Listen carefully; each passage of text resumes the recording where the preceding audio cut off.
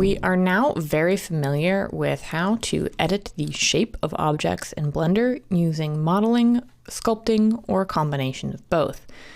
So next we need to look at how to manipulate the appearance of the surfaces of these objects. And the way we're going to do that is through materials. Now, materials are properties of mesh objects in Blender that give them their surface appearance, as I said. Materials themselves are comprised of individual properties such as color, roughness, how metallic an object is, the opacity, and many more. We can view the materials we currently have applied to our objects by enabling the Material Preview Viewport Shading mode in Blender. To do this, we're going to come up to the right-hand corner of the 3D viewport, and we can click on the Material Preview Viewport Shading icon right here, or we can hold Z on our keyboard to pull up the Radial Shading menu and select Material Preview. So here we will see the materials I have applied to these cubes. You can see that through using materials, we can end up with vastly different results on the same object. So here we have a sort of a woven fabric, we have a wood material, and we have a carved marble material set up on these cubes. So let's take a closer look at these materials themselves. To do this, we can select any object in our scene which has a material applied to it. We can come over to the Properties Editor window, and we can select Material Properties tab. Now, this will show any materials we have applied to our object up here, as well as the individual properties of that material in the list down below. Let's add a new cube to the scene to see how we can start from scratch working with materials. So I've just hidden the objects in this scene by clicking this checkbox on the collection to which they are assigned. And I'm going to add a new cube to this scene. So Shift A, Mesh, and Cube. When you look at the Material Properties tab for a new object in Blender, it will not have any materials applied to it, which we can see because this window is now empty. To add a new material to any object in Blender, we simply have to click this New button under the Material Properties Editor. This will create a new material with a default name of just Material and all default values, which will give it a flat white appearance. We can rename this material if we like by coming into this input field and typing in a new material name. So let's look at some of the properties that make up this material. All of these can be found under the Surface dropdown in the Materials tab. Now, there are a lot of options here that will control the appearance of this material, but we're only going to look at just a few of them to start out with. Base color will, as the name implies, affect the color of this object. By default, it is set to a white value, but we can change this by coming in here and clicking on this white bar, which will bring up a color wheel. We can then click and drag this dot around to change the hue. We can change the lightness by clicking on this dot on this black and white slider. And we can change the saturation either by pulling this dot closer into the center or by changing the saturation slider here. These sliders will affect the color as well. This is just a more numerical way. H stands for hue, which controls what color it is. S stands for saturation, which means how vibrant the color is. And V stands for value, which is the lightness or darkness of the color. A stands for alpha, which is the opacity of the color, but with our current material, this slider will not have an effect. So don't worry about this slider just yet. The next property I want to look at is the metallic property. As the name implies, it controls how metal an object looks. By default, this value is set to 0, which means that this object is a non-metal object. By clicking and dragging on this slider, we can increase its metallic value all the way up to a maximum value of 1, which indicates a fully metallic object. The next property I want to look at is the roughness value. Again, the name is quite self-explanatory here. It's just how rough or smooth this object is going to appear. By default, it is at a 0.5 value, which is right in between its minimum and maximum values. If we slide this up to 1 by clicking and dragging, we will have a fully rough object. And if we slide it down to 0, we will have a fully smooth object. Any object in Blender can have any number of materials assigned to it. And the way this works is by adding material slots. By default, a new object in Blender will have no material slots and therefore no materials will appear on it. We can add a new material slot by coming up to this box up here and clicking this plus icon here. You'll see now that we have a second material slot here, but we don't have a material in that slot. So we can add any material that we currently have in our scene by clicking this drop down and selecting a material here, or we can add a new one to this slot by clicking the new button. We'll get a new material in this slot. Let's rename it to something. And you'll notice that when I start changing these values, nothing on this cube is being updated. And that is because although we have two materials on this object, by default, every face of this object is displaying the first material that we have applied to it. In order to see this new material on our object, we need to manually assign which faces we want to display this new material. So let's do that by coming into edit mode, select our cube, press tab to come into edit mode, make a selection of any face or faces that you wish to have the new material. Once you have these selected, simply select the new material in the material slot list and click assign. Now if we tab back out into object mode, we can see that we have our new material assigned to the faces we had selected. We can select faces based on their material simply by selecting the material in the material slots list and pressing select. Now, this will give us a selection of every face that has that material assigned to it. Alternatively, we can also deselect based on material with the deselect button. So assigning material slots is on a per face basis, which means that I cannot have multiple materials on a single face. Each face can only have one material displayed on it at a time. So that is just the very basics of materials. Now we're going to use material slots and the values we went over to start adding color to some of our objects. So when we come back in the next video, we're going to create a simple object and we're going to color it using materials and material slots. Okay, let's look at how we can use materials and material slots to add color to some simple objects.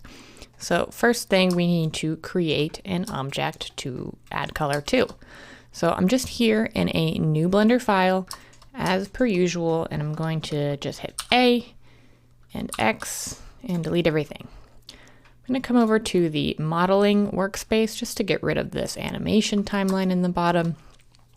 Now let's add a UV sphere to our scene.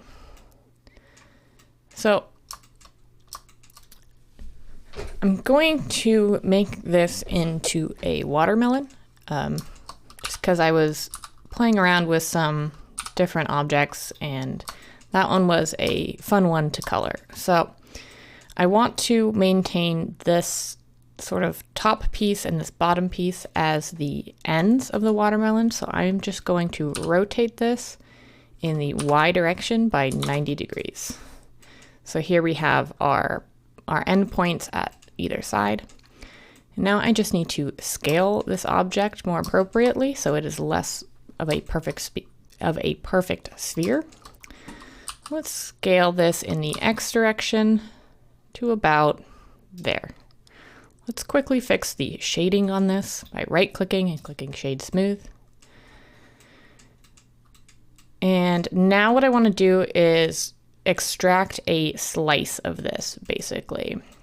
So luckily we have the edges and faces in here already set up really nicely in a way that's going to allow us to do that.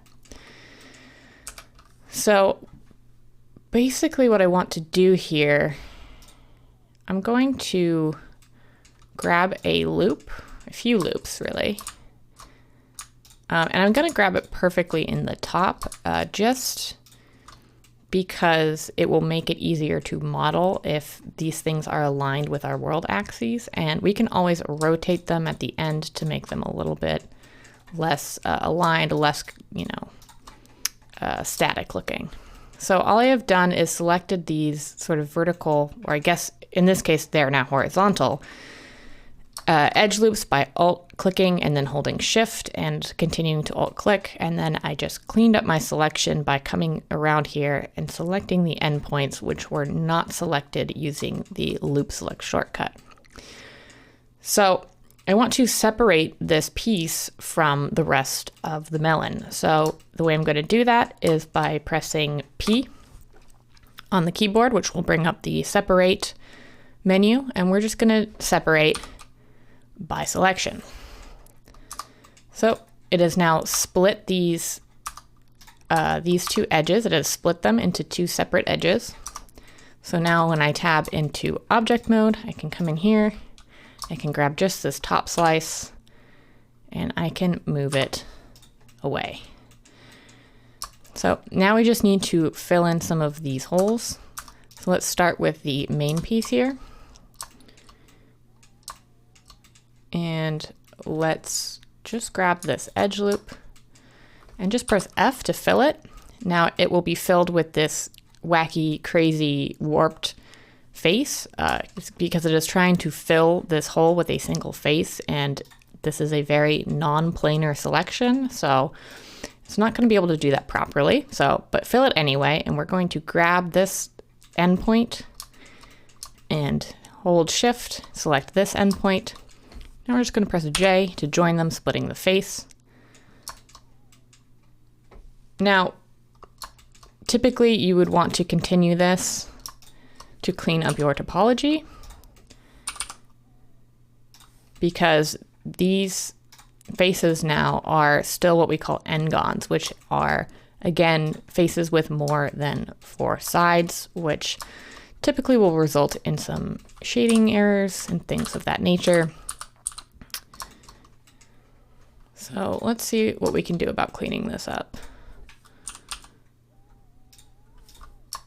So if we start joining these, you'll see that they join in sort of warped, but we can double tap G after selecting these points to move them back without affecting the shape. You could also move them just by pressing G and X, since we are perfectly aligned to our world X axis. And that is why I choose to model things aligned with the world axis. It's easier for modeling, and then you can always rotate things at the end as you need to. So press J for each of these and slide these back. Oops, not H, I meant to double tap G.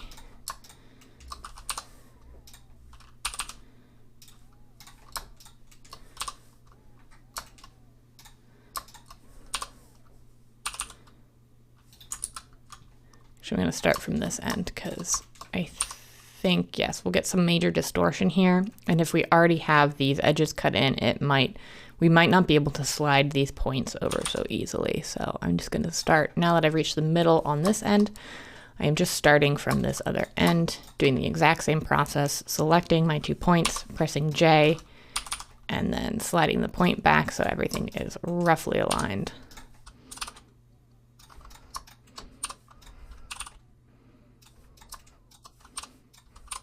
Oops. Again, accidentally hit H there and hid that vert, but just Control Z to undo it, or hit Alt H to unhide everything.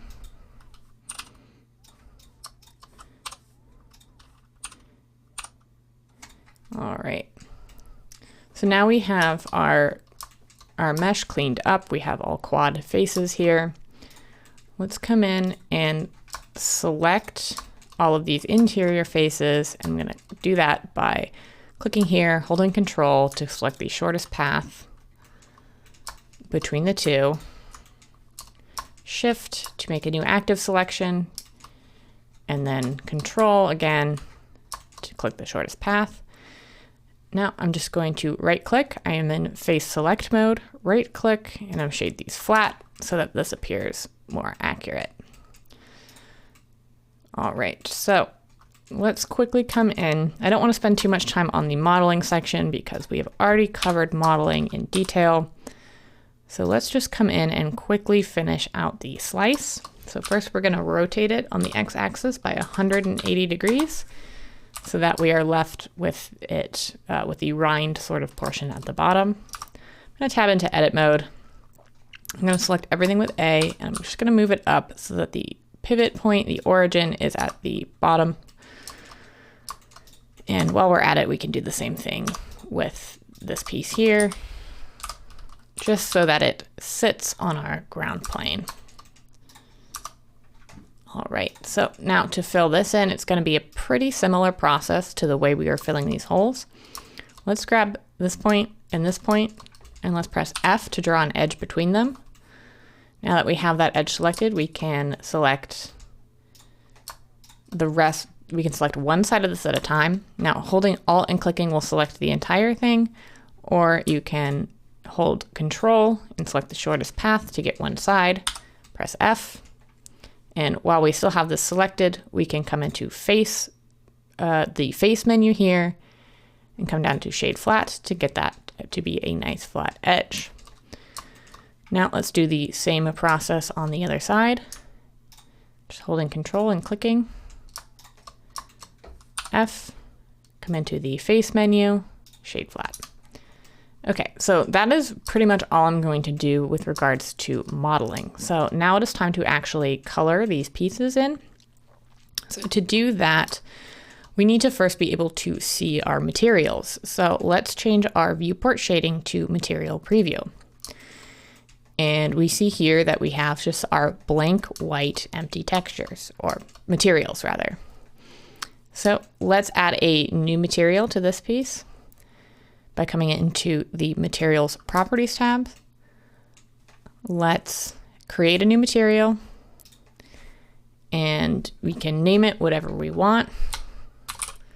Just name it Color 01. So this is now the material currently applied to the entirety of the mesh. So let's make this the first sort of green color we're going to use on the outside of our watermelon. So all we have to do is change the base color here to a green. And since we are already in material preview mode, we can see it update in real time on our mesh. So that's great for the first color, but now we need more color variation to make this clear what this object is. So let's come into edit mode. Actually, first, before we do that, let's create a secondary material. So I've just added a new material slot by clicking the plus icon here. And I'm going to add a new one, and let's just name it Color 2. And now I want this also to be green, but I want it to be a darker green. So I'm going to shift this dot over into the green section of the color wheel, and now I'm going to pull this one down. Again, we are not seeing this color reflected on our model because no faces are assigned to it yet. So let's come into edit mode now, and let's start selecting every other face loop going this way along the mesh. So we just Alt and click on every other and hold Shift to click multiple.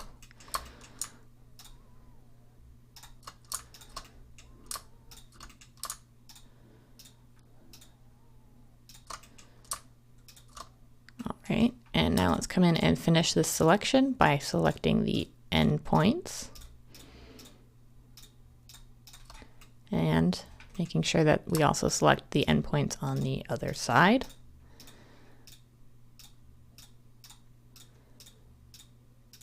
Okay, so now we have our selection made for our secondary material.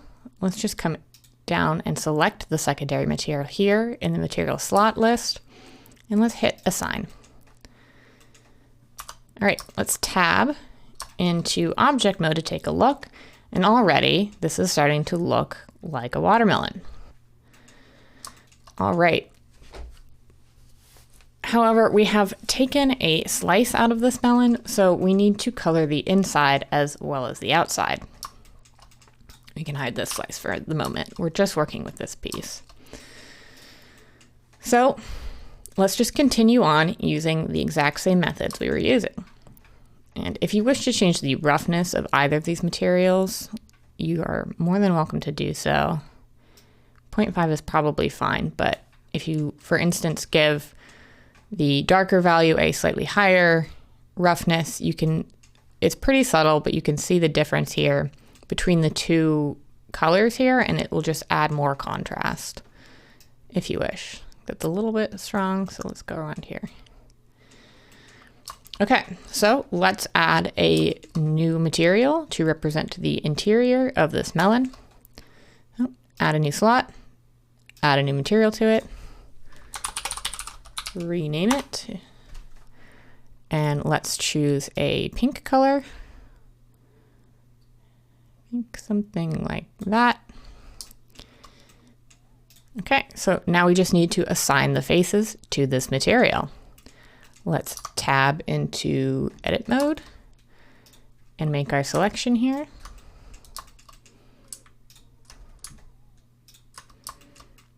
Just holding Control and Shift, get all those interior faces here. Let's highlight the color 03 and let's click Assign. So already we can tell just with these basic colors what this object is supposed to be, but we can continue to add more detail if we like. Let's add a couple edge loops here to represent sort of the interior, because right now this comes to a very sharp edge, and although at a distance we obviously know what this is supposed to be, we can keep adding to it.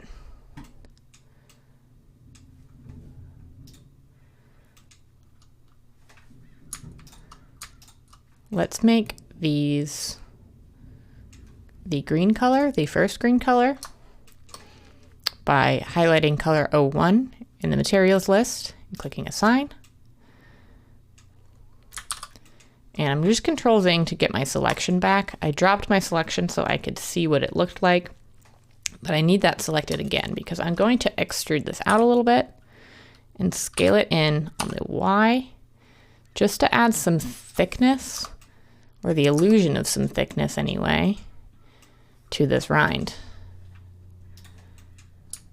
Let's grab these edge loops by holding Alt and clicking, and we can move them down. Actually, let's grab one at a time because I want to slide them down. So I can use the double tap G to slide an entire edge loop as well as a single point.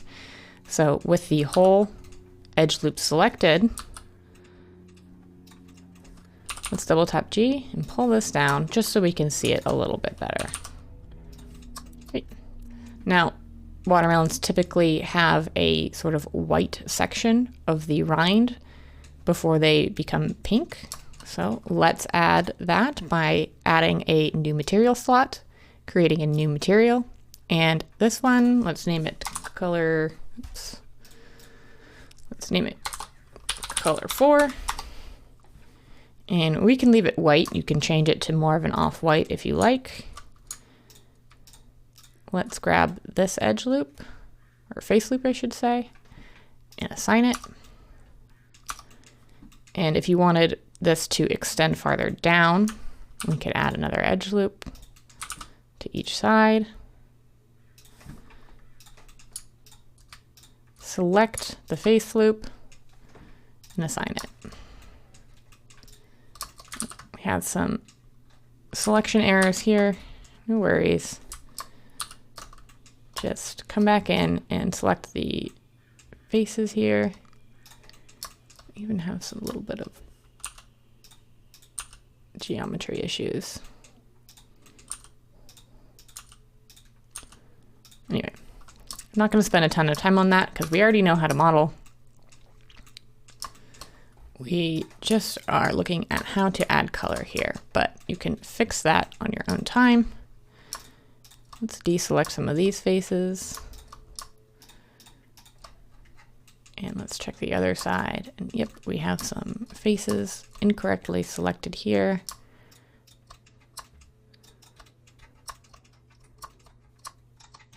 Okay. Let's assign to the white. All right. Already we have a pretty good starting point. Let's look at the slice. And now let's use the same method we just used for coloring the melon to color the slice of it. So let's tab, actually, before we do that, instead of creating a new material here and trying to match this green, we can reuse this green material because we want it to have the exact same color, the exact same roughness value. We want it to be exactly the same. So instead of adding a new material, all we have to do is add a new slot that is empty, and then we can click on this drop down here, and we have all of the materials we just added available to us. So let's add color 1, and you'll see that we get the green, the light green material. So now we can continue to add all of our colors from this piece. We can add them to this piece. So let's add our slot, add a color 2, add a slot, add color 3, add a slot, and add color 4. All right, so now we just need to assign these pieces to their respective materials. So let's grab every other piece on this mesh. Let's assign that to color 2. Let's assign this main bit to color 3. And of course, just as we did before, we can add some edge loops. You'll notice that for this piece, it is not allowing me to add edge loops in here because I did not fix the issues with the geometry here. So it's another reason why I came in and spent the time connecting these points to get all quad faces here, is that it allowed me to quickly add edge loops. So we can do the same thing here. Let's start in the middle and hit J. Now, unfortunately, when I select these two and press J, it's seeing that they are connected here, and Blender just doesn't understand that I want to connect them up here as well. So all we have to do is select this edge loop, and let's count how many points we have along here. We have 1, 2, 3, 4, 5, 6, 7, 8, 9, 10. Wait, 1, 2, 3, 4, 5, 6, 7, 8, 9, 10, 11, 12, 13, 14, 15. Okay, so we just need to subdivide this edge to have as many points as that go along here.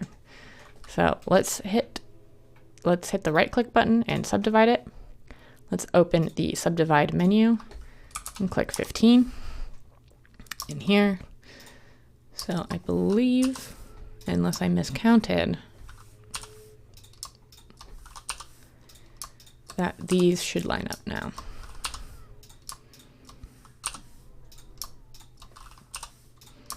Again, just clicking and pressing J to join all of these.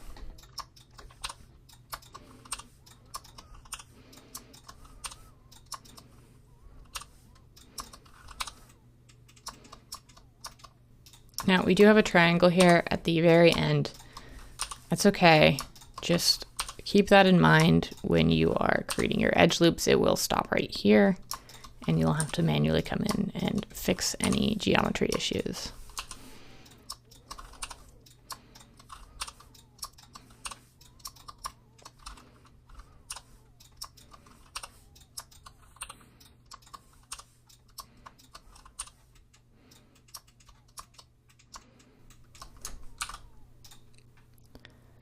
Let's add in a loop here and a loop here. And you'll see that, again, as I said, the loop stops right here because it has met a triangular face. So let's just grab this point and join them manually using the J key.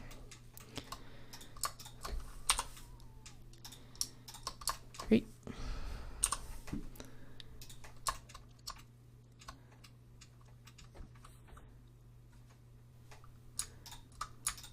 Let's assign all of these faces to our green color to give the illusion of thickness to this rind. Okay. You can extrude this out a bit if you like. Let's add one more edge loop.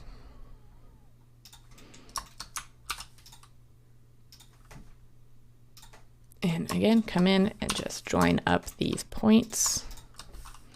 Oops. Just hit H there instead of J.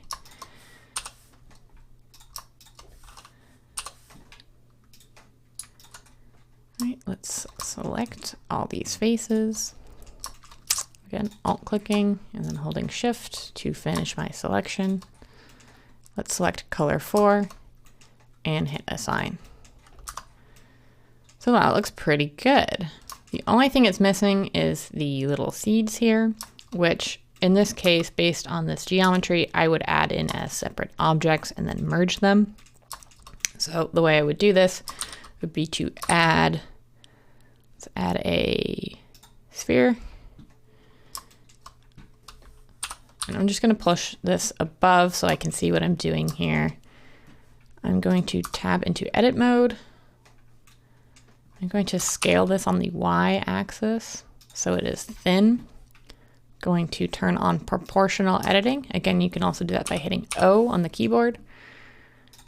And I'm just going to grab this top point and I'm going to hit 1 to come into front orthographic, hit G and Z, and then I'm going to scroll my mouse wheel up and down until I get roughly the shape that I want. You can perform this operation in several steps to refine this point here. All right, that's a pretty good shape. Let's fix the shading. Just right-clicking on it in object mode and hitting shade smooth. Now, obviously this is way too large, so we can just scale it down. And now we need to add a new material to this piece. So let's just come into the material properties tab, click new. I think, what were we on? Color 5. And you can name these whatever you like. I don't have any particular names that I want to give them. So all I need to do to make these black is to drag this value slider down. Now, I wouldn't drag it all the way down to perfect black because most things in the real world are not perfectly black, and you will have issues lighting pieces if the values are too dark or too light. And as a side note, when you add a new primitive in Blender, it comes in and you see the material preview as white, but this is actually not a perfect white. And you can tell because if you come into the cube itself and add a new material, nothing about the value of this has changed. So if you come in and look at the actual color of it by clicking on this bar under base color, you'll see that the value is at 0.08. It is slightly under white. And this is for the same reason you would not want it to be exactly black or exactly white. They're just not realistic values and they will look strange when you try to light them. So typically you don't have a white value over 0.8.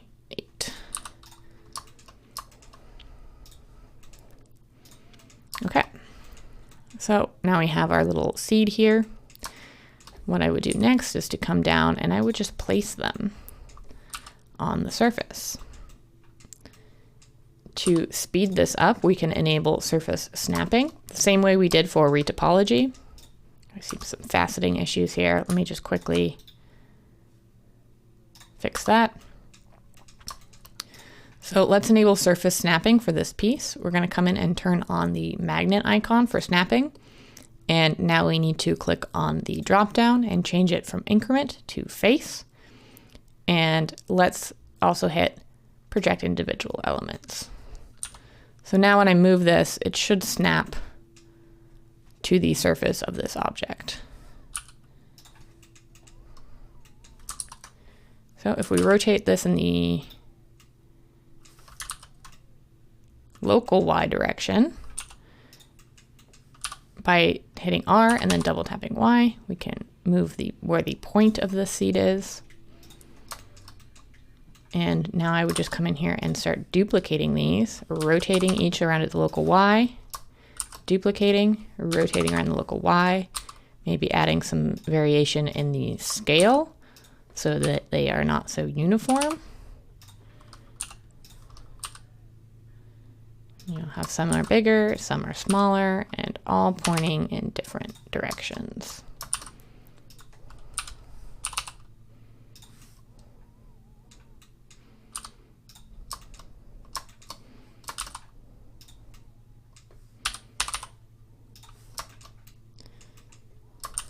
So add as many as you like.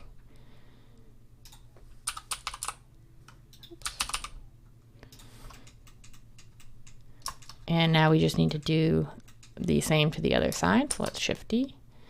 And you'll see that there's a moment where it snaps over to the face over here. And the same process, just Shift D, move it, rotate it in its local Y by hitting R and then pressing Y 2 times. And adjust the scale so that they have some random variation.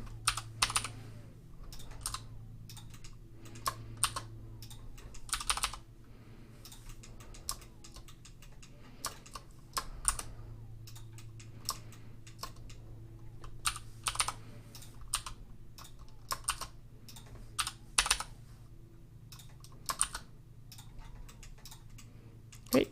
Now, the next step would be to merge all these together so that I can move this melon as one piece. But before I do that, I actually want to use some of these seed objects over here. So it is easier to duplicate and move them before they are merged. So let's just Shift D and move these over. And now that I have one over here, I can box select over everything here, make my base melon sphere object the active selection by holding Shift and clicking on it. And now I can join everything by pressing Control and J. Let's rename this to melon. So now we have a single melon object. It has 5 materials on it with 5 different colors. Let's just finish this out. Same process.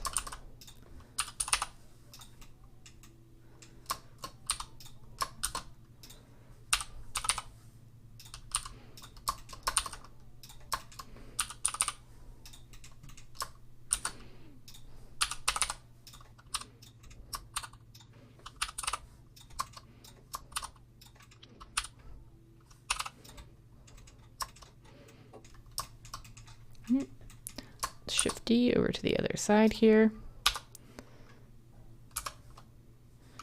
Come into right orthographic by hitting 3, just to get this angle correct.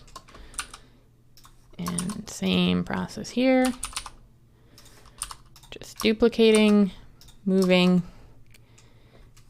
and rotating on its local Y, scaling for some variation, and duplicating again.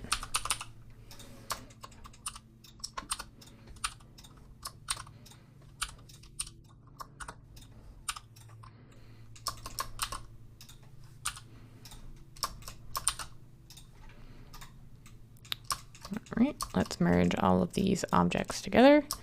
Let's box select over everything. Let's hold Shift and click on the slice to make that our active selection.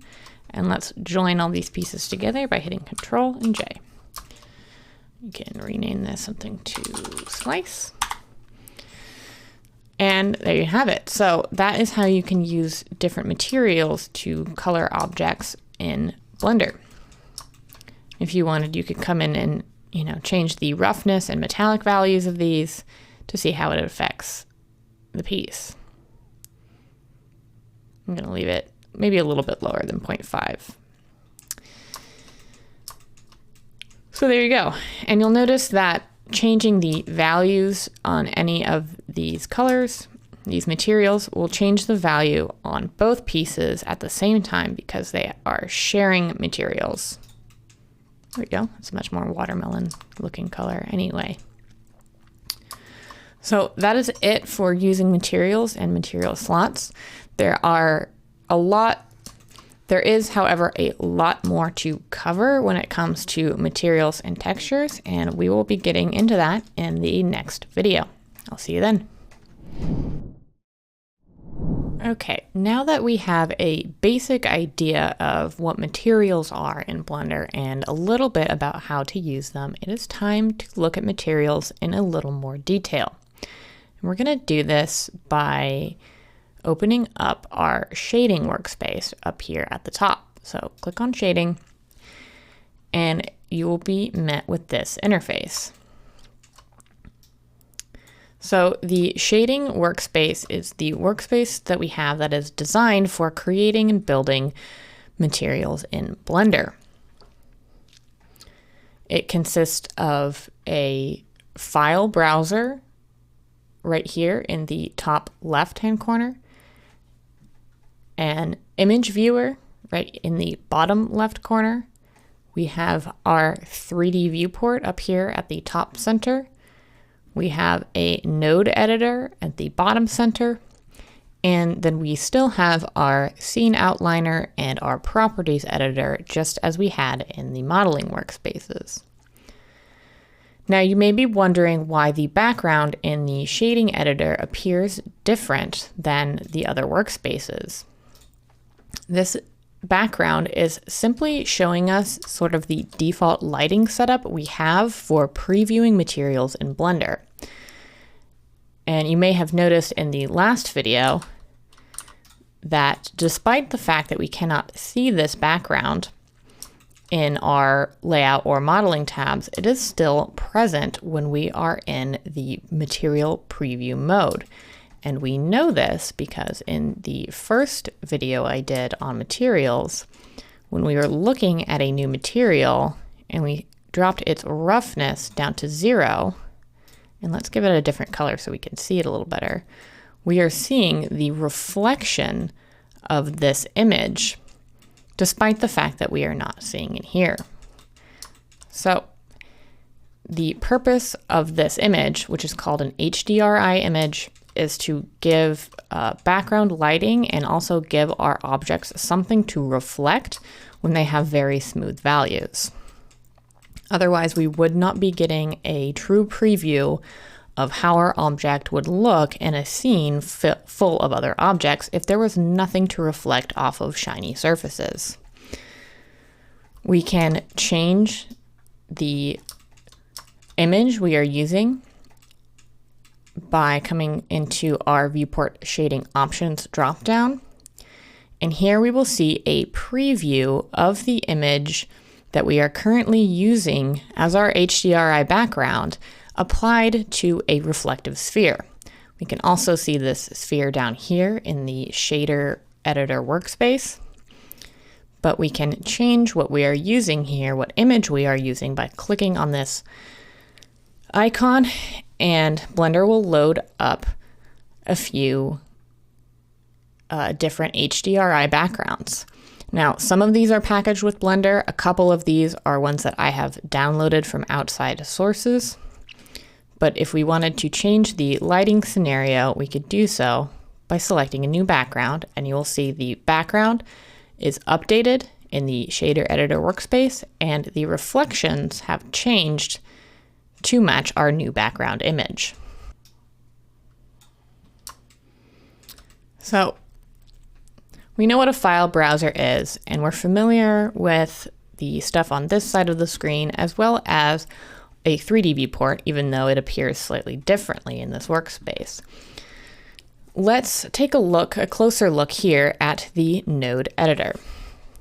Now, nodes in Blender are these boxes right here.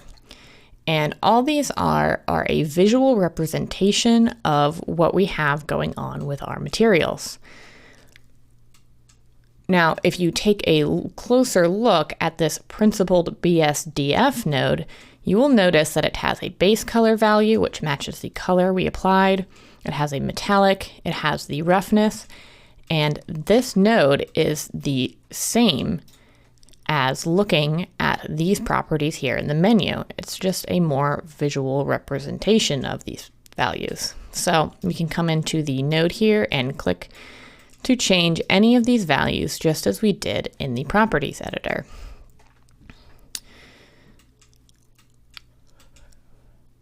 So let's look at the different types of nodes that are present in Blender. The first one I want to look at is the material output node.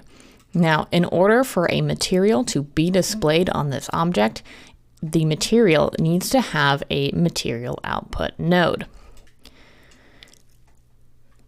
Basically, everything that is plugged into this node will be what shows up on the material. So if I disconnect this just by clicking on this dot and dragging it out to sever this connection here, you will see that our material with these properties is no longer being displayed, and we simply have a solid black object because we have nothing connected to material output.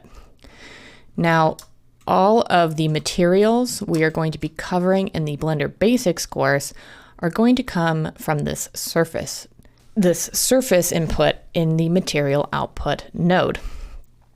So for now, we are not going to be looking at volume or displacement.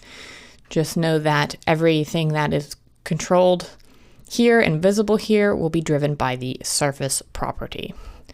So let's reconnect this. So this node right here, this large one that is called principled BSDF, is what is known as a shader node. And shader nodes are nodes that control what types of information is input into this material output. The principled BSDF node is the default node that is added when you add a new material to an object in Blender. This is considered the most current method of shading, especially for real-time graphics, which all that means is real-time graphics. All that means is that when I update a value here in the material, it is reflected instantly in the object in the 3D viewport in real time. I do not have to render a still image in order to see that value changed. But there are other nodes that we can use in Blender. Let's disconnect this principled and collapse it and move it over to the side. Let's add a new node to this graph by hitting Shift and A, and you'll see we get the add menu, but it is different than the add menu that we were given in our 3D viewport when we were looking at modeling. Now, there are all sorts of things you can add to this graph, but let's just look at the shader options. Again, there's a long list of shaders that we can add, and we can see the principled BSDF is right here, which is the default shader. But let's look at a couple other options. Let's look at diffuse. So we have added a diffuse BSDF shader to our material here.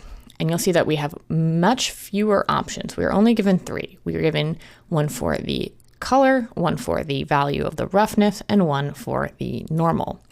We're going to cover what normals are in a future video. Let's just look at these values. So if we connect this BSDF output node to the surface input node on the material output, we will see this reflected on our object. So let's click and drag and connect. Now, if we click on the color value, we can see that the color wheel is just the same as the one we have on our principled shader, and the roughness value works the same way as well. So this is simply a much simpler shader than we were using before. However, some of these values are not updating in real time. As you'll notice with the roughness, currently nothing is happening. This is considered a legacy shader in Blender and is not used. It has been replaced by the principled BSDF. There are other types of shaders we can use. We can use something like a glass BSDF to mimic the appearance of glass on our object. So not only is this a fully smooth material that is causing reflections to appear on our object, but there's also a glass refraction happening that may be more clear on a sphere. So I just deleted the cube. I added a new sphere, I smoothed the shading, and now I'm going to add in that material I was just looking at onto this sphere. So I'm going to do this by coming over to the Materials Properties tab, clicking our drop-down and selecting our material. Now I have all my nodes back here, and we can see when we move around this sphere that not only are we reflecting, but we're also getting refraction properties that are consistent with glass. We can change these refraction properties by shifting this IOR value right here.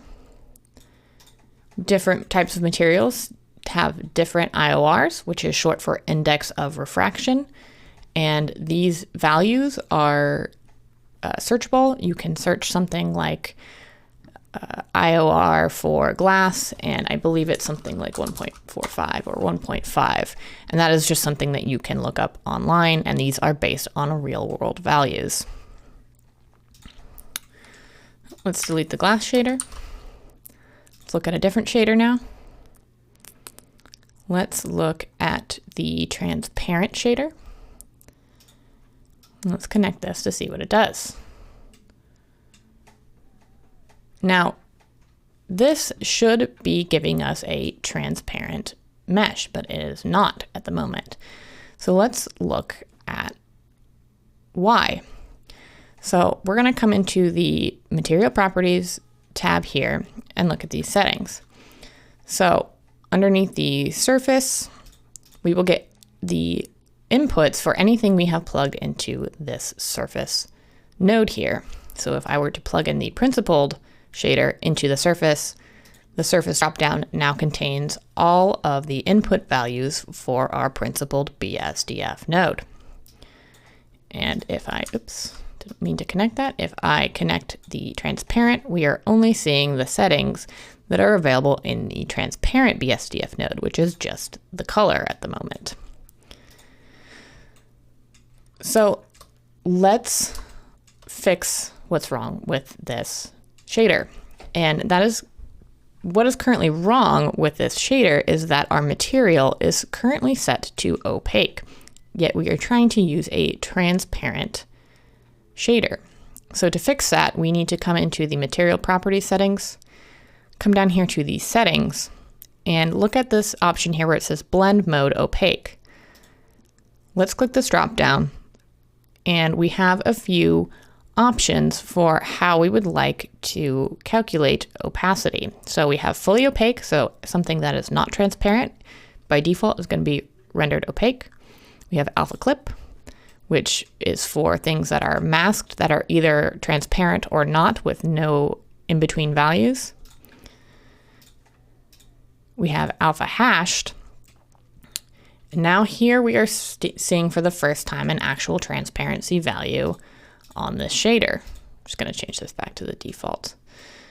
So you'll see as we move around, we're getting sort of a fuzziness to it, and that has to do with the way that the transparency is being calculated. We also have alpha blend, which is similar and will allow us to use our color input here. So I have this set to a blue. but we can change the color of it, and we will see that we are still seeing through our mesh, but we are now adding the color, and we have a lot smoother transitions when we pan around, or when we rotate around this object. We are not seeing that sort of noisy fuzziness that we were getting with the alpha hashed. So there are a lot of different shaders you can try out in Blender for different effects. If you would like to use PBR shading, also known as physically based shading, which is the standard for real-time shading, you will want to use the principled BSDF node, which is the default. There's one more node I want to talk about though, and that is the mix shader node. So the mix shader node looks like this. You will have two inputs for two different shaders, a factor for blending between them, and then the output node. Let's connect the output node first. It'll return this to black. And let's add a diffuse shader and just give it a color so we can see it. So the mix shader node does exactly what it sounds like. It will take two different shaders and mix their outputs together for the final result. So let's connect the diffuse shader into the first input node, and let's take the second shader and connect it to the second output node. So this is currently the blend of our two nodes. We can change how this is being blended by sliding up the factor down to 0. We'll have the first shader input be the only input, and sliding it up will cause the second shader to be the only input. So we can blend the two by putting it somewhere in the middle.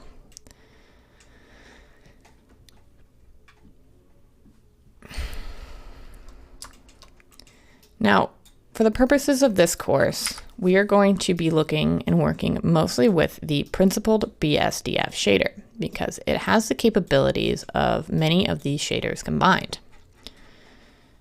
which is kind of why it's the standard for real-time shading. Let's change this back to opaque to get rid of some of that strangeness that was happening here. Now, we looked at how to change individual values such as the color, the roughness, the metallic value of this. There are a few more here that are dependent on what type of material you're working with, such as the emission will cause this to glow. So if you have set your emission value to anything other than black, it will glow in the dark. Let's change to rendered mode. So I currently have no lights in this scene. So without anything lit, and with just this sort of pinkish metallic object that is not emitting any light of its own, if we switch into rendered mode, it becomes quite dark because there is no light being reflected off of it. But if I were to put a value into emission, this would now glow. So something like a neon sign, you would want to have a value for emission, and it will glow in whatever color you set for it. Again, setting it to black is the default and will mean that this object is not glowing or emitting any light of its own. So we have experimented with this point with single values for all of these inputs, which we have controlled here through the sliders or through these color wheels. But there are these input dots next to each of these values, which means that we can add a more complex input to this rather than a single value. So these inputs can be given in the form of textures. Textures in 3D modeling are simply 2D images that we can project onto the surface of our model, such as this image here. So inputting textures as the input here will allow us to have multiple values for each property of our material without using multiple material slots. And we can also display more complex color information on a per face basis. So these values of base color, metallic, roughness can all be given image inputs to have more complex materials rendered in our screen. So how do we get an image texture into Blender? Well, we're going to import it from our file browser, which is why this appears right here on the screen. So to import a texture, you must first have it saved to a location on your computer. For instance, I just have some textures saved right here in a file browser. So let's navigate to that location. Mine is saved on my desktop in a folder. So I have navigated to the location on my computer where I have these files, and we will see little previews of them right here.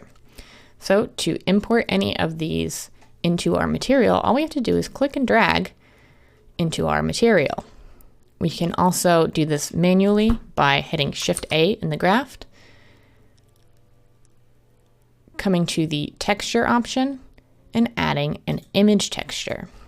We will get a node that looks like this, where we can click open and we can navigate to the location on our desktop where the texture is saved, and we can add it that way. When we click on this node, we see a preview of the image texture here in the image viewer. Now, to get this image to be displayed on this mesh, all we have to do is click and drag out from the color value into the base color. Let's turn off the metallic on this object, and let's turn up the roughness. So now we have a nice brick texture on this sphere, and we are not limited by how many faces we have and displaying each color individually in a material slot. As you'll see, we still only have one material slot on our mesh. So we can combine several different types of images in order to get a more realistic texture. Currently, we only have a base color value input for this. So we are seeing the color of these bricks, but when we view this from a glancing angle, they appear quite flat on our mesh. So by adding extra input types, extra input images, we can increase the complexity of this material. So let's add a texture map for the roughness value of this material. So we're going to do this by adding a roughness map image, which I have right here. Let's click and drag it into our material. We can view any of the textures in our scene by clicking the drop down here in the image viewer window and selecting it from the list. So this is a roughness map for the brick texture. You'll see that we can clearly see the bricks defined here, but this map is in black and white. Now, roughness maps, as well as a couple other of these data types, will take an input of a grayscale image. So the image must be black and white. And the way Blender reads this is that it looks at this image and it says, okay, everywhere that is black or darker is going to be less rough, which means it has a value closer to 0. And everywhere that is white or lighter will have a more rough value that is closer to 1. So we are familiar with these values from using the slider, but let's put in a more complex input type by connecting this color to the roughness value. The other thing we need to do when we're using non-color textures is to change the color space from sRGB to non-color. And this will give us a more accurate depiction of our roughness map. So now if we're looking at this at a glancing angle, we can see that there is more variation in the roughness across the texture than we were getting with the single value. Let's reconnect it and disconnect it, and you will see the difference. Now, the last input texture I'm going to use for this material is called a normal map. And a normal map, let me just bring it in and show it to you. The normal map in 3D art looks something like this. You will get this sort of blue-purple map that has your texture on it. And there's a lot of complexity in the algorithms that go into how this map works, which we're not going to get into, but just know that a normal map is a texture input that we use for faking the lighting to create bumps and details on our object that are not really present in our mesh. So we could get details in this by sculpting, because at the moment these bricks appear quite flat on our texture. We have our color and we have our roughness value, but there is nothing to make these bricks look like they are actually coming out of our mesh. Now this can be achieved by sculpting, but that would create a very dense, high polygon object that would really eat up our processing power. So instead, we're going to fake it by using this normal map. So to use a normal map in Blender, we're going to bring in the image right here just by clicking and dragging. And we cannot actually connect the color to the normal directly. You'll see we get a lot of errors. This is not what we wanted. So we need a way to interpret this color information into a way that Blender can understand. So we just need to add a node right here to convert this. So let's press Shift and A to add a new node. And let's look at our vector nodes. And let's pull in the one that says normal map. So all we have to do to get this working is drag the yellow dot to the yellow dot and drag normal to normal. And now you will see we're getting a lot more detail here using this fake lighting that makes this brick appear like it is actually brick. It looks like it has bumps and dents that are protruding from the mesh. But if we look at a glancing angle, we see that the silhouette has not actually changed. This mesh is still flat. And if we tap into edit mode, it still has the exact same number of faces. We haven't changed it in any way. So normal maps are how we give the illusion of high poly detail onto a low poly object.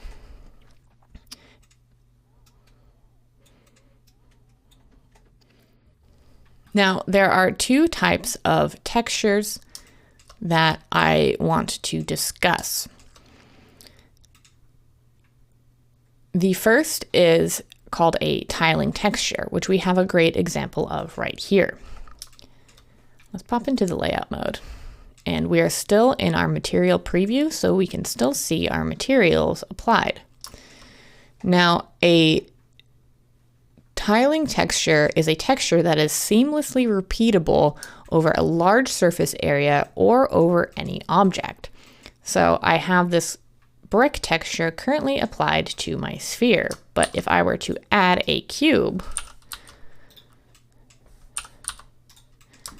and apply the brick material to it, just by coming into the material properties, clicking the drop down and selecting our brick material, you'll see, let's rename this really quick.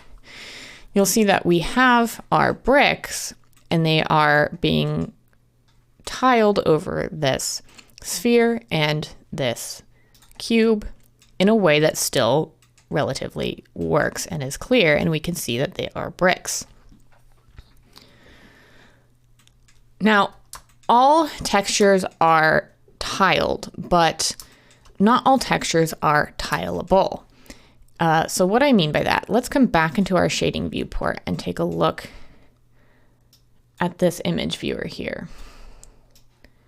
So when we look at our brick texture, we're just given this square with the flat image on it. Now, we'll get a little bit more into this when we talk about UV maps in a future video, but even though we are previewing just one tile of this, Blender is looking at our image texture and it is repeating it in all directions. So to view this in our image editor, let's hover over the image editor with our cursor and press N to bring up the sidebar. Let's come down to the View tab and let's click on this Repeat Image check. So this is how Blender is using this texture. It is tiling it infinitely in 4 directions.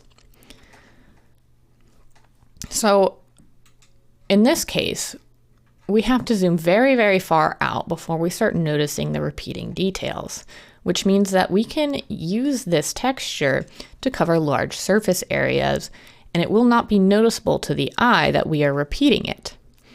Now, tileability, which is also sometimes called seamlessness, is a property of this image itself. Let's get back to our single preview.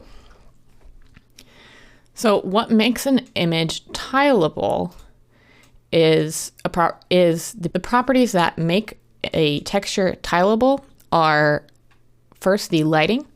Notice that this image is lit in a neutral way, so there are not large shadow forms on one side and light forms on another.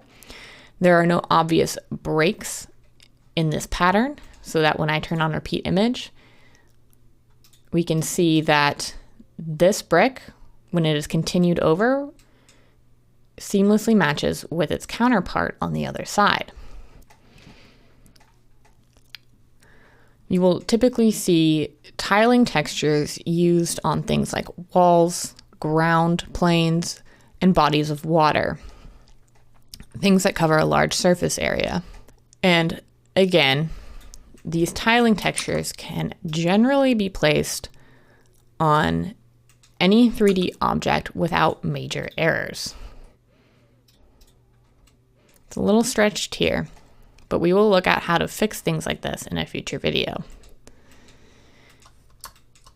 Now, the second type of texture is called a unique texture.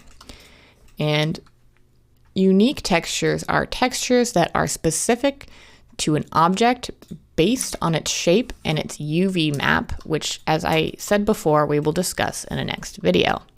Things like unique props and characters will typically have unique textures. So let me show you an example of an object with a unique texture. And to do this, I'm going to import an object from elsewhere on my computer. So to import an object, it depends on the file type of that object, but the most standard file type for sharing 3D models is the FBX format. So let's import an FBX now. Let's come up to, let's delete this. And let's just move this out of the way because it's going to import our FBX at the location of our 3D cursor, I believe, if it is exported correctly. So let's come up into File, Import, and select the file type we wish to import. In this case, it is the FBX file format. So now we just need to locate to the location on our computer where our FBX file is currently placed. I'll have to pardon my messy file structure here. Let's go into Door. So here is where I have this FBX file located. So let's click on this and hit import. Just going to delete the material on it because it's throwing some shading errors. So this is my 3D model. I made this in Blender, just in a different file, and I imported it into this file using the process I just explained. So let's look at the textures I created for this model. Let's come into the shader preview window.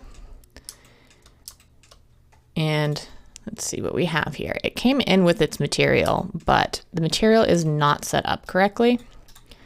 And this is just an error from importing. I have moved the location of the texture files around after I exported this, so Blender is just having a hard time finding those textures again. But that's okay. We can just re-import them and it should still all work. So in your file browser, just going to navigate to where I have the textures for this object to save. And the textures are going to be saved as a separate file from the model itself. Oops, wrong location. Door. So here are the texture files I have for this door object. So let's drag these in. Let's drag in the color one and connect it to color. So let's preview this texture in our image previewer. So here is the texture that I have applied to this door. And it looks all crazy here because of the UV maps of this door, which we're going to cover in the next video. But I just wanted to demonstrate to you that this is typically what a texture will look like for a unique object. It is based heavily on the shape of the object itself. So if I were to come in and try to apply this door material to this sphere, which I can do by clicking on the sphere, coming into the material properties editor, clicking the drop down and changing the material that is in this first slot to this door material. Well, obviously that doesn't work because this texture was built specifically for this object that has this specific shape. So applying it to any other object will not work, which is why we call it a unique texture. So before we move on and start talking more about unique textures and creating UV maps, I would like to show you an exercise in creating tiling textures. So tiling textures are always created on these sort of flat planes so that they can be used on any object. And we're going to learn how to create a tiling texture from a photograph using Photoshop or any other image editing software that you please. So I'm going to pause the recording here, and when we come back, we're going to look at a practical demonstration on how to create a tiling texture. We are now going to look at how to create a tileable texture, such as the one we have here, using a photograph as a source. So to start out with, we will need a photograph to start from. Now there is more than one way to source these images. You can take them yourself if you have a high quality camera, or you can find them online.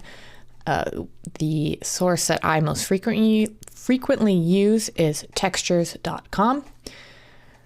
So just navigate to textures.com, and here we will see they have a lot of 3D materials. These are based on texture sets that they already have set up for you. They even have some downloadable 3D objects with materials applied to them. You'll see the object in the preview, and if you hover over it, you will see it without its textures. So this is a great resource for textures as well as 3D objects. Now you will have to create an account, and there is a paid version. However, you get 15 credits free per month, I think. So unless you are downloading a large number of textures and materials from this site, you should be able to use it for free. However, if you are interested in the premium, you can check that out as well, which will basically give you a larger number of credits per month that you can buy in order to download these objects. So there's all this special content, which is all these 3D objects and things that they have set up for you already. But let's come down in here to regular photos. And let's come down into nature. And you'll start to see some of the other types of assets they have for download here. Let's come into grass just to narrow this down. And here we are given all sorts of photo textures of grass. Now, most of these say seamless on here, but we are not going to download a seamless texture because the entire purpose of this demonstration is to show you how to make a seamless texture from a regular photo. So there are certain things that make a photo a good source for a 3D texture, and there are things that make it bad. So let's look at some examples of what I mean. Now, a good photo source texture should have neutral light, so no harsh shadows, no strong points of directional light. Photos taken on an overcast day are a good example of this. And it should also be taken straight on. You'll see that most of these images here are looking straight down at the ground, and they're not taken at an angle. So this is an example of a good photo source texture. You'll see that this is not a seamless repeating texture, but it is taken straight on, and there are no harsh shadows or strong points of directional light. This is an example of a bad photo source texture. This is taken at an angle from the ground. You can see that there is clearly a strong directional sun coming from the back, and there are harsh shadows in the front. If we were to try to tile a texture based on this photo, it would appear there would be large seams. It would look like it was coming from an angle, which would not be appropriate for the model. And it just would not tile well. So we want to find something that is closer to this. Now, I did find this from textures.com, but you can download any of these which you like. Now, we just want to make sure that we are not downloading the seamless version of any of these textures. So when you come into here, into this grass browser, you can click on any of these that you like, and typically the seamless ones will be in the preview. But if you click on any of these, they will typically have their original photo source texture available to you as well. So again, download any of these that you like, but just make sure that you are downloading the original image and not the seamless version. You can download it at a small or a slightly larger size based on the number of credits you have available to you. Again, I think it's something like 15 free per month. It might be slightly higher than that. So I have gone ahead and found this texture, again, from textures.com, and I've already downloaded it. So once you have that ready to go, we can move into Photoshop. Now, you do need an image editing software to do this. It does not necessarily have to be Photoshop. I know that Photoshop is a paid service, and that might not be attainable for all of you. So there are alternatives. You can use GIMP, the GNU image manipulation program. It is free, open source image editor. It's a competitor to Photoshop, but you will just have to do a little bit of research on your own onto how to use it, as this is not a GIMP course. And I am going to be using Photoshop for this. Okay, so here we are in our image editing software. So let's just open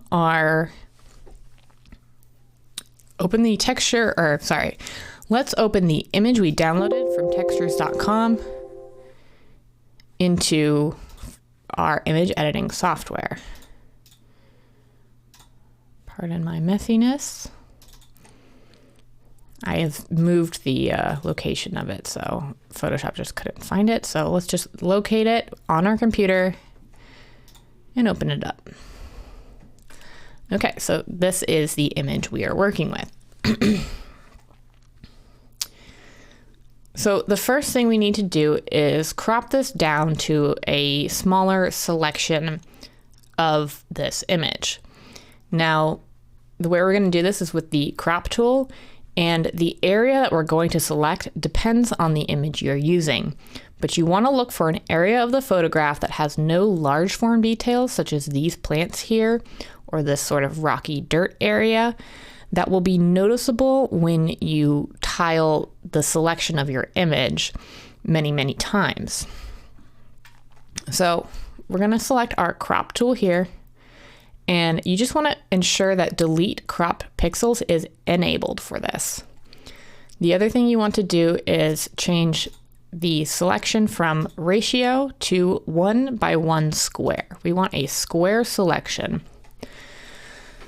So once we have our crop tool up here, we can just pull this in. I don't want any of these large form details, to a selection that has sort of a more neutral look to it. Let's select this area right here.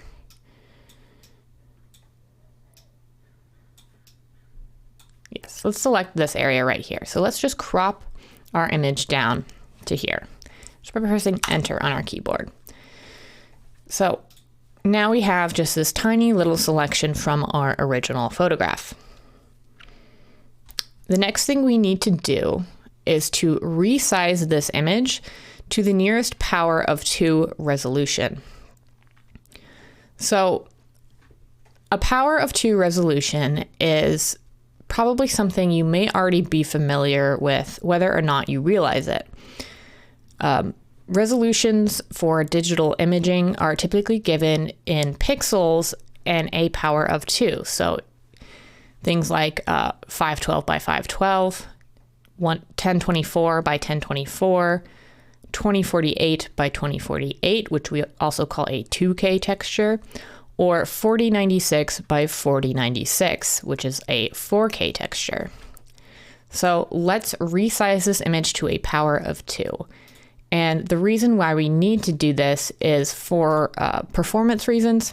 It is much easier for your machine to compute things that are a power of 2 rather than some sort of arbitrary size.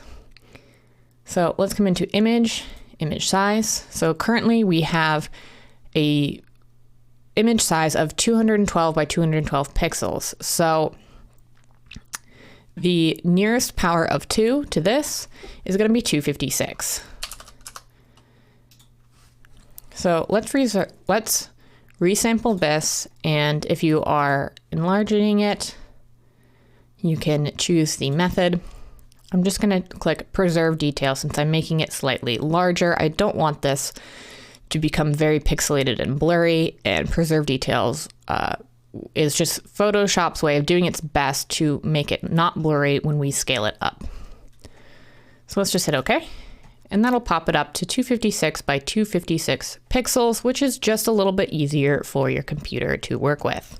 So now we have this selection and we have it in a power of 2. The next thing we need to do is check how it will currently tile just as it is. So the way that we do that is by using the offset filter in Photoshop. So let's come up to the filter option here, come down to other, and click offset. Now you'll be given this dialog window right here, and all we need to do is set the horizontal and vertical pixels value to half of the size of our selection. So we know that our image is 256 by 256, so let's enter 128 and 128 into each of these values, and then press OK. This will shift it over exactly halfway horizontally and exactly halfway vertically, so that we end up with the borders of our image in the center, and we can see this seam line here. Now we just need to fix these seams. So let's do this. Let's unlock this if it is the background layer, because we need to edit this layer now. So to do this, we're going to use the clone tool, which right in Photoshop is right here. Let's resize this down. Now we're working with a pretty small image size here. Typically, you would want your photo source textures to be as large as possible to get the maximum resolution, but I think this will work just for the purposes of demonstration. So to use the clone tool, we just have to select it in the toolbar. And now we need to select an area of our image that we wish to sample. You can do that by holding Alt and clicking on that area. So now when we come over with the clone tool, we can just click and draw over to blend in those seams.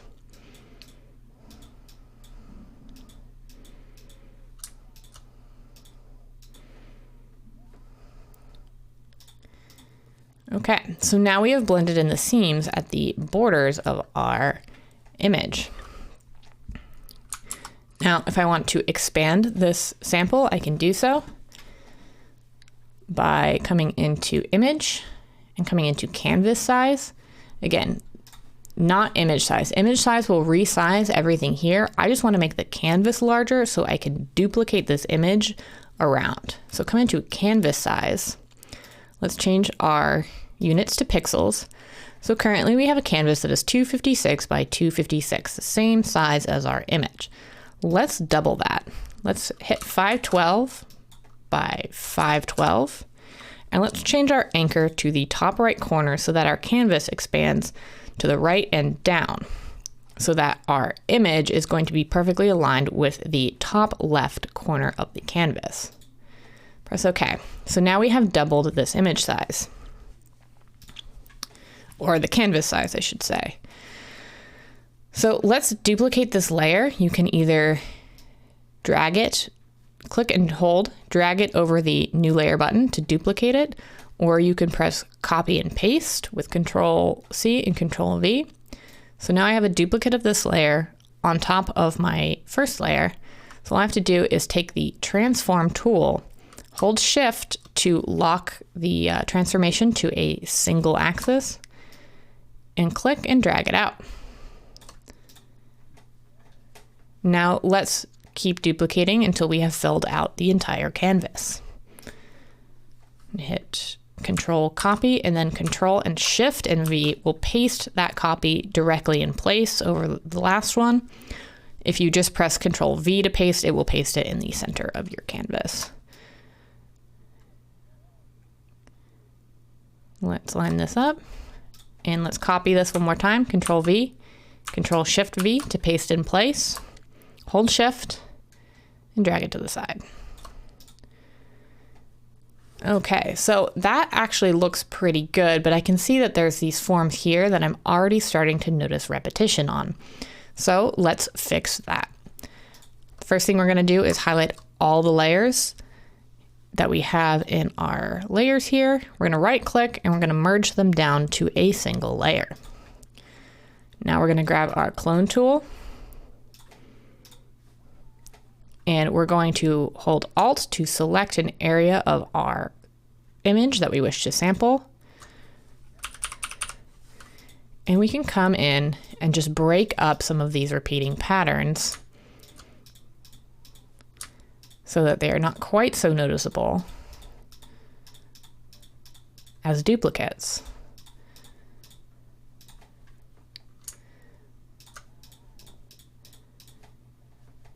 That's a little bit better.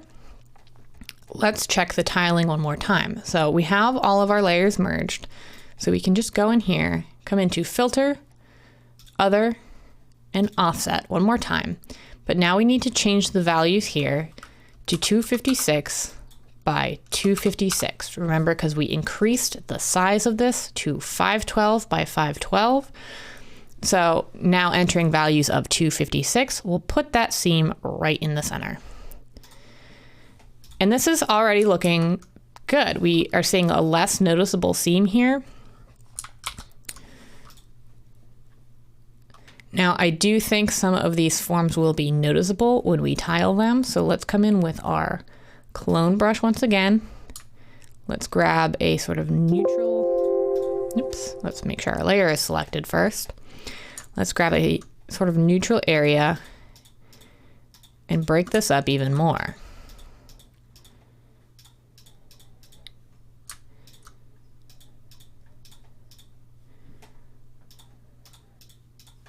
Let's repeat this process one more time. So we have a 1024 by 1024 image. So let's come into image, canvas size. Let's change the units to pixels. And let's double this by typing in 1024. Oh, and I forgot to change my anchor point, but that's all right. We can just move this up and it should snap. You should be able to snap it, I should say, to the top left corner.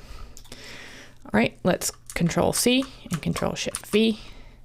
And then with the transform tool as our selection, hold Shift, move it out, Control C, Control Shift V, hold Shift,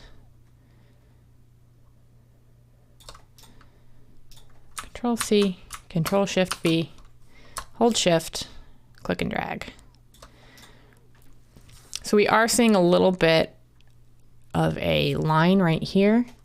So let's one more time merge these layers down into a single layer so that we can come in with the clone tool and we can start sampling larger areas too by increasing the size of our brush and just coming over these lines.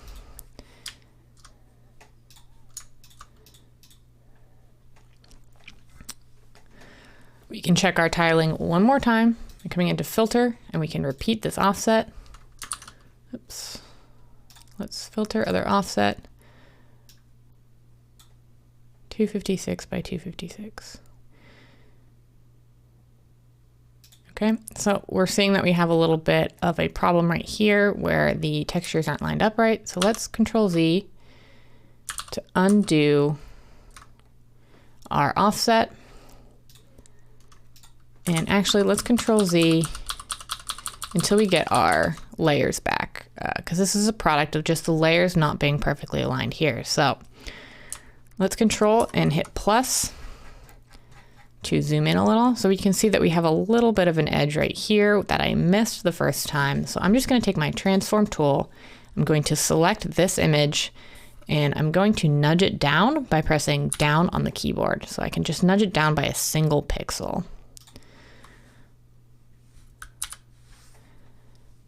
So now when I duplicate and move,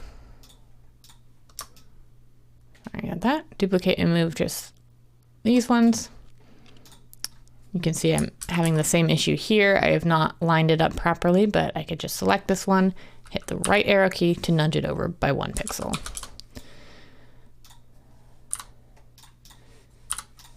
There we go. Okay, now let's merge these down. And again, our image size is now 1024 by 1024. So keeping that in mind, let's do our filter. We need to select our layer, filter, other, offset, and we need to change this to 512 and 512 so that we get that line straight in the center. Again, it looks like I'm having some alignment issues here, but rather than Control Z to undo this, we're just going to use the clone tool to fix these lines. Pull up the clone tool, sample, select your layer, sample the area by holding Alt and clicking, and then we can just drag straight over the seam to fix it. And you can sort of blend out any large form details that you think may be noticeable when repeated over a large surface area.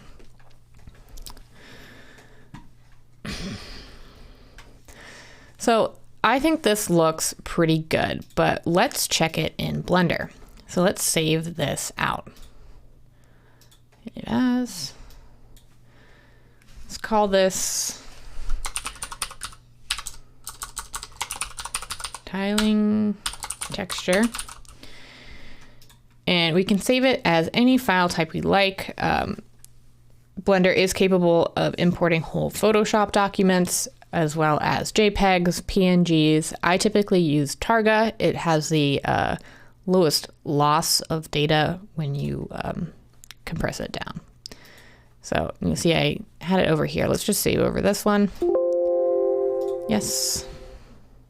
And just hit OK. So let's close out Photoshop. And now let's look at this texture in Blender. So let's come into the shading workspace. And we can put it on this same sphere object if we like. So to do that, let's create a new texture here. So I've just deleted the material slot here by pressing the delete key here. So now I have no materials on this sphere. So I'm just going to press the new button to add a slot and a new material. And let's call this grass tile.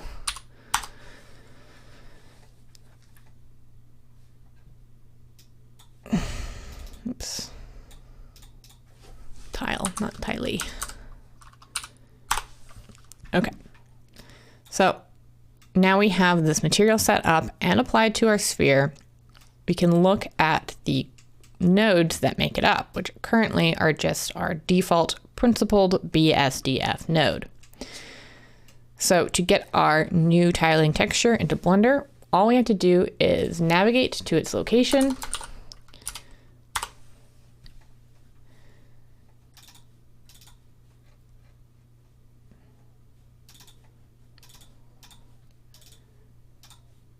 All right, so here is the texture we created, and we can see a little preview of it right here. So let's just click and drag this in. And to view it on our sphere, we can just click on color and connect it to color. So here we have our newly created tiling grass texture. We can test this on different objects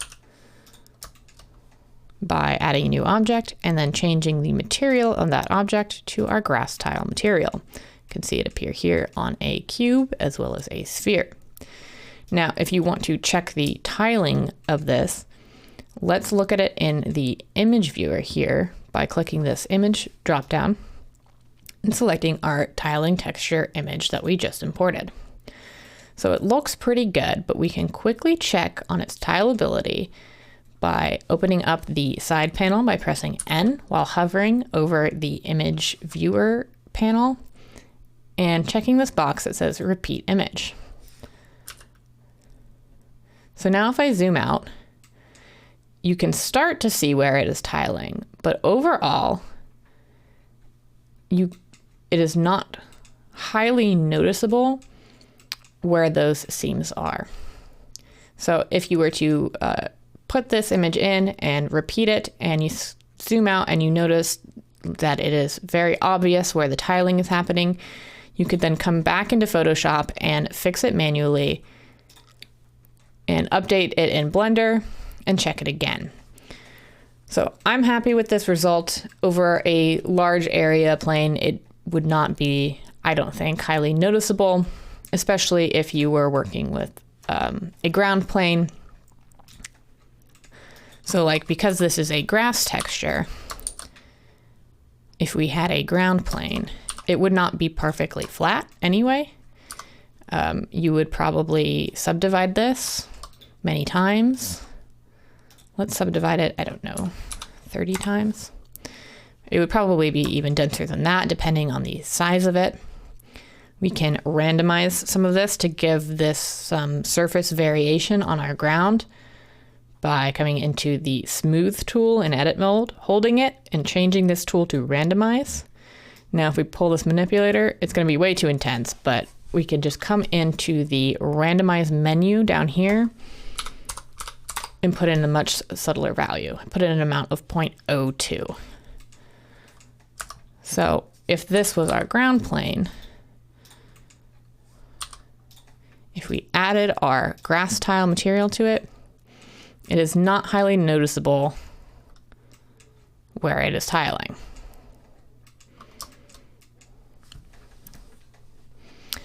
Okay, so that is how we would create a tiling texture using Photoshop or another image editing software, and how we can bring that texture into Blender and apply it to our objects.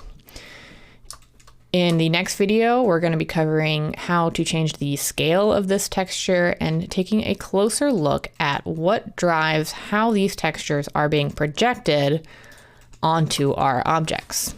I will see you in the next video.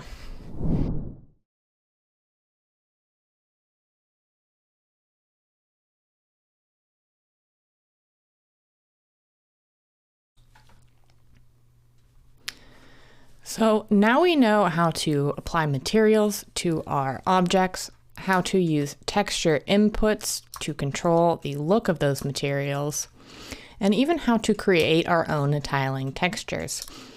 But what we need to look at now is, how is Blender deciding how these textures are being mapped onto this object?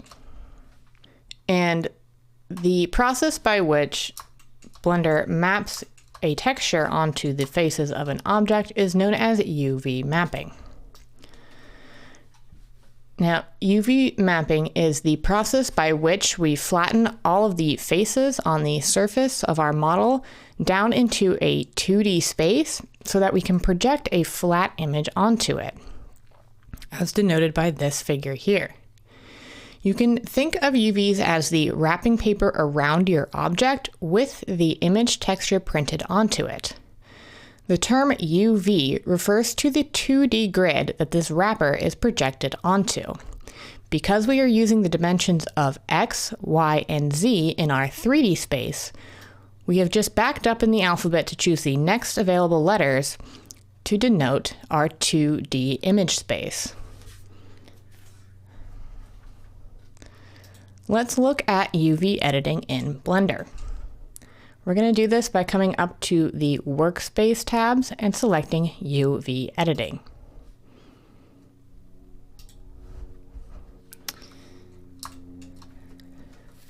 So this is the UV editing workspace. It consists of our 3D viewport on the right-hand side, along with our scene outliner and our properties editor, the same way all of our workspaces have had. But on the left side, we now have what is called the UV editor. This UV editor allows us to see any of our 2D textures as well as how they are being mapped onto our object. So let me show you what I mean by bringing up the brick texture into this UV editor. To bring up an image that you already have loaded into your Blender scene, all you have to do is come up to this image drop-down icon in the UV workspace and select it from the drop-down list. And of course, to visualize this in the 3D viewport, we just need to enable Material Preview Viewport Shading. So this portion of the image right here is what is known as the UV map for this object. Each of these faces here correspond to a face on our cube. To show you how they correspond, we're going to enable something called Sync Selection, which is denoted by this icon right up at the top left-hand corner here. If we enable this and switch to Face Select mode, now when I select a face here in the UV map, the corresponding face is selected on our model. Additionally, if I select a face on the model, the corresponding face is selected in the UV map. So this can just give you an idea of how this texture is being projected onto our cube. The way we would change how this is being mapped is by changing the faces here in the UV editor. So I can select any of these faces, I can press G to grab them, move them around to project a different portion of the texture onto this face. I can rotate them by pressing R.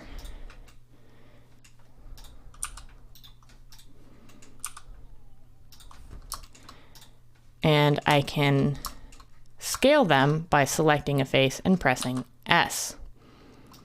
Now you can see all of these changes I have applied are reflected in real time here on our mesh object. So this is a good way to give you an idea of how a texture would be projected onto your object based on its UV map. However, we typically do not have a texture to start with when creating UV maps. Typically, creating the UV map for an object is done before any textures are applied. So how do we know that a UV map is good and that the texture will be projected correctly onto it before we have a texture to put on our model? The way that we know that is by adding what is called a UV grid. So I'm going to start from a new Blender scene, just so I don't have any textures loaded into this file at all, to show you what I mean. We can delete the camera and the light as usual. So now if this was our object that we needed to create a UV map for, we could come into UV editing, tab into edit mode, and we see that this default cube does have UVs on it already. But how do we know that these UVs are correct? Well, we need a placeholder texture that will enable us to visualize how this is being mapped. And that placeholder texture in Blender is referred to as a UV grid. To add a UV grid to this object, we first need to create the UV grid texture, but we can do this within Blender itself. So within the UV editor, we're going to come up here to where we selected the images from our dropdown. But since we have no textures in this new Blender file, we need to add a new one. So let's just click the new button here. Now you'll get this new image pop up with all the settings to initialize it. So let's rename this UV grid. Let's change the resolution to 2048 by 2048. Again, we want to be using a power of 2 resolution here. And most importantly, where it says generated type, we want to change it from a blank to UV grid. Once we have all of those settings in place, go ahead and click OK. Now, this will show you the UV grid you have just created in the UV editor. In order to visualize this pattern on our model, we need to apply it via a material. But we know how to do this already. Let's come down to the Material Properties tab. And we are used to seeing this. This is our default material. So all we need to do is add this pattern into our base color input, the same way we would add any other image. We can do this in the shader editor by adding the nodes, or more simply, we can do this via the properties panel by clicking this yellow dot next to base color, choosing image texture, and now from the drop down here, we can select the UV grid we just created.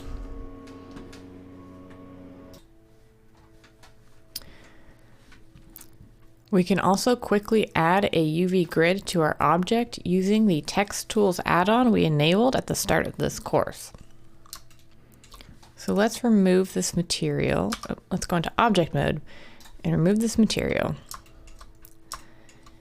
Now, we can quickly add a UV grid to this object by coming into the UV image editor and pressing N on the keyboard to bring up the side panel. From here, we can go into the Text Tools tab. Again, this will not appear if you did not download and install the Text Tools add-on at the beginning of this course. So if you do not have this and you would like to use it, go back and watch that video, which will run through how to get the Text Tools add-on into Blender. But if you do have it enabled, you can come into this Text Tools panel here. We can choose a resolution up at the top. Let's choose 2048, and we can just press this checker map button to automatically add a new UV grid at a resolution of 2048 and create a material and add it to the material all in one click. So, and once we have this material set up, we can use it on any object in our scene. We do not need to repeat this process. We can add a sphere, and both of these currently have a checker on it. Let's use the Text Tools one. So we can quickly add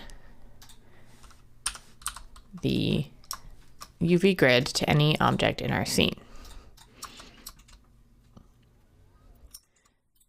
Now, the UV grid will show you anywhere that your texture is being stretched or warped in any way. If we take a look at this sphere object right here, we can see that this texture is being slightly stretched across our surface, because when we look at this checkerboard pattern in the UV editor, we can see that all of these checkers are perfectly square, whereas on our sphere, they are appearing slightly stretched. So we can fix any stretching or distortion we have on our UVs by editing the UV map in the UV editor. So to access any object's UV map, you just need to select it and tab into edit mode. This will cause the UV map to appear on the UV image editor on the left side of your screen here. Now, you'll notice that if I do not have these faces selected, the UV map disappears. So we either need to select everything and work with our UVs this way, or we need to enable UV sync selection up here at the top, which will keep our UVs in this view even when we do not have any faces selected in the 3D viewport. So either one of those, and depending on what kind of tools you're using, some tools are not compatible with this. So you will find yourself switching back and forth. So to remove some of the stretching here on the sort of equator of the sphere, we can do this by scaling these faces. So if we have everything selected here, we can press S and X to scale this. And that you'll see that that has fixed some of the stretching right here, but it has caused other issues up here. So depending on the shape of your object, you may find that some distortion is inevitable. And in that case, you just want to hide the distortion in areas where you are less likely to notice it, depending again on what your model is.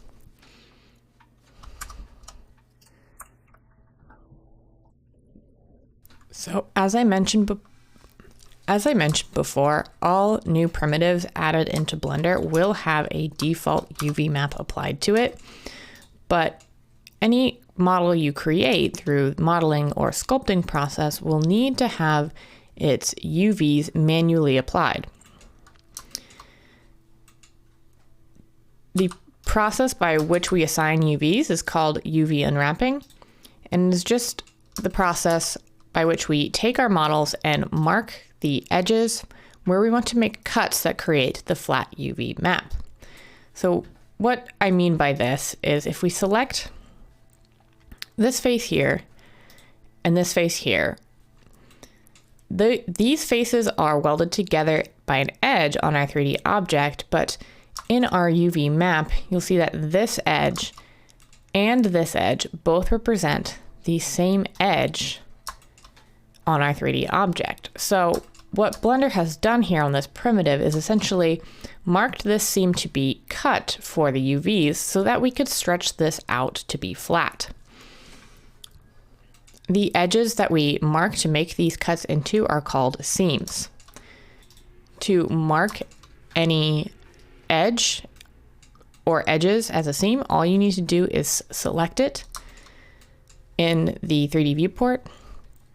And then if you are in edge select mode, you can right click, or you can pull up the same menu using the edge menu toolbar option at the top. We can click and select mark seam.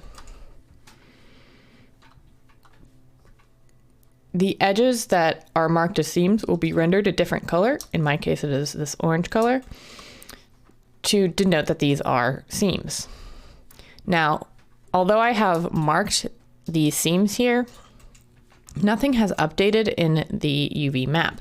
And that is because we need to run the unwrap operation in order to see any of these changes.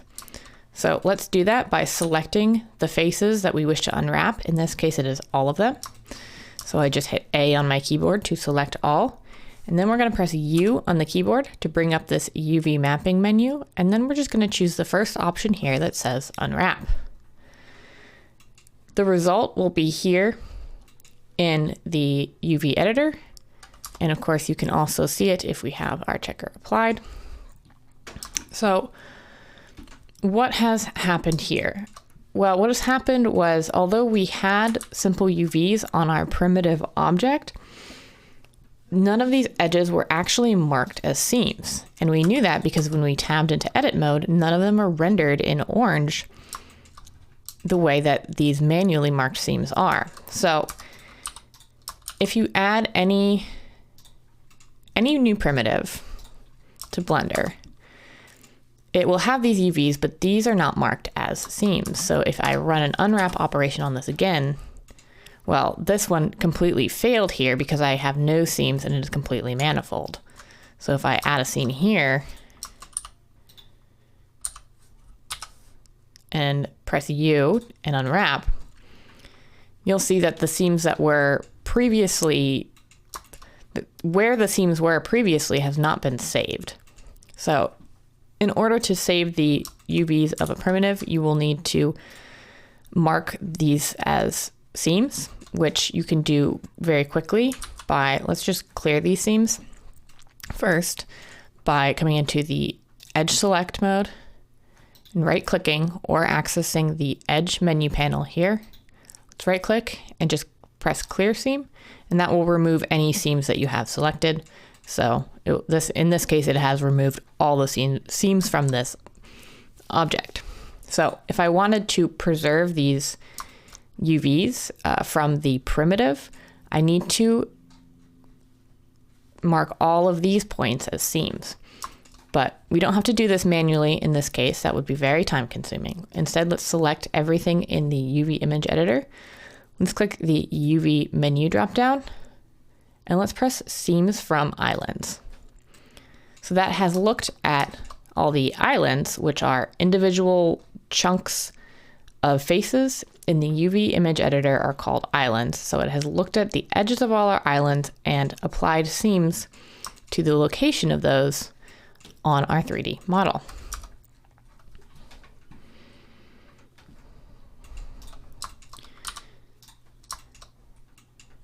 But let's look at a slightly more complex model.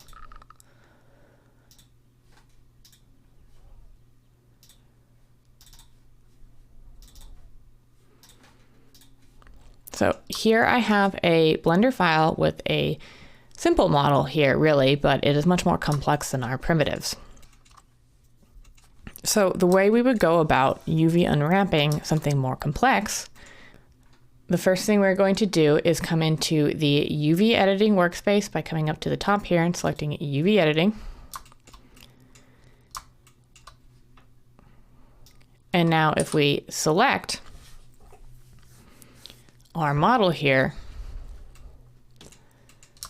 by pressing A to select everything, you will see that I have a set of UVs applied to it. But we're going to demonstrate how to do this from scratch. So I'm going to remove the UVs I have currently applied to this model by pressing U and hitting reset.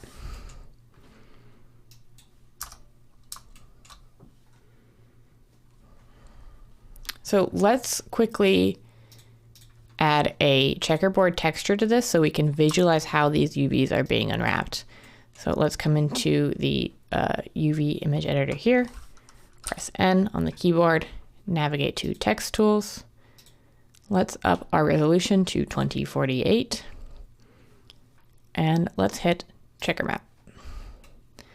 Now you'll see here that the checker map has appeared to have failed, but if we zoom in very close, we can see that it actually is being applied to our model. It is just that the UVs have been reset. So we need to manually start marking UVs in order to get this checker map to appear correctly.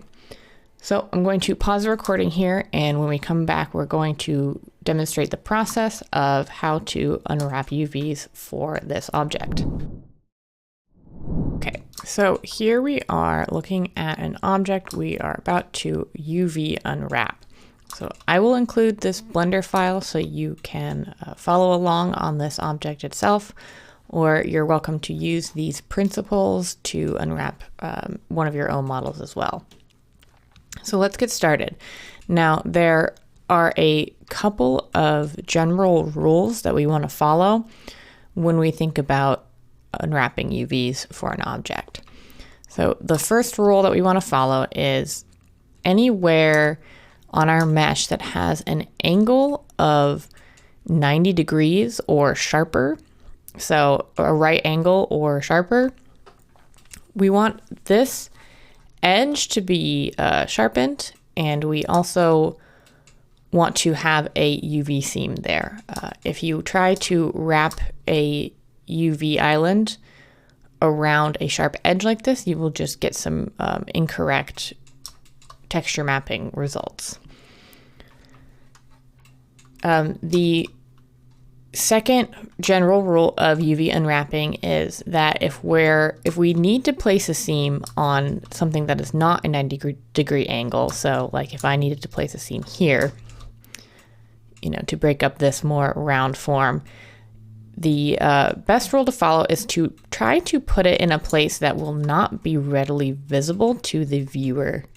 So trying to tuck things away underneath or behind things. And in this case, I would probably put the seam on the inside of this handle piece because it will be more difficult to see the seam. And unfortunately, this is just one of the limitations to UV unwrapping, is that oftentimes when you have a texture here, it will be a little bit apparent that there is a seam when the texture is applied. So you just want to do your best to hide them away.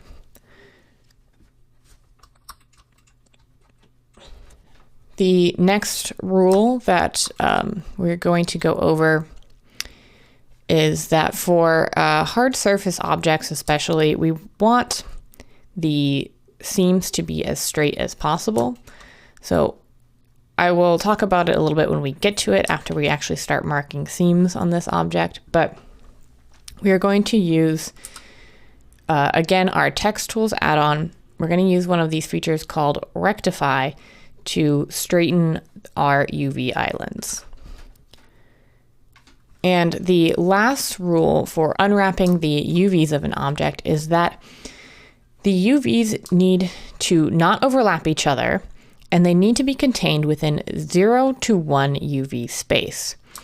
So what 0 to 1 UV space refers to is just this space here as denoted by our checker grid or any other texture you load in. So we just cannot have any UVs that are overlapping each other or cutting out of this space, because that will result in incorrect texture mapping. So let's keep those rules in mind and let's get started unwrapping this. So thinking about our first rule, we want to look at every angle that looks to be about 90 degrees or sharper. So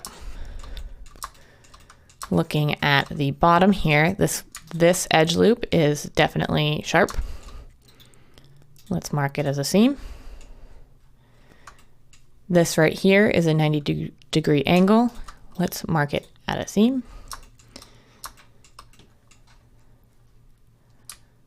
Same with this one, mark seam. And again, I'm just pressing Alt and clicking to select the entire loop around the entire can here.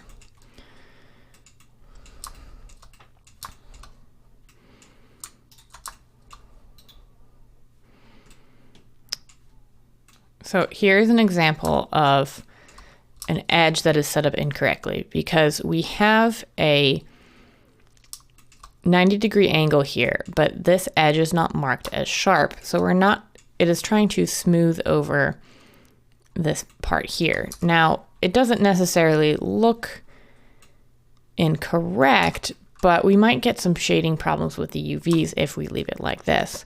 So to sharpen this edge, let's select the entire edge, right click, press mark sharp.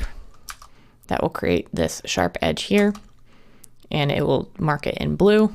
And if we need to delete our sharp edge, we can right click and clear it to get it back. But let's also keep our selection and mark this as a seam now.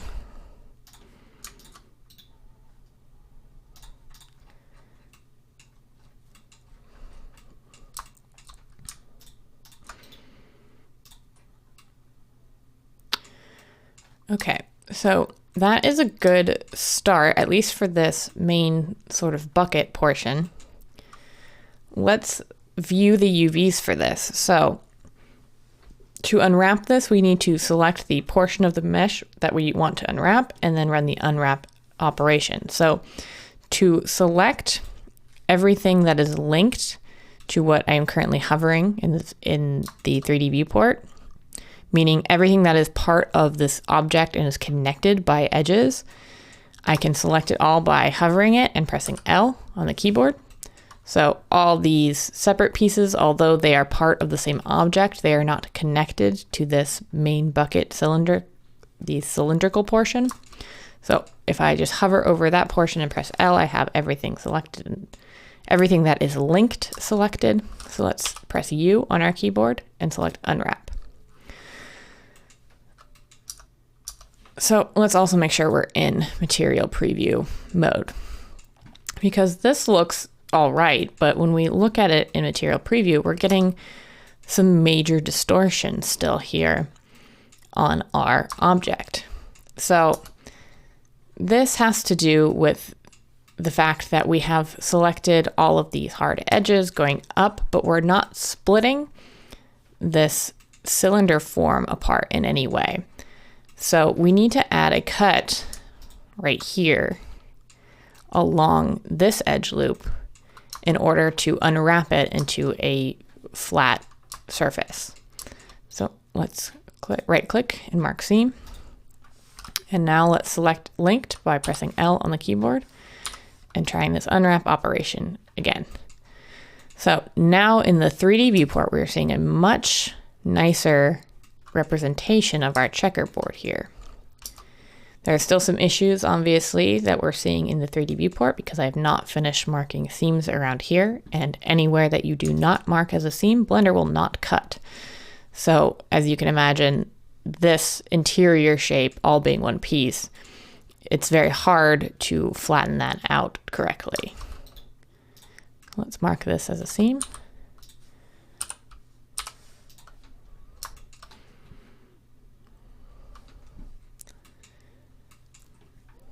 So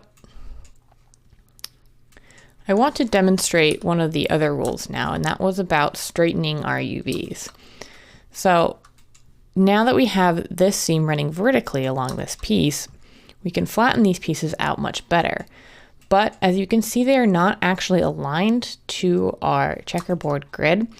So the problem that can sometimes happen with having things like this is when you are limited by the number of pixels in your texture, when edges are not aligned straight, we can see this sort of jagged, these jagged diagonal edges, which is called aliasing. And it's just a result of basically we're seeing the corners of pixels being drawn as a sort of jagged diagonal line. So in order to prevent this, we need to straighten our UV islands. So let's come up here and select this icon, which denotes Island UV Selection Mode. So now when I click on any of these, it will select the entire island. So let's just select this one, which has a slight curve here at the bottom because it is the portion that wraps around the outside of this cylindrical object. So with the Text Tools add-on, all we have to do to straighten this out is to select the island and press Rectify, and you'll see that now we have nice square edges, which will not cause any aliasing issues on these UV islands. So let's do these for a few more of these.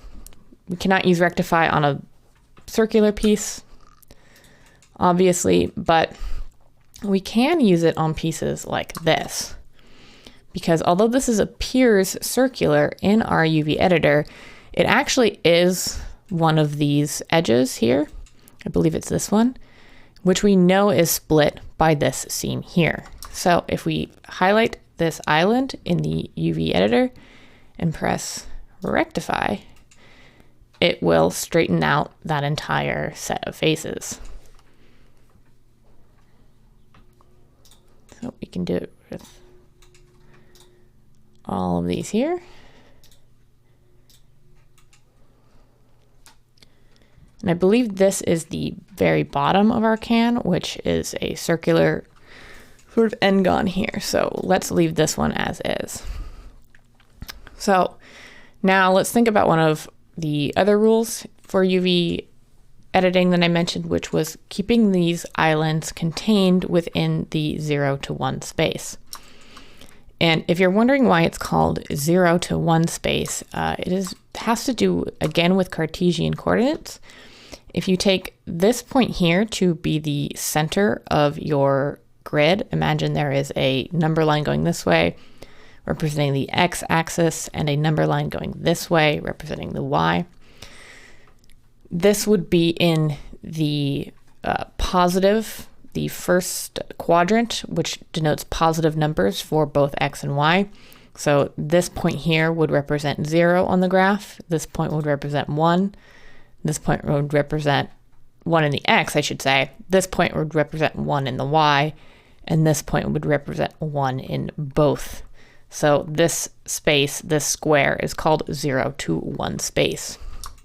Now you can technically have UVs outside of 0 to 1 space. As you see that I move this island into negative space, it is still rendering our checkerboard pattern here, but actually it is rendering based on tiling this image. So you'll remember in a previous video, we viewed how this is being tiled by coming into the N panel, coming into the View tab, and enabling Repeat Image.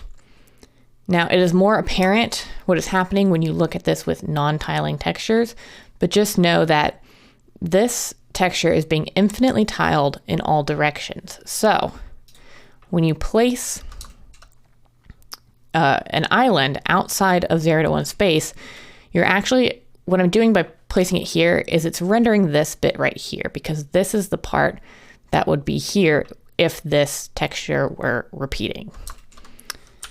I hope that makes sense. I think it will make more sense as we start talking more about unique textures and hand-painted textures and things like that. I think that will become more apparent. So again, I have this island here that is clipping down into a negative UV space, but what it is doing is repeating the texture from up here above it. But I don't want it to do that necessarily, because that if I'm going to hand paint this or make this any sort of unique texture, this will cause issues. So let's just arrange these so that they are contained within this 0 to 1 space. Remembering that we cannot have any overlaps. So having something like this will cause incorrect mapping and shading areas as well. We need them to be non-overlapping, and preferably spaced a few pixels apart. They don't have to be very widely spaced, but having a few pixels of buffer zone between these islands will eliminate things like bleed. So if I had one color on one section of this and another color on another section, if these are packed too closely together, one of those colors could bleed over onto the other, and you would see it on your 3D model, and it would be incorrectly mapped and shaded. Okay, so let's continue with this UV unwrap process. I'm gonna come into the handle, and as we discussed before, I'm gonna mark it on the inside because I don't really have a lot of hard angles here to help me select where to place these UVs, but I do want it hidden. So I'm going to place it on the inside because I think that is less visible than the outside. I'm going to right click and press mark seam. Now we do have some sharp angles, such as right here, forming the end caps. So let's just make sure those are both marked sharp and marked as seams.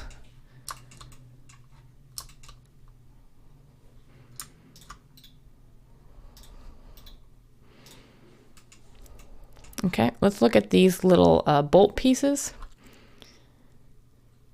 So we do have interior faces here because we are looking at the inside, or we can see into the inside of this piece. So we do need these faces in the back to remain there, but let's grab these end caps. Again, I'm just pressing Alt and Shift and then clicking to select these edge loops. Right click, mark seam. Now, we're gonna get the same issues we got with this main piece on these small bolt pieces because these are cylinders too. So if we don't mark one of these edges along here, we're gonna get they're gonna end up being circular and they're not going to be flattened all the way. So let's take these ones on the bottom here. Again, I'm holding Alt while doing this to make sure it's selecting all the way through. So once we have those selected, mark seam. And same thing up here. Let's select the end caps with Alt and Shift. And with Alt and Shift, select these edge loops in the bottom here. Actually, that one. And let's right click and mark seam. Okay, so now let's look at these UVs because we haven't actually updated them at all here. So let's hover and press L. And if we hover over a new piece and press L again, it will add that linked portion to our selection. So I have just highlighted everything that I have just added UVs to. Let's press U and hit unwrap. Okay, so all these checkers look nice and straight. However, they are not the same size as the checkers right here, and we do need them to be the same size.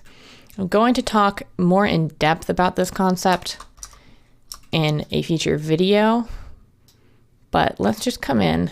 Let's select this piece in the UV image editor. Press text tools and come down and run rectify. And I'm just checking here that that didn't cause too much distortion. These still look relatively straight, so I'm going to leave it. But what we do need to do is we need to scale all these islands so that they match the resolution here. So I'm going to just, in the UV image editor, press S.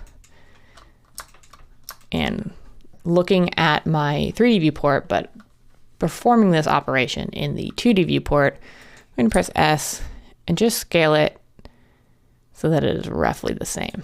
Again, I'm going to talk more in depth about why this is necessary in the next video, but for now, just try to match it as close as you can by eye.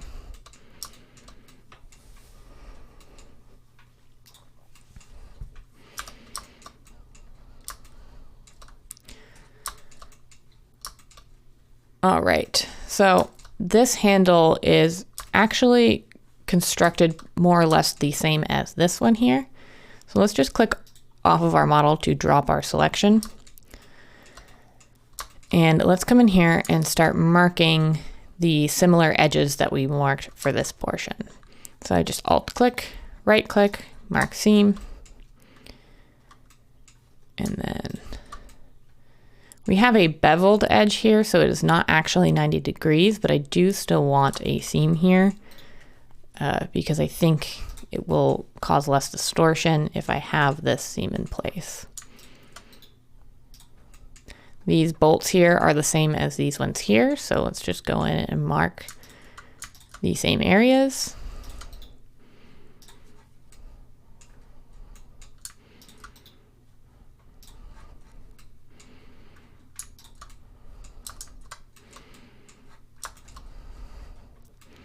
Again, we have a beveled edge here. So neither this edge loop nor this edge loop is actually 90 degrees, but they are sharp edges. So let's mark this piece here. And this one is a 90-degree edge on the bottom, so let's definitely mark that one.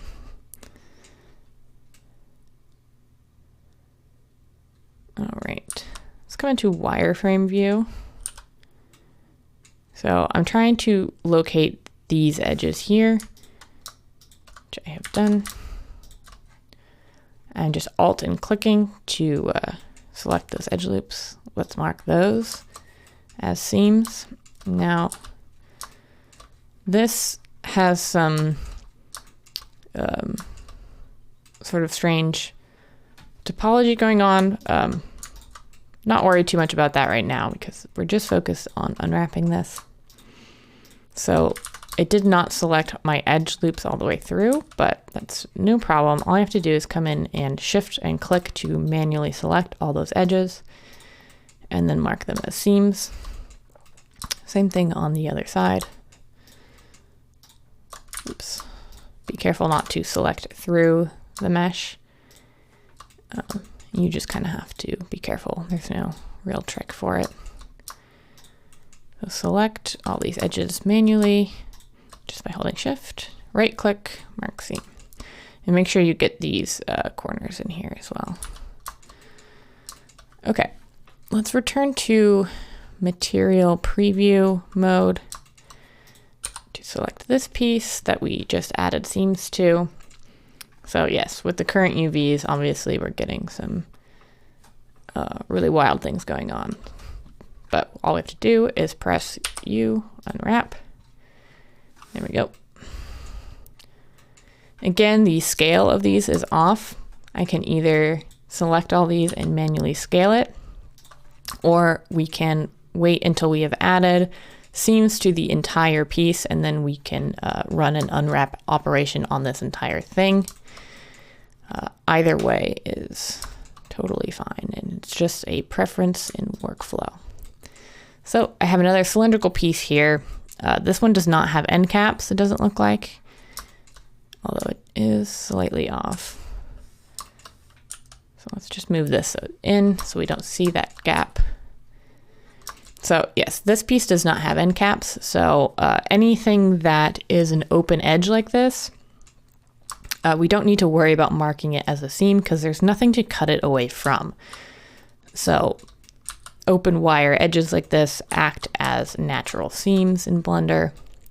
So let's just select this bottom edge here. Again, I'm selecting the bottom edge because I want to hide away the seams as much as I can, especially on more rounded, smoother forms. So let's right click, mark that as a seam.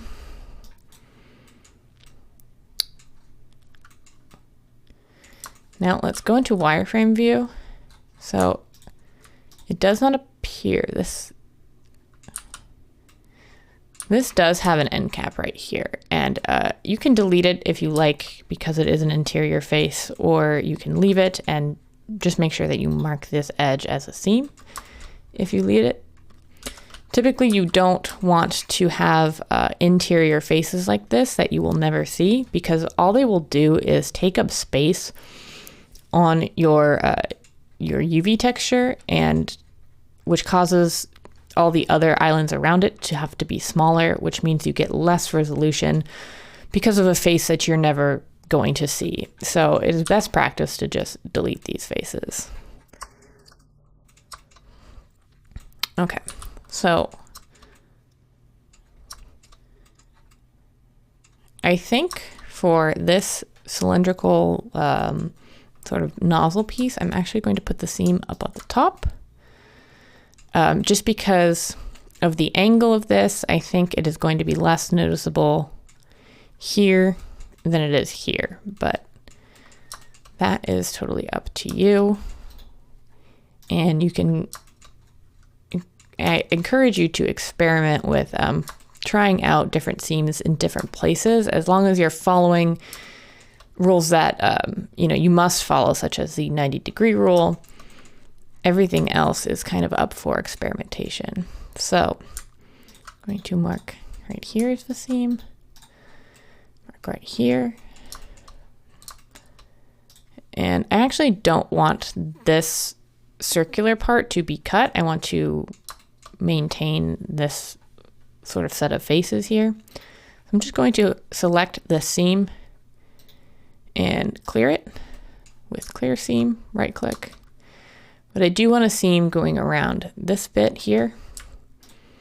So I cannot use the loop select tool because of these interior faces.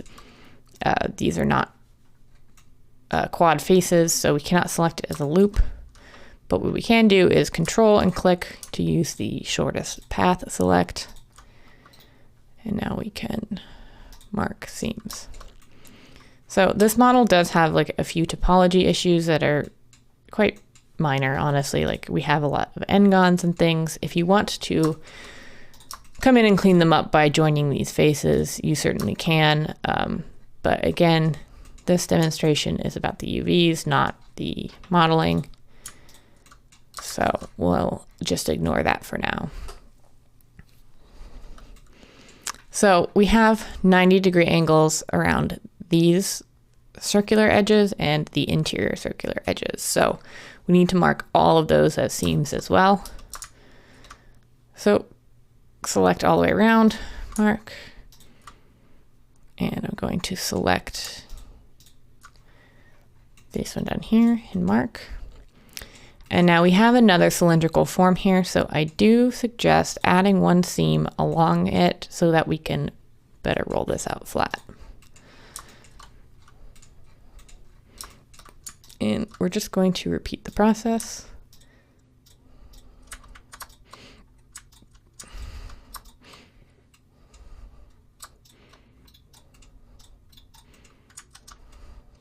Now you'll notice that because I am so zoomed in on this mesh, my camera is actually clipping inside of it a little bit.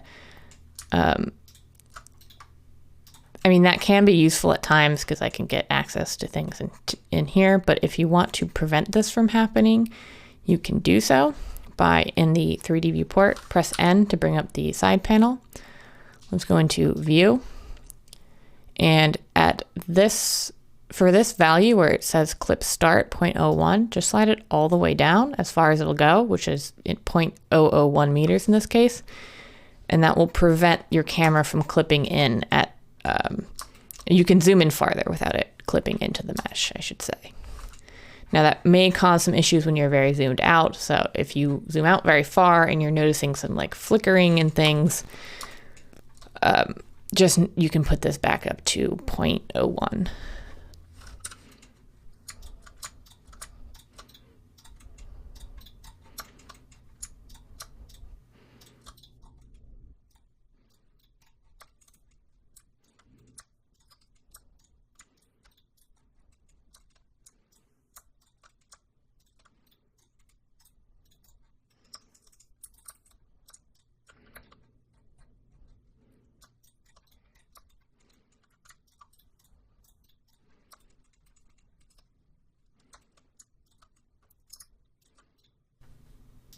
Looks like we already have a seam right here. I'll just leave that.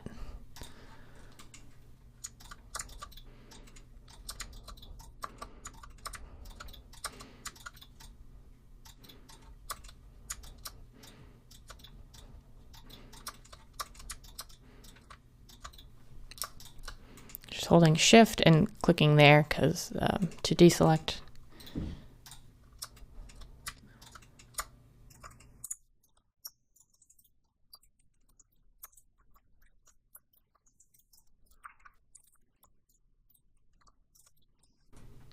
Okay, just a few more.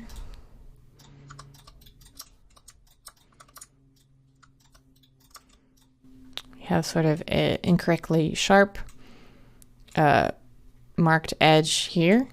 Now it's not causing any problems, but just for the sake of cleanliness on this model, I'm going to clear this sharp here so we get rid of that blue marking. Because it's entirely flat between these two faces, it's not causing any problems, but if this were a different model, it might. Oops, to mark seam.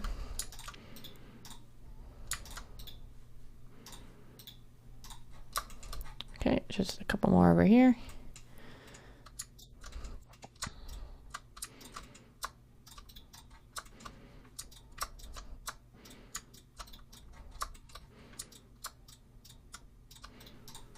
Okay. So I think that is everything. Let's go into material preview mode. So as I mentioned, you can either unwrap these as you go and scale them, or once you have added seams to the entire object, you can just select everything with A and unwrap using U. Oh, failed to solve. Oh, we are missing a seam somewhere. We're missing one right here. Looks like we just forgot to do this other side. Let me check the seams on this one. So I used the interior edge loop here. So just for the sake of consistency, I'm going to try to mark edges. For edges that are mirrored, I'm going to try to mark the mirrors as seams in the same place. Okay. So now select everything with A, U, unwrap. Okay, no errors came that time. And this is our result. So again, let's go into material preview. And now if we take a closer look at the 3D model, everything looks nice and even. We have a nice checkerboard pattern over this entire piece. We can see our seam lines here, but there are certain things we can do within our texture to sort of mitigate that. And everything is also fairly equal in scale because we unwrapped the entire thing at once. So if you unwrap portions of your mesh, it will unwrap them as large as it feasibly can while fitting into the 0 to 1 space. So if you do portions at a time, you may end up with pieces that are not scaled correctly. But if you do the entire thing at once, it should scale as evenly as it can. Now, the only thing is to take into account with this is that every time you run your unwrap operation on your pieces, if you have straightened or rectified any of these pieces, it will erase that. So it has re-unwrapped this main portion that goes around this piece right here, and we can see that that curvature that we had is back. So make sure that you do the rectify either at the end, or if you are running multiple unwraps, that you do not select the areas that you have already rectified. Rectify can also work on multiple islands individually, so I can multi-select here and press rectify, and it will solve for all of those. I do find that it's more accurate and it maintains more of the shape if you do it one at a time, but technically you do not have to. So let's say I have, well, not let's say, I do have all these pieces now, but some of them have been shifted around. We now have portions that are overlapping, which we know that we cannot have. We have portions going outside of the 0 to 1 space, which we cannot have. So I could come in and manually move these pieces, but there is a faster way to get all of these pieces into the 0 to 1 space with no overlaps, and that is by running the pack islands operation. So let's select everything in our UV map here. Come up to the UV menu and come down here and select pack islands. Now this will scale and rotate your islands, but it will not break any islands that you have used the rectify tool on. So these islands are still straightened, but we have just packed them in 0 to 1 space with no overlaps. Now there's a couple options for the pack islands operation. Let's open this pop-up menu here. So this UDIM stuff is a little bit more advanced, so I'm going to ignore it for now, but these two other options are worth knowing. If you have everything rotated a certain way and you want to pack your islands into 0 to 1 space without Blender automatically trying to rotate them to fit, you can disable the rotate bubble here. So now everything is packed with the rotation that it originally had. The other setting worth noting here is the margin, and that is how much space should Blender leave between islands. It defaults to a very, very low value, 0.0001. I recommend upping it a little bit just because depending on the resolution of the textures you're going to put on this, there may be some bleed over if you're working with lower resolution textures. So let's put it up to 0.01. Now this will cause your islands to be scaled in order to fit those things as best as Blender can, which is not always accurate. You see, we have a lot of wasted space up here. And that's another good thing to mention about UVs is that when you're unwrapping an object like this, something that is going to have a unique texture, we want to maximize the amount of space we're using here, because essentially here we have a 2048 by 2048 texture, but only the parts of it that have UV islands over it are actually going to be used or displayed here. So really we're using a lot fewer pixels here than we have available to us, and it's just a waste of space, and it's a waste of resolution, and it's a waste of computer memory. So best practice is for any unique object, you want to use at least 75% of the space available to you. Now, your ability to do that will depend somewhat on the complexity of your model, the complexity of your seams, the complexity of your UV islands and the shape of them. But you generally want to have your islands as large as you possibly can while still fitting onto this texture. So I've just changed my pivot here. We can change it to the 2D cursor, which is this icon right here. It looks the same as the 3D cursor, but again, we are in 2D space here. So I've just changed my transform pivot. Same way we do it here in the 3D viewport, it's just for the 2D viewport. I've changed it to the 2D cursor because I want to scale up and away from this. Let's scale this up to about here.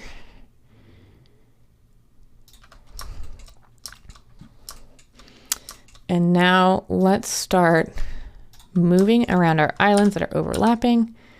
We're going to move them away from each other. Looks like we have some curve on this one. Maybe this one didn't get solved for in the rectify. So let's just quickly rectify that one. This is another good reason that you want to rectify or square off all of your islands that can be, is that it allows you to maximize the resolution of the texture on your object, because you can pack these islands tighter together so that you're utilizing more of this 2D space.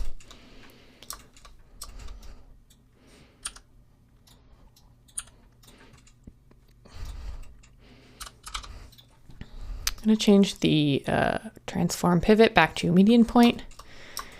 I'm going to rotate these. Now, the rotation of your islands should not matter too much unless you are using a texture that has directionality to it. So like, for instance, if we were using that brick texture, that sort of goes horizontally across, I would have to lay out my UVs in such a way that would match with that brick texture. However, we do not have a texture on this object yet. We are just laying out the UVs. So by doing the UV checker method, we can lay out these UVs in a way that is optimizing our resolution. And then if we create the texture after that, we can create a texture in such a way that it respects these rotations and it still appears correctly on our object, even if the rotations are not what you would expect in your 2D view. Okay, so let's continue here. I'm just grabbing these areas that have overlaps.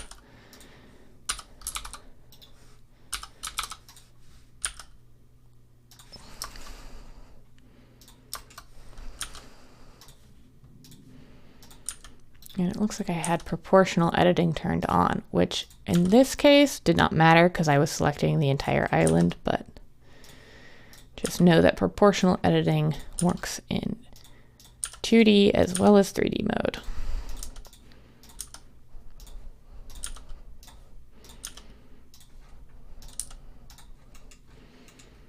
Okay.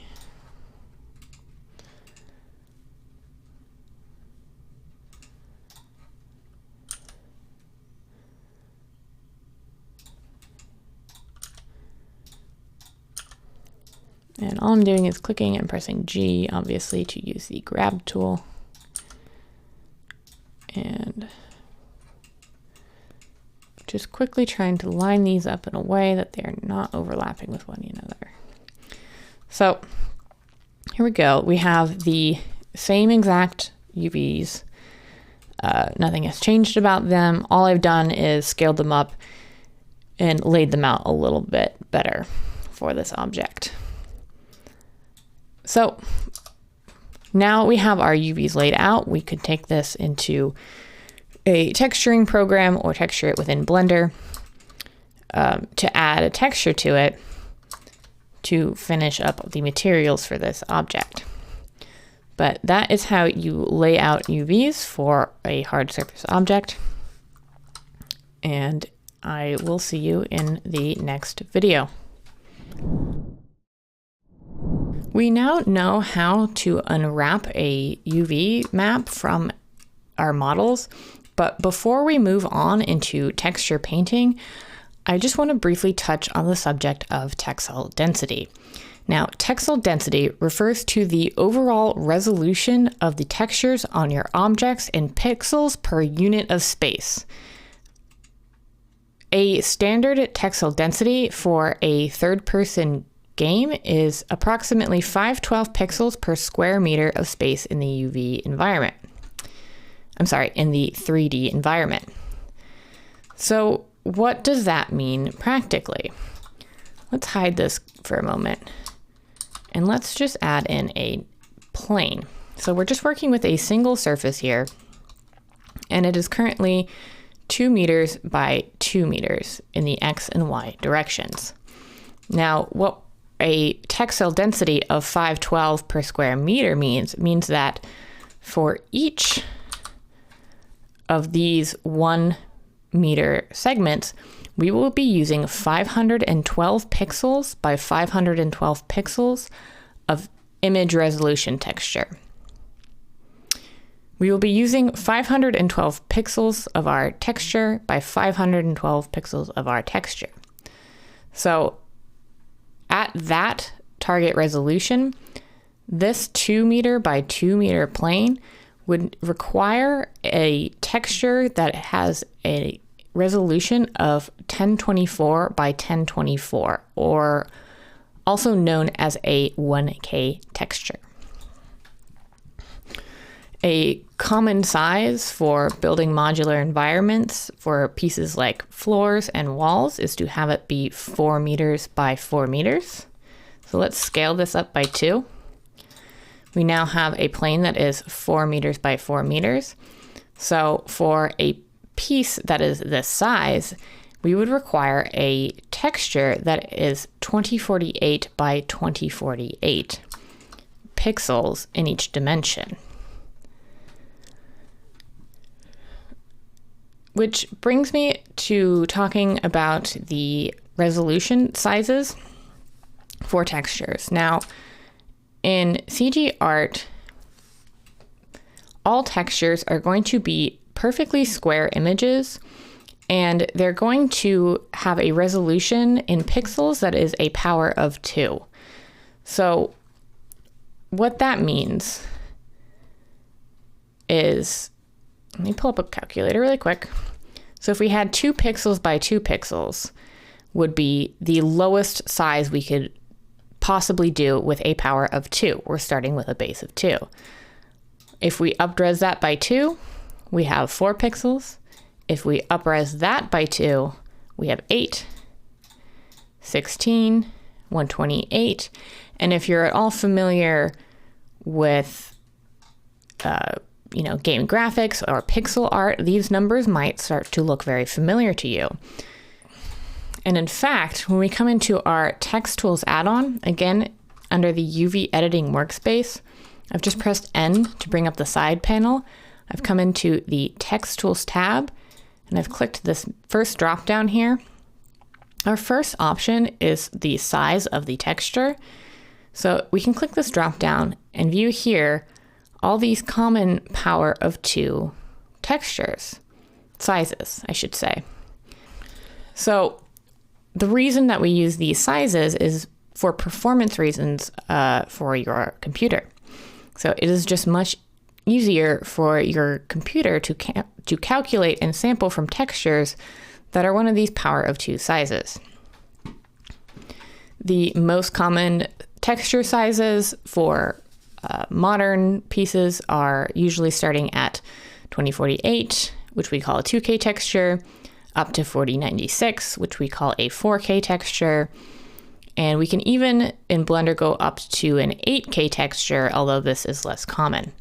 The larger the size of your individual images, the more memory they take up on your computer, and you will see a small performance hit when working with very large textures.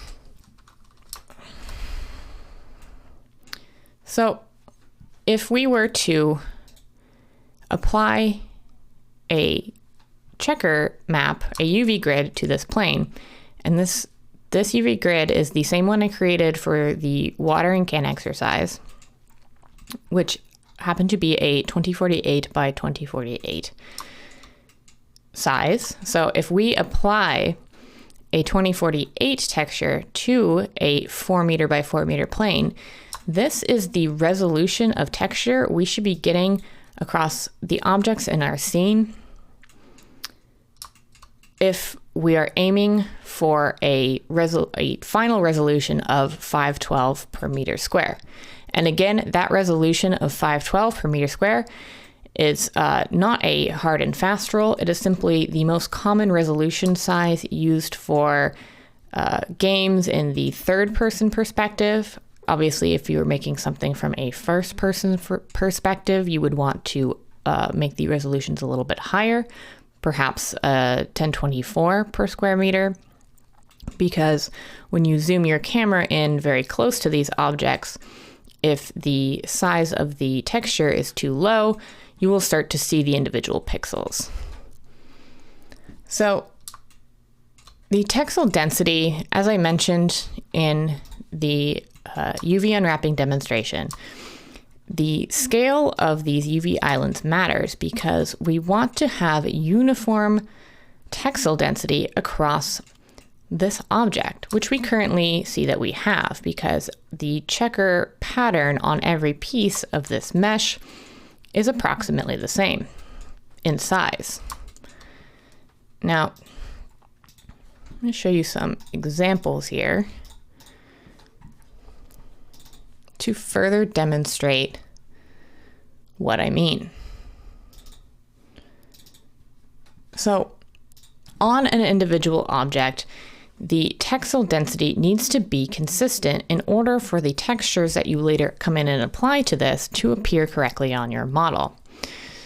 This model has good textile density. We can see that everywhere we look on the model, the checkerboard pattern looks even. So any textures we apply to that will look even and crisp. This version of the model has bad textile density. We can see that some portions are extremely high resolution while others are extremely low resolution. So when we apply textures to this version, these areas will appear crisp and sharp in the textures, and these areas will appear blurry and pixelated, which we do not want. In addition to having consistency across your object, you also need to have consistency in textile density across multiple objects if you have multiple objects in your scene.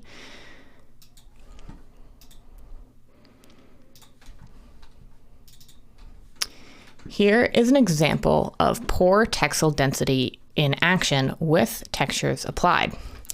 If we look at the character in this image, we'll see that all the textures on his clothing and face, and even the door behind him, appear clean and crisp and sharp. However, if we look at this area of the wall behind this character, we can see that the texture here is blurry and pixelated. And so when the two are standing next to each other, it just looks very off. So this is an example of high textile density and low textile density. But because these two objects are appearing in the same scene, we actually want them to have consistency across the objects.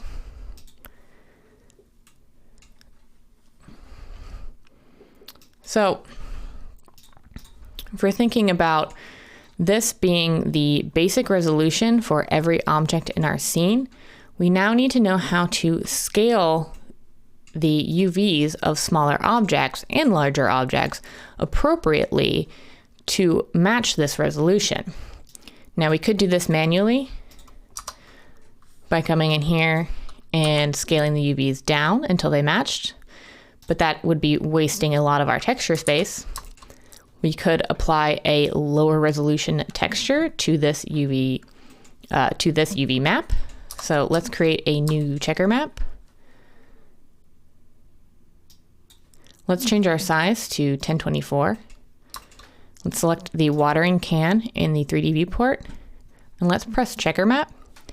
And you'll see it's created a new material here with a slightly lower resolution of UV grid image. So now this watering can is displaying the same or a similar UV grid, except it's just a smaller size image that it is displaying. So you can see if we switch between 2048 would give this a much higher resolution than the ground below it. Switching down to 1024 gets it a little bit closer, but we may even need to scale this down farther. Let's change this to 512 and hit checker map again. And this is actually the closest of all the resolutions. So for an object of this size in the scene, it would require a texture resolution of 512 by 512 to match the same texture scale here, or the same textile density. If you wanted to work with 2K textures, the other workaround for mapping smaller objects in your scene is to have multiple objects share the same texture space, the same UV space. So let's quickly add a cube, I guess. It doesn't matter. Let's scale it down a little bit. And now I'm just going to move it up in the Z-axis by 1. Actually, I'm just going to move it by I, just so it's sitting on our ground plane and we can see it a little bit better. So the other solution for matching textile density across different objects in your scene, as I said, you can have a larger texture, but we can scale these islands down, and then we can set our material to the same material here. Let's grab these and scale these a little bit down to about there. So now, as long as, let's grab both of these. We're just going to select one and shift select the other, and then we're going to come into edit mode by pressing tab. So now we can see both sets of UVs on the same texture here. So as long as we lay out all these UVs in such a way that they are not overlapping each other, we can have any number of objects share the same UV space. And that is another way that we can save memory when texturing multiple objects in a scene.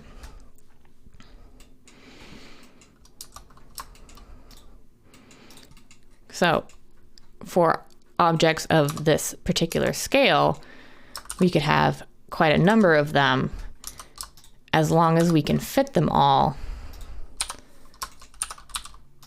onto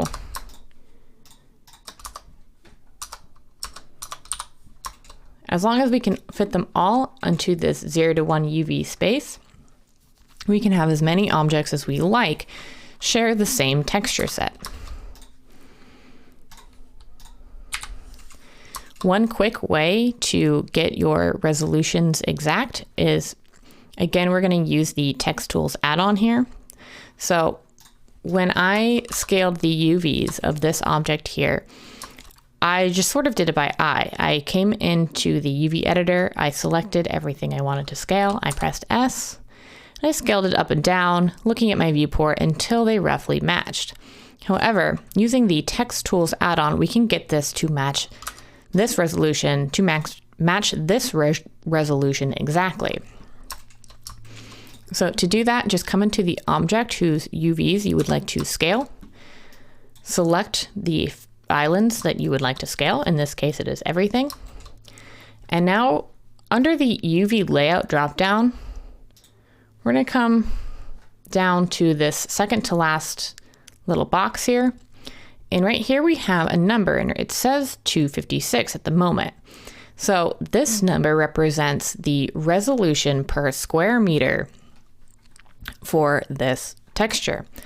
So as I said a couple times, this bottom plane is at a texture resolution of 512 pixels per square meter of space. So let's come in here and type 512. So now when we have all these faces selected and we hit apply, Blender will scale that to the proper scale. Now, it has done it improperly here because I have not applied the scale of this cube. So if I come into the 3D viewport and press N on my keyboard to pull up the N panel here, and under item and transform, we see it has a scale of 0.2. So in order for this method to work properly, your scale needs to be applied.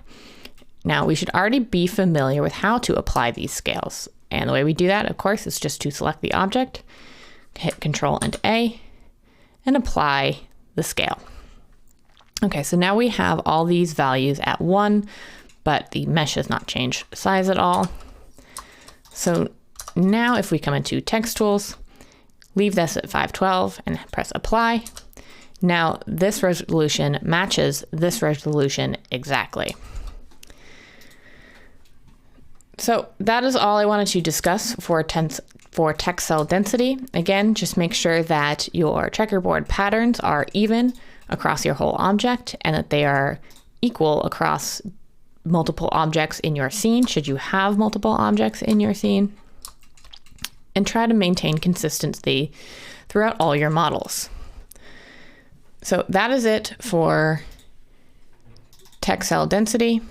When we come back, we're going to begin to discuss how to hand paint textures in Blender. Next up, we are going to jump into texture painting in Blender. Now, texture painting will allow us to paint directly onto our 3D model to create textures within Blender. So let's take a look at this. I just have a default Blender scene up as per usual. going to delete my camera and my light just to get them out of the way. And let's dive right in by coming over and clicking on the texture paint workspace up at the top here. So this is the texture painting workspace, and by now it should look fairly familiar. On the right side here, we have our 3D viewport, our outliner, and our properties editor, the same as we have had with every other workspace so far. Now, on the left side here, this at first glance looks very similar to the UV editor, but is in fact the image editor. So what this will allow us to do is to paint directly onto our model here, and we will be able to see the 2D image of the texture we are creating on the left side. So you can come into texture paint mode in a similar way to how we came into object, edit, and sculpting modes by coming up to the top left-hand corner of your 3D viewport and selecting texture paint from the drop-down list. Now this will give us tools that are specifically designed for optimizing our texture painting. Now, when we come into texture painting mode, you'll see that our object here is being rendered in this sort of bright fuchsia color. And this color indicates within Blender that we are missing a texture file.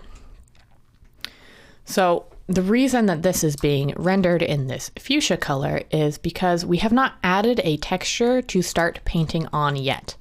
And in fact, if we click on our object with our brush, we get this error message that says missing textures detected and nothing happens. So in order for us to paint a texture onto this piece, we need to have a blank texture file to paint into. You can think of this, if you are familiar with image editing software, as creating the new file on which you can then draw on the canvas. Another note about texture painting is that your object must have the UVs already unwrapped in order to display your textures correctly. So if you have not already UV unwrapped your model, do so before you enter texture paint mode. As this is a default Blender cube, it already has some default UVs assigned to it. So I'm going to skip this step here.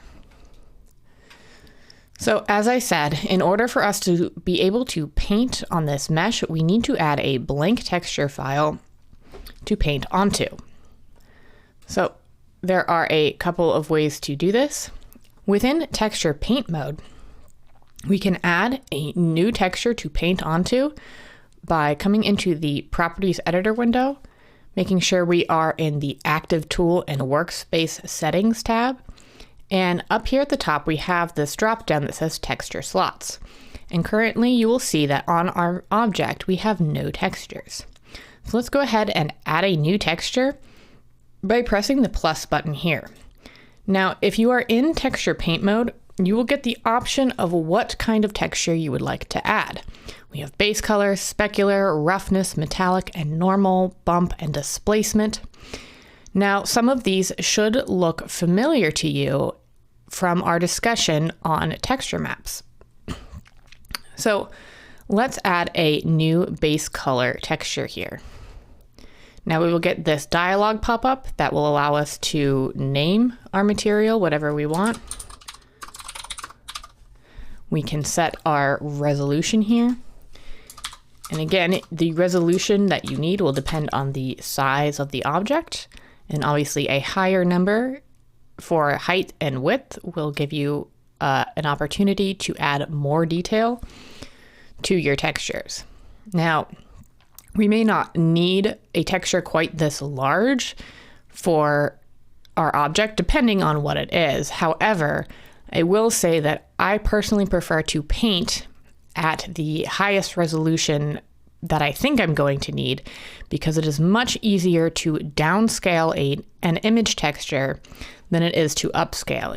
If you started with a resolution of something like 512 and then realized later down in the production pipeline that you actually needed a 2K texture for that object, well, if you upscale that image texture, it is going to be blurry and pixelated. Whereas if you start with a larger texture and you downscale it, you're not going to have nearly as many issues. So I like to paint at quite a high density and then downscale it later if it is necessary. So I have renamed my texture here. I have input my height and width for the resolution. We can change the default color that we add to this. Right now it is just set at a 0.8 white, which is our default Blender white, but we can put the default color onto any color we choose. And then we want to leave the generated type at blank. So then we're just going to hit OK. And you'll see it has now added that blue color that I selected and filled our whole mesh with that color.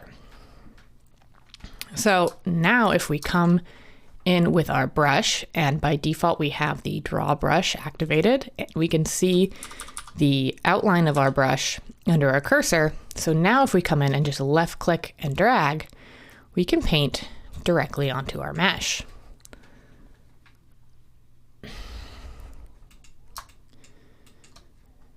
And you'll see here again in the active tool and workspace settings, we have a color picker here, which will allow us to pick any color that we wish. Maybe let's pick a warm color for contrast. And we can paint in that color.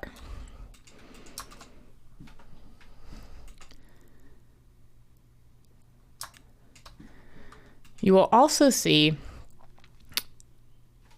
these changes reflected here in the 2D image editor. Now, I do not currently have this texture visible in the editor, but I can open it simply by clicking the drop down and selecting this base color 1 texture I created. And now we can see the UVs of our object. Again, these are the default UVs for a default cube in Blender. But if I now come in and paint on here, you can see that being updated here. Additionally, we can paint within the 2D viewport also by coming in and clicking here and just clicking and dragging to paint. And now we see that change reflected here on this bottom face. Now, if you come into the 2D image editor and you're trying to paint and you're noticing that nothing is happening, all you have to do is come up to the top left corner and click this drop down here where it says paint. Now, if nothing is happening for you, it will probably be because it is on view mode, which just allows us to view our textures without making any edits. So just change that drop down to paint. You will get your paint tools and settings available here and here for you, and then you will be able to click and draw on your mesh. Now, it is typically easier to paint directly onto your 3D model, as it gives you a real-time preview of what that final result will be.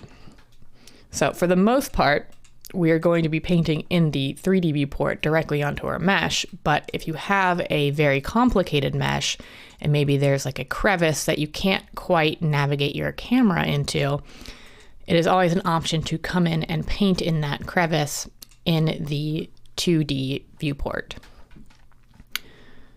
So let's take a look at some of the tools that are available to us in the texture paint mode.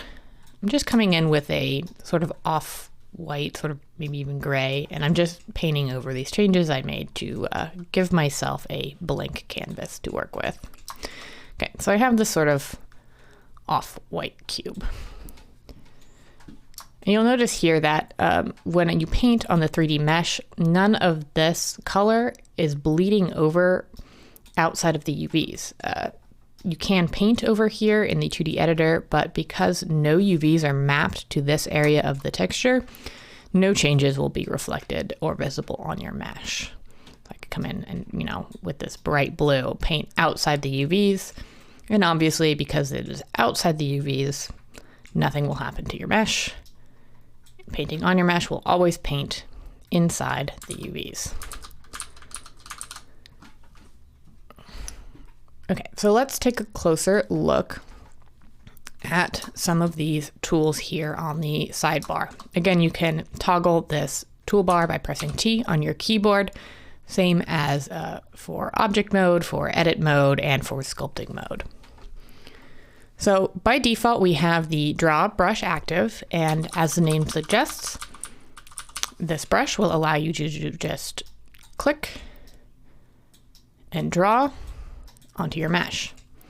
Now, there is sort of a small bug that is present in Blender's texture painter, in that if you are zoomed in too far to your mesh and you click, nothing will happen. This is because the face you are painting on is being clipped outside of the width of the viewport. So I'm zooming in here and we're not seeing the entire face. So when I try to come in and paint, nothing's happening. So in order to be able to paint on a face, the entirety of the face needs to be contained within the 3D viewport.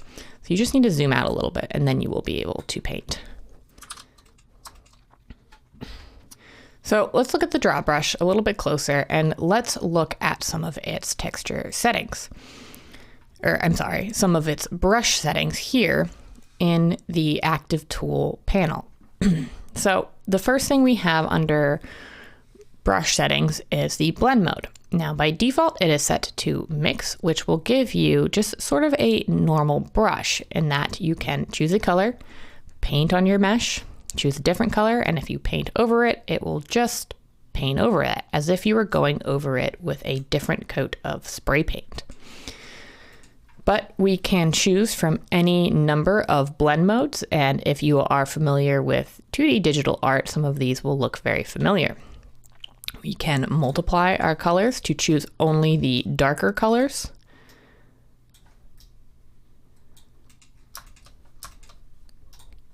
We can choose lighten to only color over the lighter areas. So it is only coloring over this portion because this area here in the white is lighter than the color I have selected. So it will not affect this color because it cannot lighten it with this color. We have darken, which I'm just painting it a little black so I can show you what it does. So if I have a darker color here, it will darken the areas that are lighter than the value of this color, but it will not affect any areas that are darker. We have overlay, which will sort of make an attempt to lay these colors on top of one another.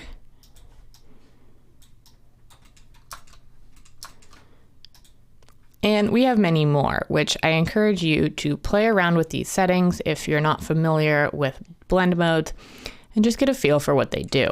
The most important ones, the most commonly used ones are mix, which is also called normal in some programs, multiply, add, and overlay are the ones that I find I use most often, but feel free to take a look at all of these as you like.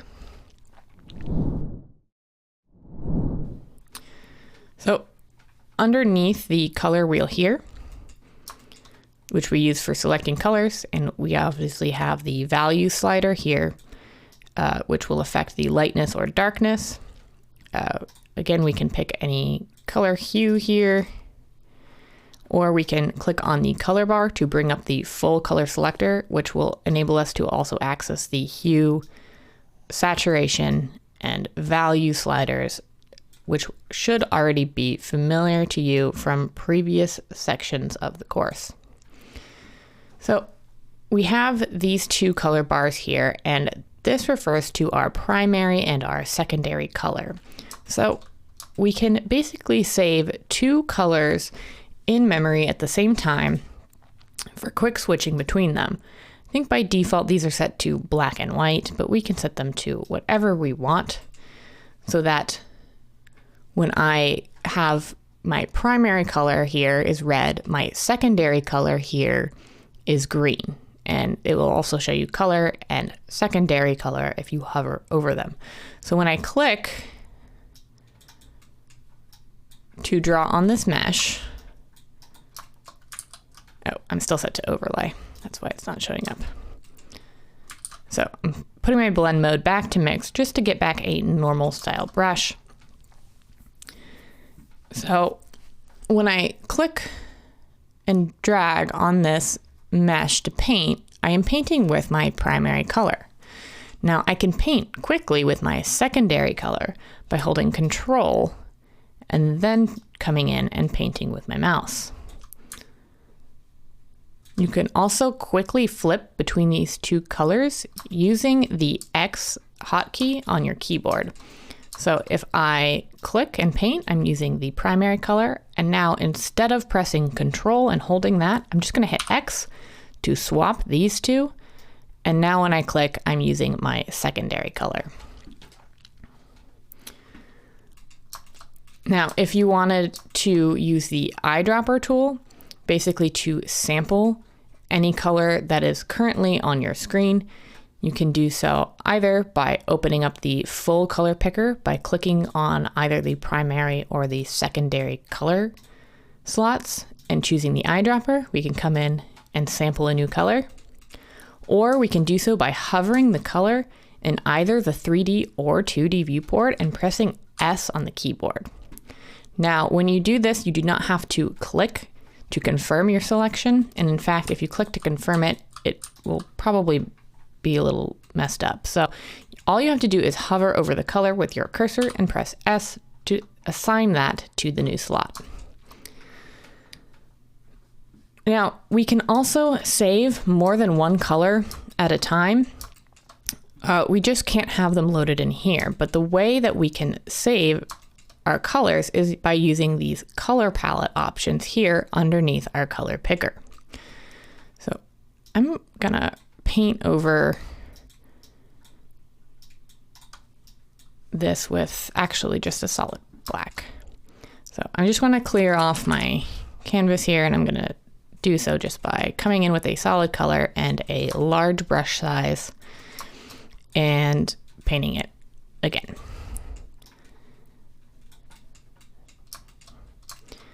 And of course, we have our radius and our strength here. These options I did not cover because they are exactly the same as the radius and strength tools. The radius and strength settings that we covered for sculpting. So we can change them here in the properties editor. We can change them up here on the top, or we can press F on our keyboard to change the size, or Shift F to change the strength. And those controls, again, are exactly the same as the sculpting brush controls for radius and strength. So let's look at this color palette here. Let's click this drop down and open it up. I'm just going to delete anything that we accidentally had here. So by default, Blender will have a sort of default colors palette that you can load in here by clicking this palette drop down and choosing palette. These colors are just sort of preset, but if you wanted to create your own palette, you could certainly do that as well. So by default, I believe Blender will create a new palette for you, but you can also come in and add a new palette by coming here and clicking the Add New Palette button. So we got a 0.002 suffix to indicate that we have created a new palette. To add the color that you currently have selected here to the palette, all you have to do is press the plus key, and that will add a color swatch here. So let's change it and let's add a couple colors to our palette. So all I've done here is changed the primary color by selecting a new color from the wheel, and I've clicked the plus key here to add them as colors in my palette. So now I have multiple colors saved, and I can quickly switch between them for quick painting. Again, if you press S to sample a new color on your keyboard, it will sample automatically, but if you press S and click, it will add that color to your palette. So I could quickly add this black color to my palette, either by pressing plus on my keyboard or by sampling it in my 3D viewport and clicking to add that black to my new color palette. We can reorder any of the colors in this palette using these arrow keys. So if I wanted to move this black up in front of this purple color, I could just press up. I could move it back down by pressing the down arrow. And I can also sort these automatically if I had a large number of colors, either by their hue, their saturation, their value, or their luminance. So if I were to open the defaults, I believe we could sort it by hue. And here we have all of our oranges together, all of our greens, all of our blues, and all of our pinks are all collected together. That's just to give you an idea of how these things are being sorted.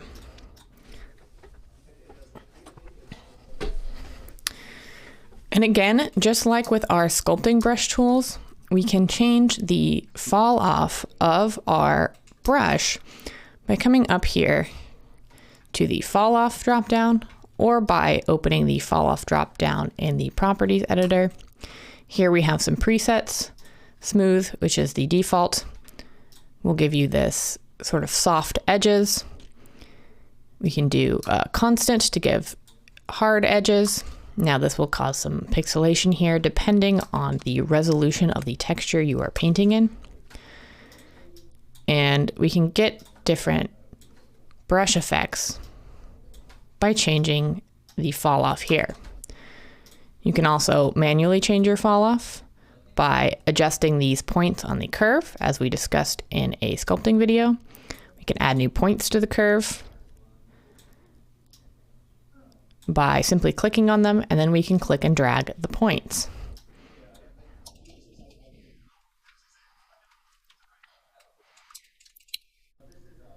So just as a reminder, the way these curves work, let me reset these to the default. So this is what your default curve will look like. And all this is saying is that it's calculating how to place your brush strokes and what they look like based on a mathematical formula, which is visually represented here. So the x-axis on this graph represents the distance from the center of your brush, and the y-axis represents the opacity. So the leftmost point on the curve here represents the point that is directly under our crosshairs in our cursor, and the rightmost point here represents the area of the brush that is represented by the circle, the outermost edge of it. Now the y-axis represents, as I said, the opacity. So if a point is at the top, that means that that area of the brush is going to be fully opaque, and if it is at the bottom, it is going to be fully transparent. So looking at this curve, we can see that if I click to, and let's get a brighter color so we can see what we're doing. If I click anywhere on this mesh, we can see that the area that was under my crosshairs, which was represented by this dot right here, is fully opaque, and it in a smooth fashion blends itself into a fully transparent area around the edges. So you'll see that there's a significant portion around the edge of that circle that represents my brush that is fully transparent, and so it is represented here. So knowing this, we can get a custom fall off that we need. So if I change to constant here, this means that from the center all the way to the edge, it is going to be fully opaque no matter what. So if I drag down this edge a little bit to be slightly less opaque and click now, you'll see that it is slightly brighter in the center than it is around these edges. Now, if I wanted to extend the brightness or the bright area farther out to the edges, I would need to add a point here and increase the opacity of that point. So now the transparency only starts to fall off of this curve, again, which is why it is called a fall off, towards the edge of the brush. So if I zoom out, click, you'll see that now this bright yellow area is much larger in this second circle. So that is just a little bit about how you can customize your fall offs, but generally the presets that you use will be fine. You really only need to customize it if you do want to do something very strange with your fall offs. Like let's say you wanted the center of your brush to be transparent and the edges to be opaque, which would look something like that. So for the most part, you'll be fine using the presets, but just know that that is how the graph works and the curves work if you need to get some sort of special effect, such as this one. I'm gonna just paint over all these changes I made and get a clean cube again. So that is more or less all you need to know about the draw brush using a combination of the radius, the strength, the blend mode, and the fall off. You can get a lot of different varying and interesting results. So the next brush I want to go over is going to be the soften brush. And this brush does what it sounds like. It will just blur the edges of any strokes you have made. So if I come around and blur this, and this might be more clear if I come in first with my draw brush and change my fall off to constant. Let's come in and just paint something here. So here we have these very hard edges around the edges of where our brush was. So the soften brush, which you can come in and select it right here. If you come in and soften, you'll see it will just blur those edges a little bit for you.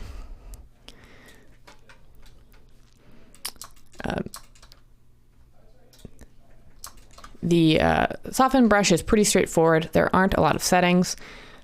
You can change your blur method here, but Gaussian blur is your standard blur for most digital art.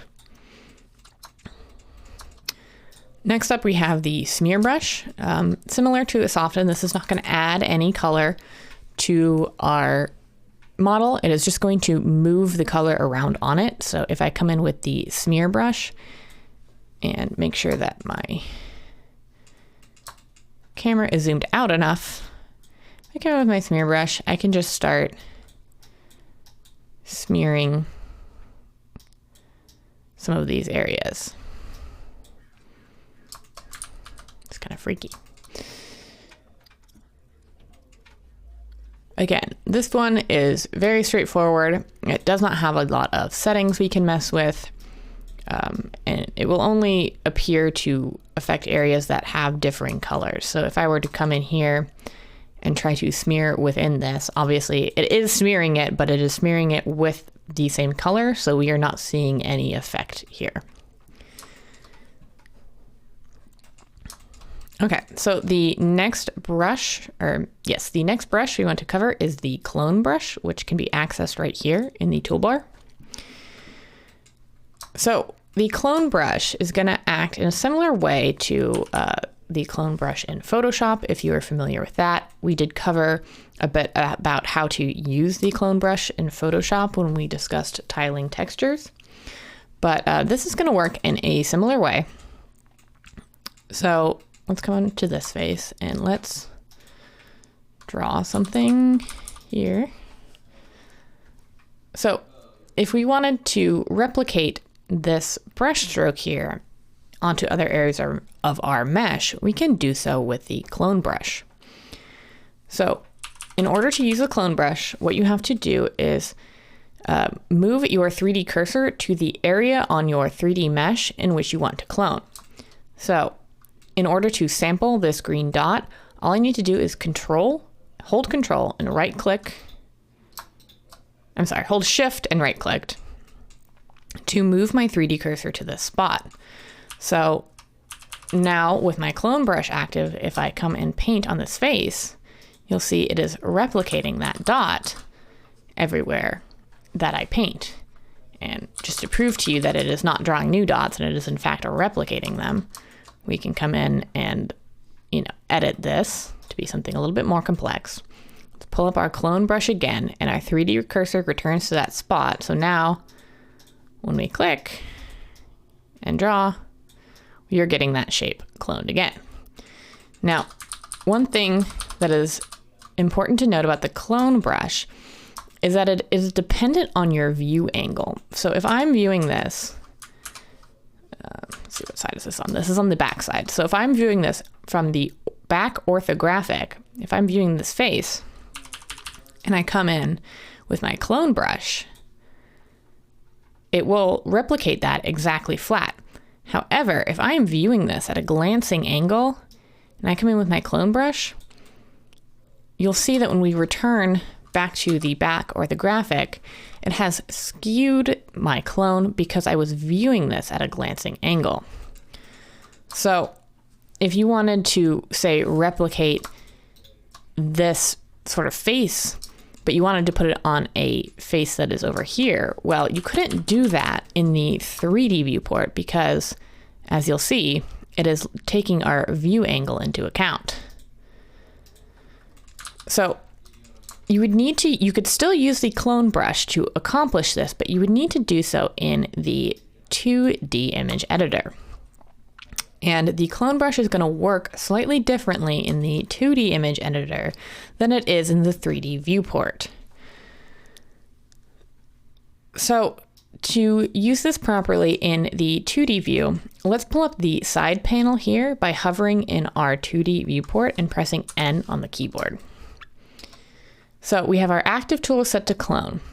What we need to look at now, we need to come down here under the brush settings and click this advanced drop down here. And you'll see that the advanced features here are not the same as they are here because, again, this brush behaves differently depending on whether you are in 3D or 2D mode. So let's take a closer look at this 2D clone tool. So in order to use the clone tool properly in 2D, we unfortunately do not have a 2D cursor in this paint mode here. So if we shift and right click, nothing happens. And if we try to paint, again, nothing is happening. That is because the clone tool in the 2D image editor needs to have its sample set here under advanced where it says image. So if I wanted to replicate this face here, I would need to click this image field and choose base color 1, again, is this image. Now, at first it appears as though nothing has happened, but really, if we click down on our right mouse button and drag, we can now move a clone of this image that we're painting on around on our screen.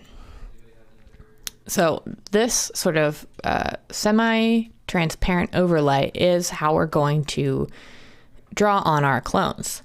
So we can choose the right mouse button and click and drag to reposition our clone image. And we can left click and drag over the area that we wish to clone. And now you'll see if we return to the 3D viewport, we now have our face properly cloned. Now, one major limitation of using the clone tool in the 2D viewport here is that we cannot rotate or scale this clone at all as we can when using stencils. So if we need to rotate this face that we want to clone, we want to load this image in as a stencil instead.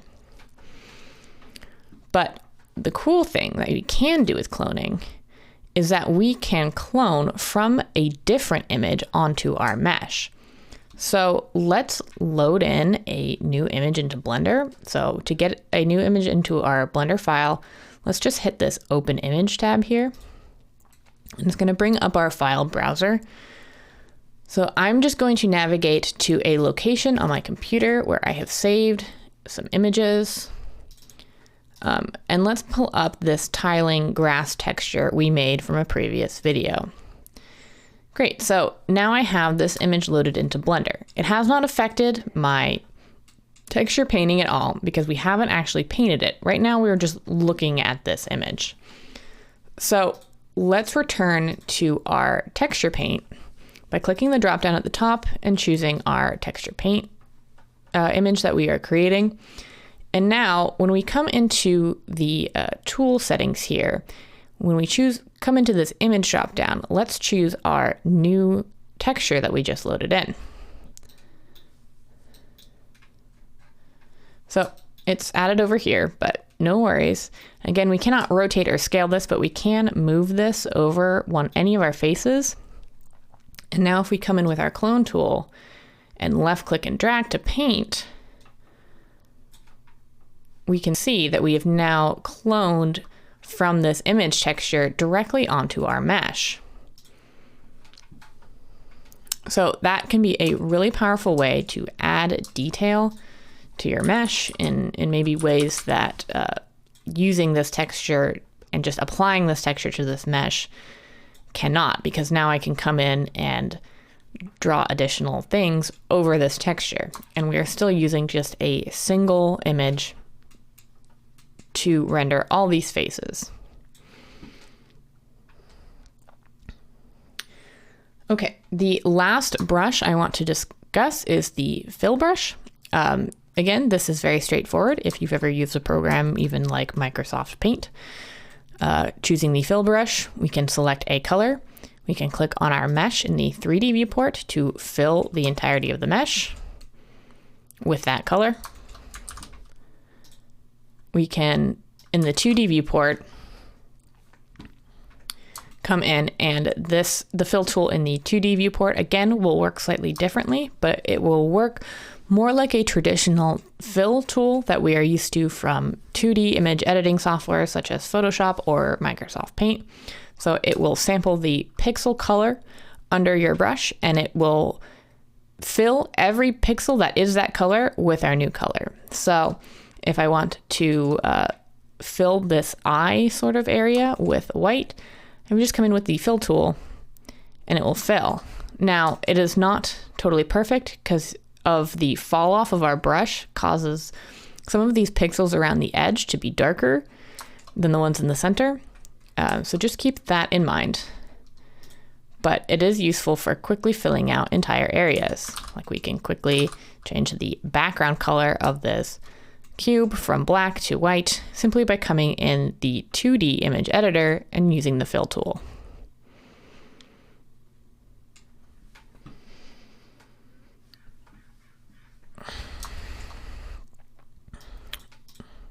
So as I said, we can click to fill the entire mesh in the 3D viewport using the fill tool, but we can also use the fill tool to fill certain areas that we have masked out. So we discussed masks in a previous section of the course, so I'm not going to be going over what they are here, but just know that if you want to, say, mask one face of our model here and fill it with a new color, the way that we would do that in Blender is by quickly leaving texture paint mode for edit mode. We're going to select just that face that we want to paint on. We're going to, with it still selected, we're going to return to texture paint mode. And now you'll see our selection is gone. But if we come up and click this button here next to the mode select where it says paint mask, well, this model is white, so the difference was hard to see, but basically what it has done is it has painted a mask on every face that we did not have selected. So now if I come in and fill this, it will fill only the face that we had selected.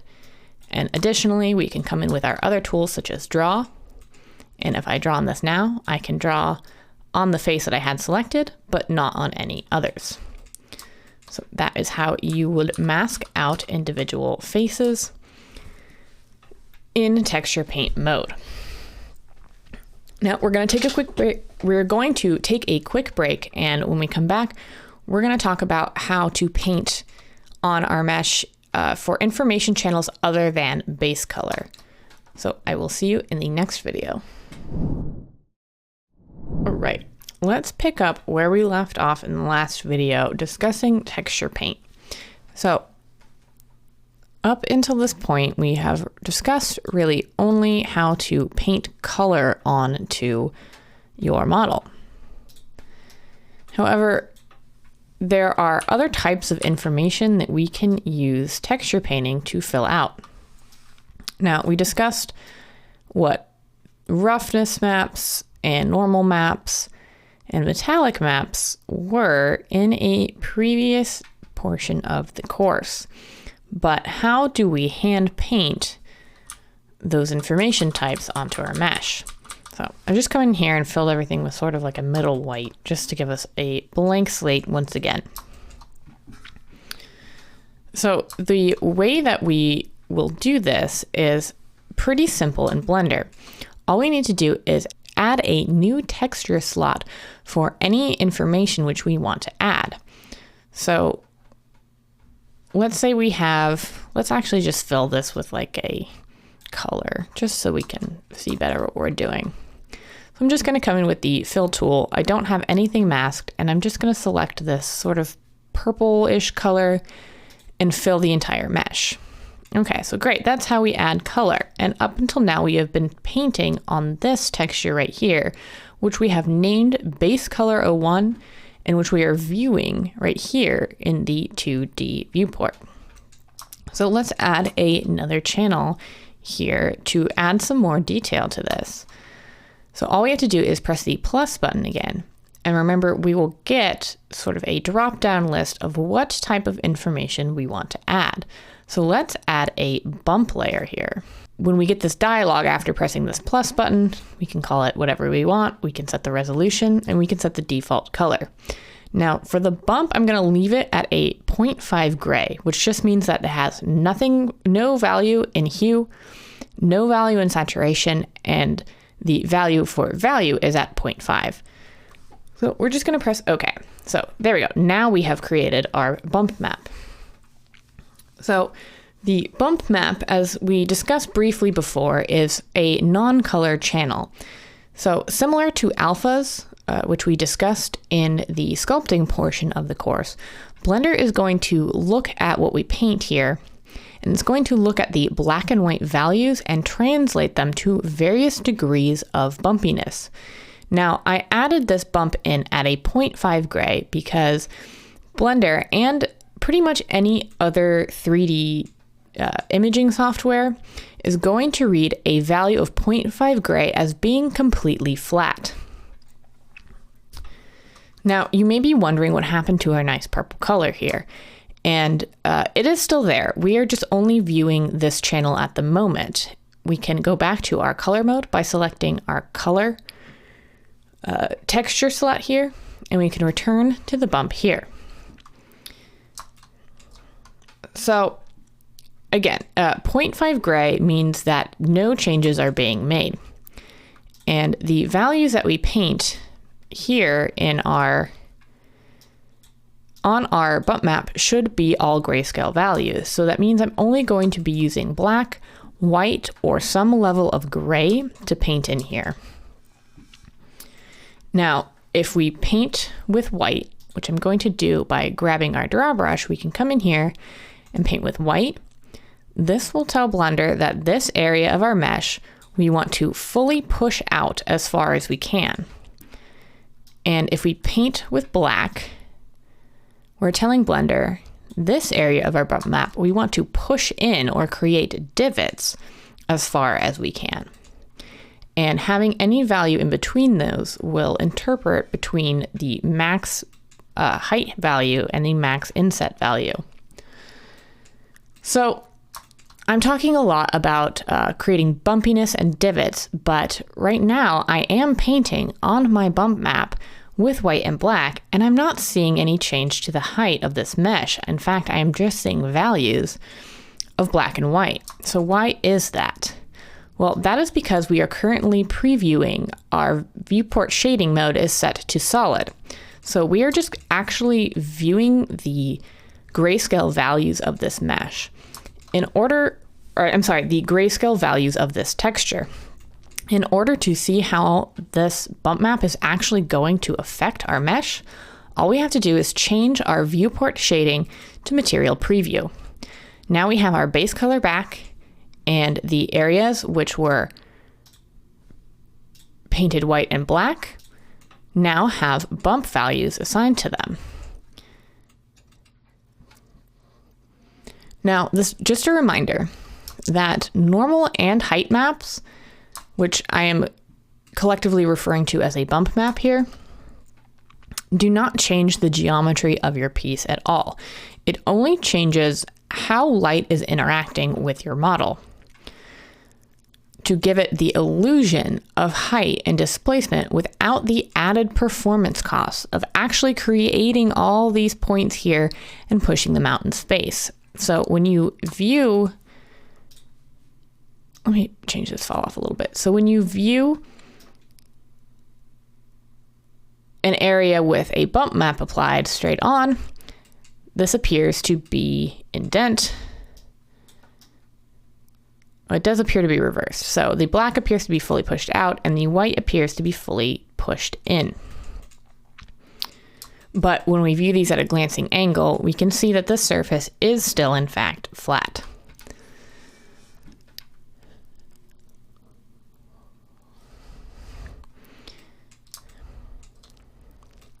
So let's just quickly look at how this material is being set up. We took a lot of shortcuts by using the texture slot list here and adding them through this texture slot panel. But let's come and look at how Blender is actually setting this up for us. So let's tab over to shading, our shading viewport, and let's take a look at the material it has created. Now, because we added all of our texture slots in the texture paint mode, Blender has gone in and based on what type of texture we chose, either base color or roughness or bump, it has gone in and added those textures and connected them to our material for us. Now, we could also do this manually if we wanted something different. Let's remove these textures. Now, if we wanted to manually add a new texture, we could definitely do that. We would just have to press Shift A, texture, add an image texture. We could select new, put in our settings here. This is the exact same dialog we got when we were adding it, except that Blender will just not know by default where you want this to be plugged into. So you can plug it into any of these input nodes. We could also do this through the image editor or the UV editor. Through the same process, we would add a new material here. Let's call it new mat 02 or something. It could be blank. We can add, so this is now our new texture that we've added. We could come into shading, and on this image texture node, we could select the new material we made and connect it to our base color. And then now you will see that this texture is appearing in our texture slots, and we can now paint on it. So how Blender is interpreting these textures with regards to, is this a color map? Is this a bump map? Is this a roughness map? That is all controlled here in the material node editor. So just so you know, that is where you can control it. But again, adding through the texture slot panel and selecting the type will just set this all up for you so you don't have to do it yourself.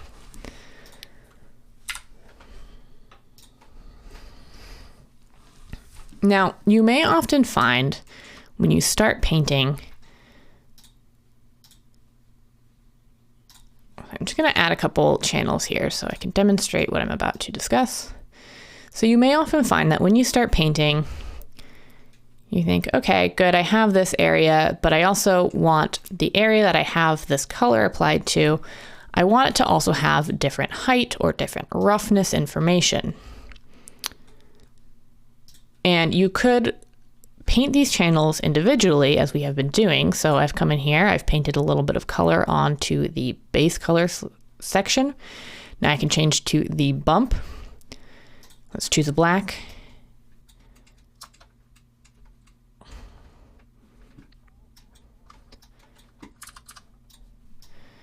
and I can paint with the black.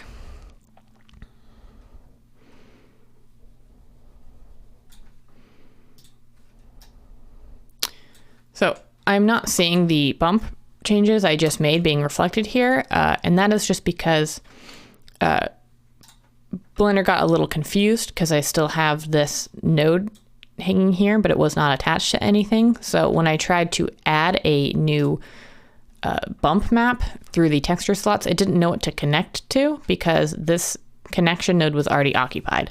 So if you're seeing any issues like that, come into your shading workspace and take a look at your material here, and the problem should be pretty evident. So let's connect here. So now these strokes that I have drawn here are visible. Let's return to texture paint. So you may find that you want to paint like a color area and then you want to paint an area of height, but that would be very tedious to come in and manually have to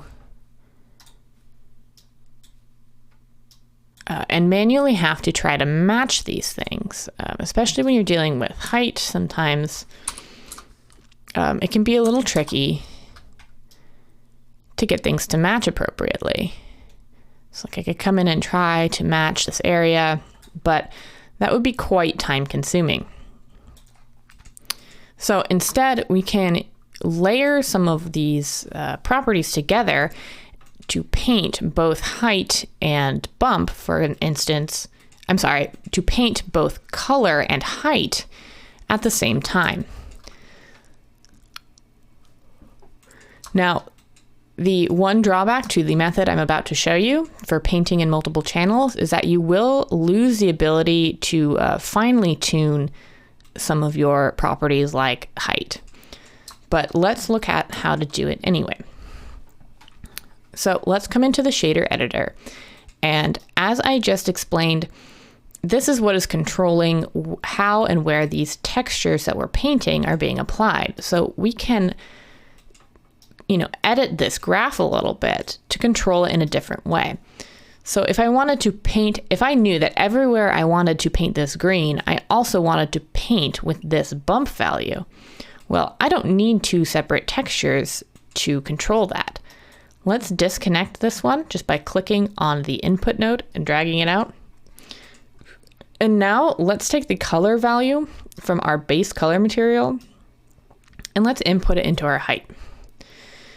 And you'll see the result is that we now have height information everywhere that we drew on this texture with color information. Now, what Blender is doing is taking this color that we have drawn, this bright green, and it is automatically converting it to a grayscale image, and it is using that grayscale image as the height input for our bump map here.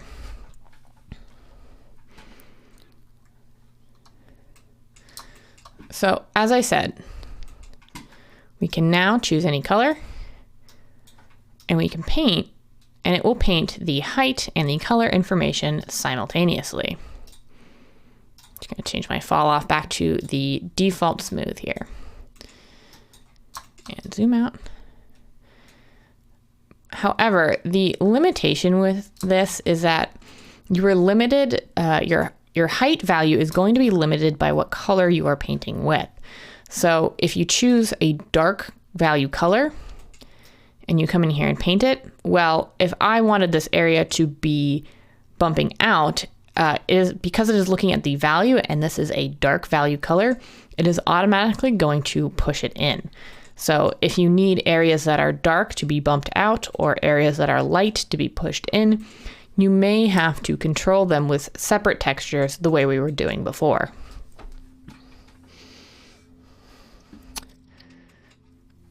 Now, if you are familiar with Photoshop or any other image editing software, you already know the power of working with layers. So layers add you to, as the name suggests, layer different channels of information to create an overall effect. And usually this is done non-destructively across the layers. So I'm just going to paint in with a point. Actually, I'm just going to fill a 0.2 a 0.5 gray again, just to work with a blank slate. So we can replicate a layer system in Blender by using multiple shaders. So let's return to our shading workspace here. And at the moment, we currently have our textures and our material set up so that we have a single image texture, which we can edit and paint on in texture paint mode. And that is driving both our base color and our height. However, many objects that you wish to paint will need to have multiple values at multiple areas. And while we can hand paint these, it may be easier in some instances to layer some effects. So I'm just going to delete everything right now and start from a blank slate. So now we just have our default cube. We have no textures here. And when we look at our material in our shading viewport, we have just a default principled shader node. So let's say we wanted to have a base of a sort of a metallic object. So the way that we would do this in Blender is by coming into our material, and we could come in and increase this metallic slider to 1, maybe decrease the roughness a little bit. So we have now a standard metallic cube. Now we did look at how to mix materials using material slots in a previous video. So if I wanted to add maybe like a non-metal area to this, I could do so with material slots. However, if I were to do it that way, I would be limited to the faces. So I would only be able to display either this entire face as our new material or not at all. However, if we layer some of these things and use texture painting, we can get finer control over where we are displaying our different material setups. So let's take a look at that. So I'm going to start by just duplicating this principled BSDF node in the material node editor. So just select the node and press Shift and D to duplicate it. And I'm just going to click and drag it out so it is underneath this one. So now I want to set up my secondary material here. So I'm going to disconnect this just temporarily, and I'm going to connect our second one.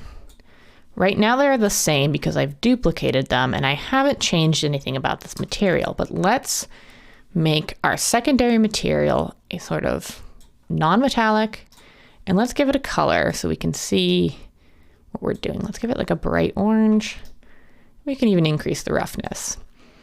Okay, so let's say I wanted to display this orange area on only a portion of the mesh that is not based on a singular face. Well, let's do this. We need to basically mix these two together. So let's add a mix shader node here in the material graph. So Shift A to bring up the add menu, and we're going to go under shader, and we're going to choose a mix shader here. So we're going to plug the first shader, the metallic one, into the first. We're going to connect the second shader, the non-metallic orange one, into the second. And we're going to connect the output to the material output so that we can view it properly in our 3D viewport. So as it stands right now, this mix shader is taking both of these inputs, mixing them together evenly, and displaying the output as a result of our material. How it chooses to mix these together is controlled by this factor slider here. We can slide it all the way down to have the pure metallic. Oops. All the way down to have the pure metal. All the way up to have the pure non-metal orange. But as it stands right now, it is applying the mixing uniformly across the surface of this mesh. However, we can use texture painting to control it and basically create a mask of where we want our secondary texture displayed. So all we have to do here is for the factor on the mix shader node, the input node here can take an image texture as its input. So let me just collapse these bubbles here to give us some more room on our node here. We're going to press Shift and A, and we're going to add a texture, and it's going to be an image texture.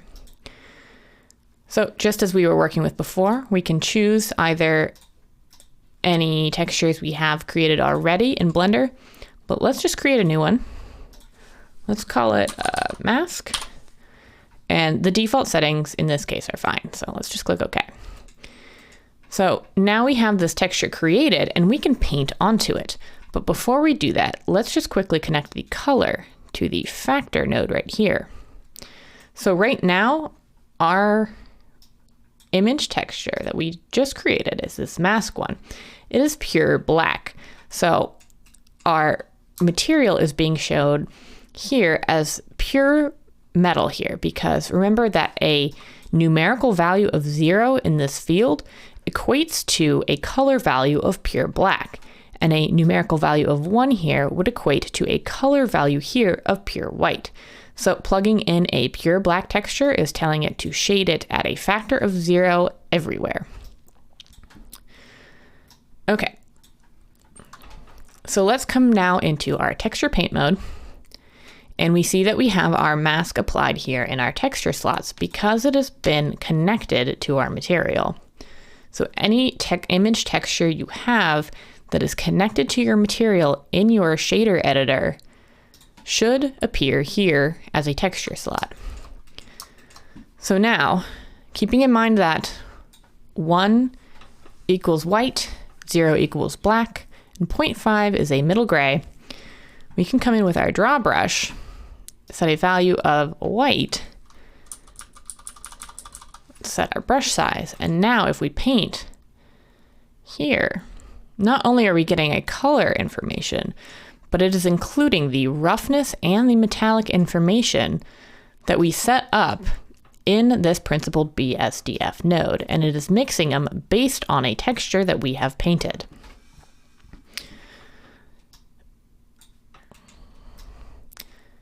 We can add more layers as needed simply by adding more of these principled shaders.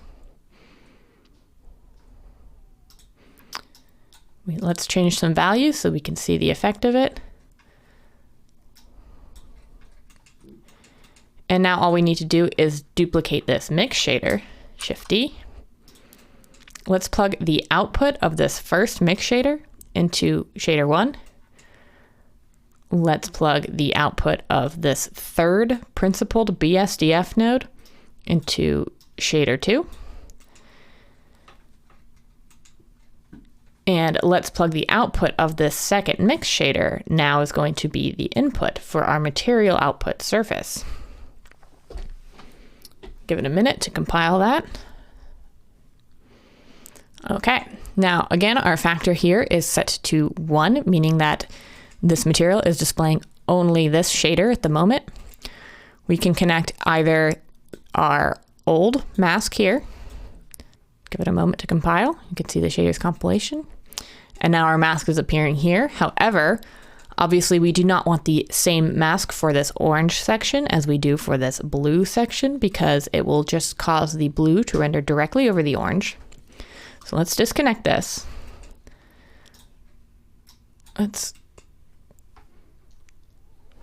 And your computer may hitch a little bit at this point while it compiles shaders. That is totally normal. Just give it a minute. So let's duplicate this node, Shift and D. And now instead of using this mask here, let's get rid of it by pressing X. And we can either choose a new mask from the dropdown from something we have already created. We can create a new one and texture paint into it, or we can open an alpha image from our computer. So let me just quickly remind you how to do that. We went over this in the sculpting section, but all you have to do is in this image texture node, we just want to open from a location on your computer, navigate to that location, select your image, give it a moment. All right, there we go. So now if we connect this here to this here, now how this is displayed again will be dependent on your texture mapping. So if I come into the UV editor And let's stay in material preview so we can see what we're doing. And let's change the image we are previewing in the UV side to the image we loaded. So currently, because the UVs are this sort of T shape here, it is going to display any loaded texture that we have onto our mesh as such. If we wanted to change that, we would have to change the UVs. So I hope this is starting to sort of click for you as to how materials and textures and UVs are all interconnected.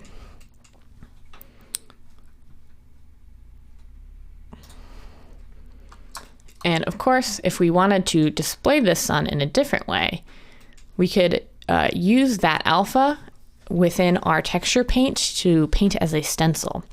And again, this is something that should be somewhat familiar from the sculpting portion. So what I'm going to do here, I'm going to jump back into the shading mode. And instead of using this sun JPEG image, I'm going to change this back to this new matte 02. And that is simply because this is a blank texture here that I can paint on. Okay, so let's return to texture paint mode. And now anywhere that I paint on this new matte 02 should be displayed in blue. And anywhere that I paint with the mask selected should be displayed in orange.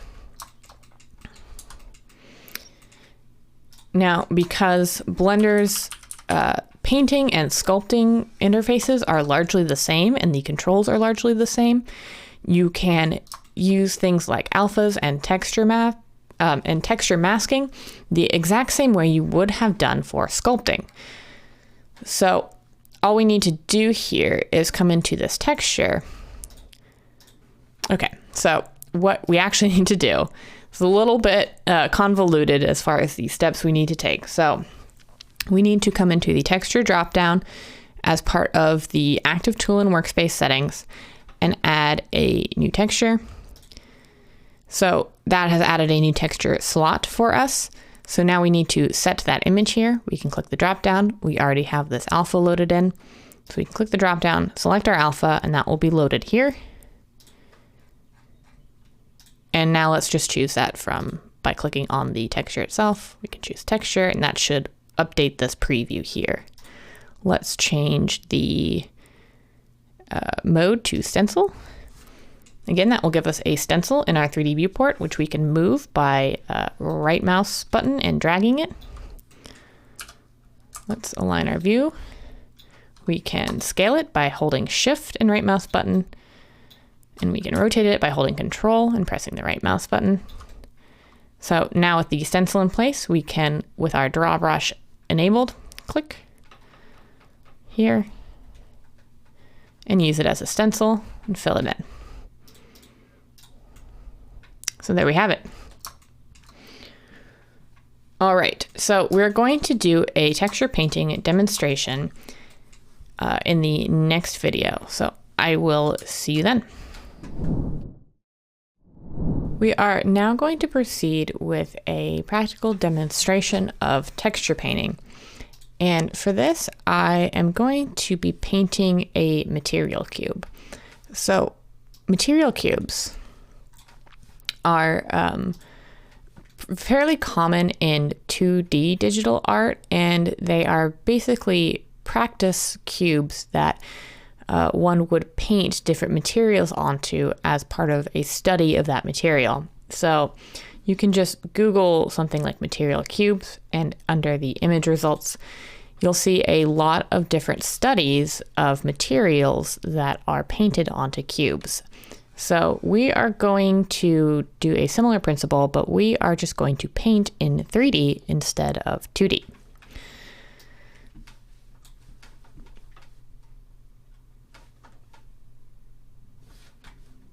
So I was looking at a few of these different types of material cubes, some common materials that are painted. You'll see a lot of wood, a lot of rock, and oddly for some reason, a lot of cheese cubes. I noticed them in almost every material study that I have looked at. So we're gonna do one of these cheese cubes.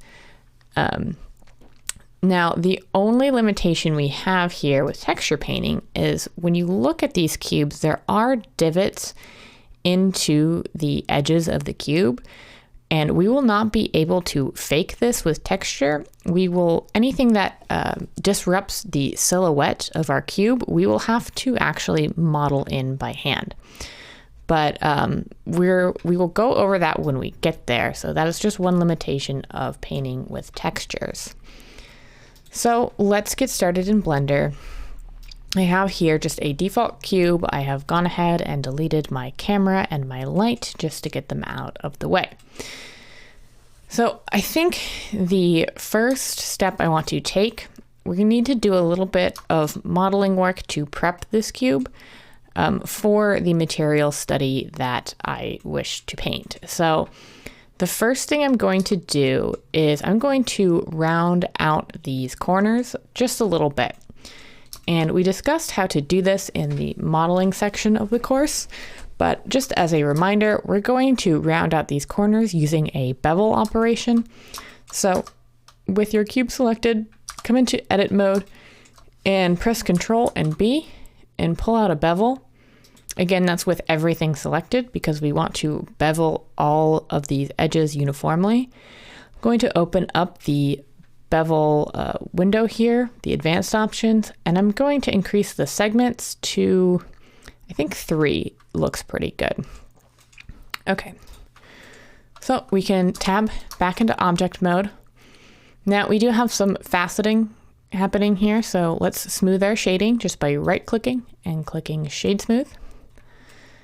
All right, so this is going to be the starting point for our texture paint. So I always recommend having reference images up on your computer. Either have it just in a window that you can pull up here, or if you have a second monitor, that is always handy for keeping reference photos. Or if you are painting it based off of something that you have on hand, real life is always the best reference. So if I were to have a piece of Swiss cheese with holes in it on hand, I would be using that as a reference. However, I do not have that on hand, so I'm going to just have up some image references on my my browser, and that's going to be off the screen on my secondary monitor. So what I have done off screen is just literally typed in Swiss cheese into a Google image search, and I'm just going to keep this page up on my secondary monitor. This is a good reference, although it does have the watermark on it, but that's okay. We're not using this image. We're just looking at it as a reference. And I'm just going to have this off to the side here. So keep that in mind when you are working from references. And always work from references when you can, because they will always produce a better result.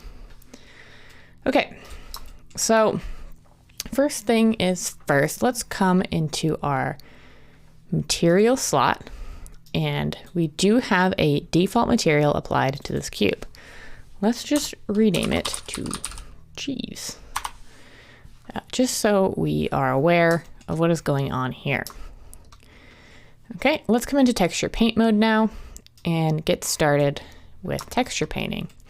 So the first thing we need to do here is to add a texture slot. So let's come up to this plus icon here and choose a base color. Now, we can eyeball this color. I'm going to give it sort of the default, sort of a basic cheese, sort of desaturated yellow color. We can eyeball it for sure. For now, I think that will be sufficient because you see that for this, we do not have our little eyedropper, so we cannot sample a color. So I think something about there is okay. If you add in your color and decide, that's not quite right, you can always come in with your color selector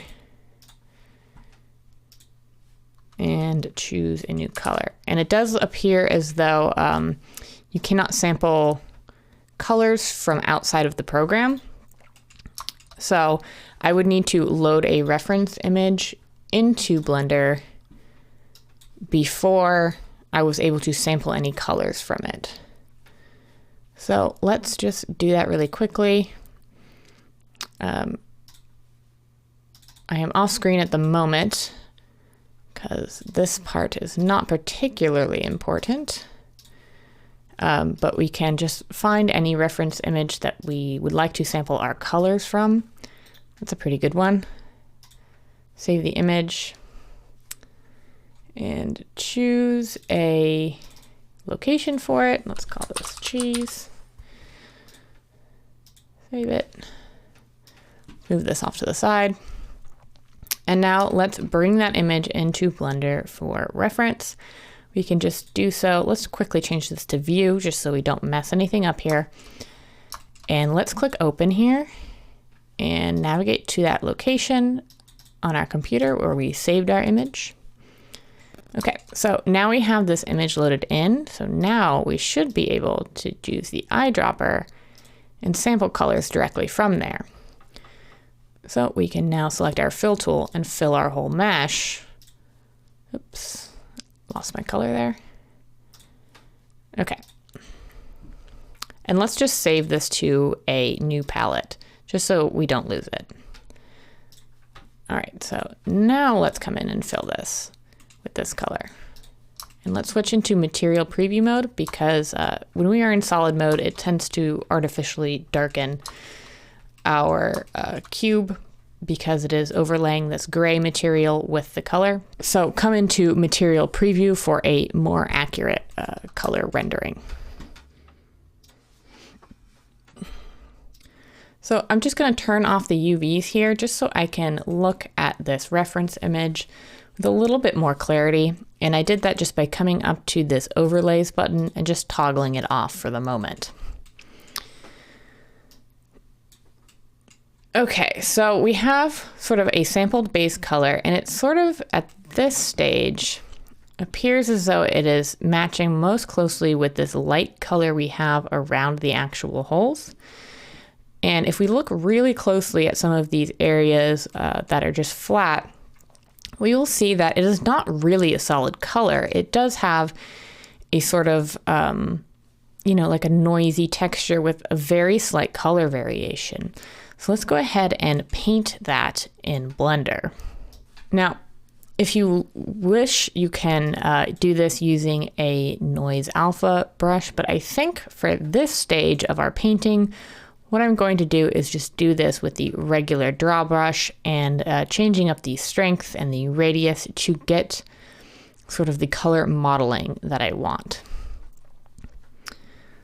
So let's come into this color picker and let's adjust this value ever so slightly. Let's increase the saturation ever so slightly and decrease the value ever so slightly.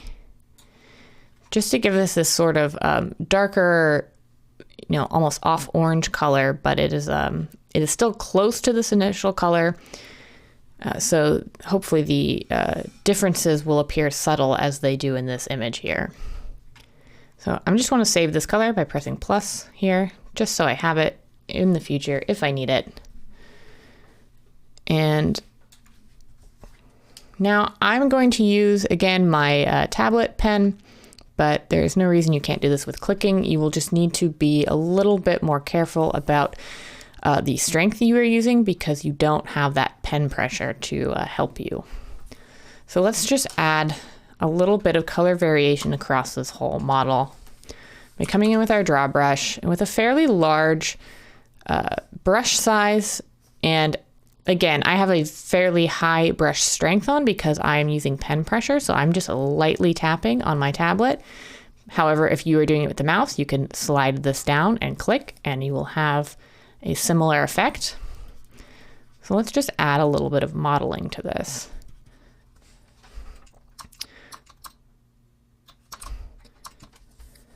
Practically no objects in the real world will be just a solid uniform color the way that computers generate a solid color such as this. So if you're looking to add a little realism to your piece, regardless of what it is, I always recommend adding a little bit of color variation in this similar way, where you take a very similar color to your base and you can paint it by hand, or again, if you're working procedurally, you can do it with a noise texture.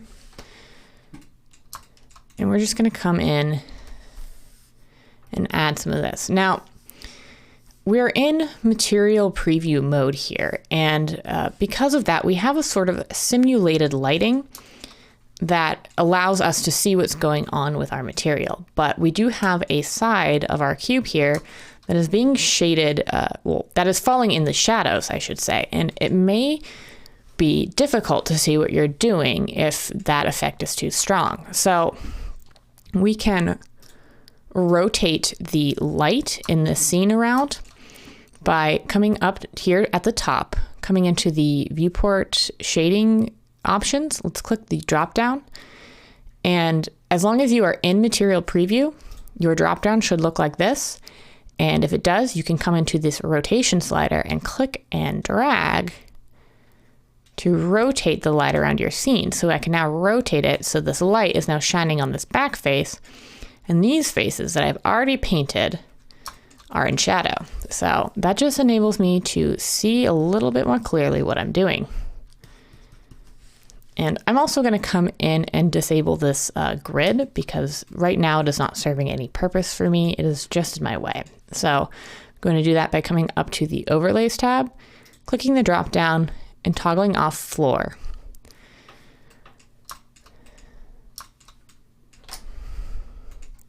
Now, the rotation of your lights in the world is somewhat limited. You cannot really rotate it from top to bottom. You can really only rotate it around the Z-axis of the world, and it will stay at its current height. So you'll either just have to work with the bottom face in shadow, or you could rotate your actual mesh if you really needed to finally see the detail going on there. Okay, that's looking pretty good. And let's pop into the shading mode for just a second to make sure that our shader is all set up nicely. Now we have our base color texture, which is what we have been painting on. So we're gonna leave that alone.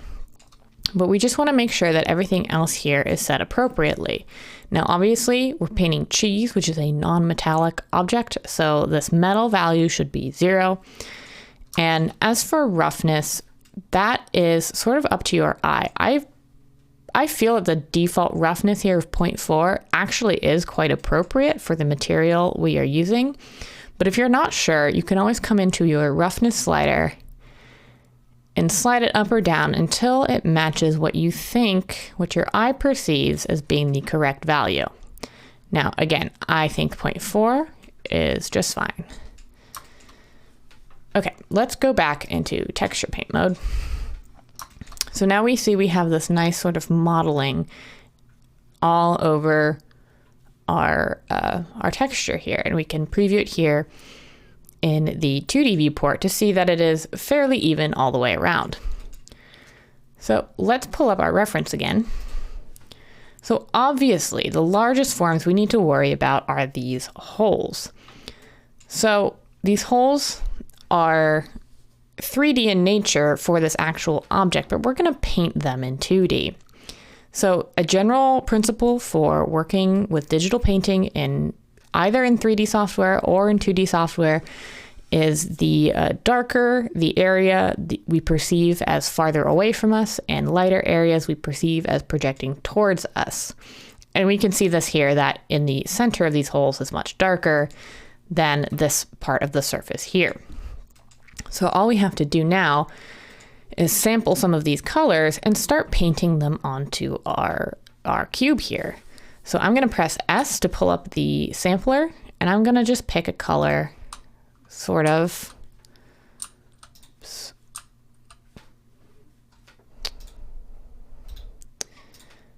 I have accidentally added a gray color, which I did not want. I'm going to hold S and pick up.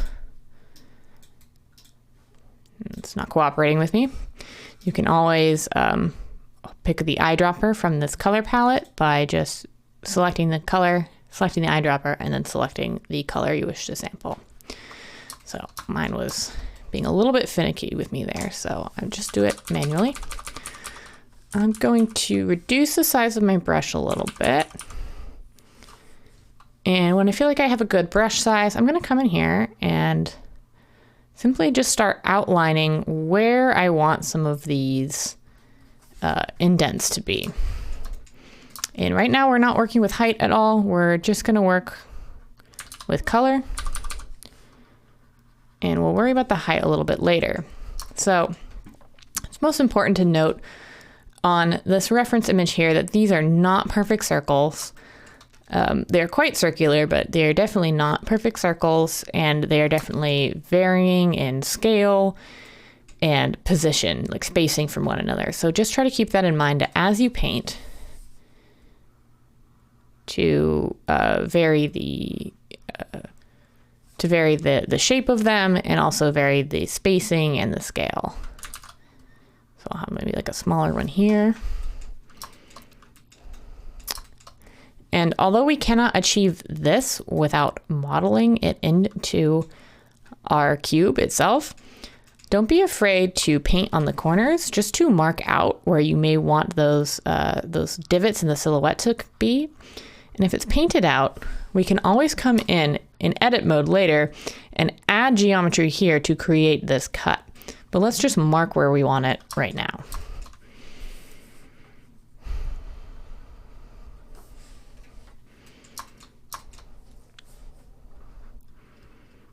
Again, so I was viewing this face at sort of a glancing angle here. So when I drew my my circle here, it came out quite skewed because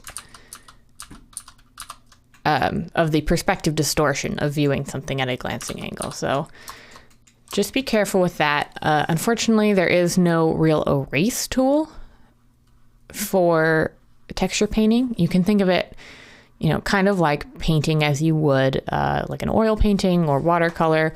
You know, you can paint things and you can paint over them, but there's no way once paint has been applied to erase it.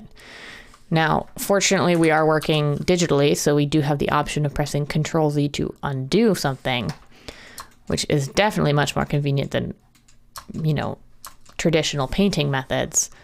But there is no way for me, once I have painted on this texture, there's no way for me to erase this stroke and maintain this initial base layer I have underneath it, because I am painting in a method that is called alla prima, which just means it mimics traditional painting in that you apply everything to one layer, and any mistakes you make, you would have to paint over. So that is skewed a little bit, but we can actually use this view angle to our advantage to get more variation in between these. Especially if you are using a mouse and just clicking, you know, some of the areas you mark out might start to appear very circular and uniform. So we can always, at a glancing angle, click and get a little bit of distortion to vary these shapes.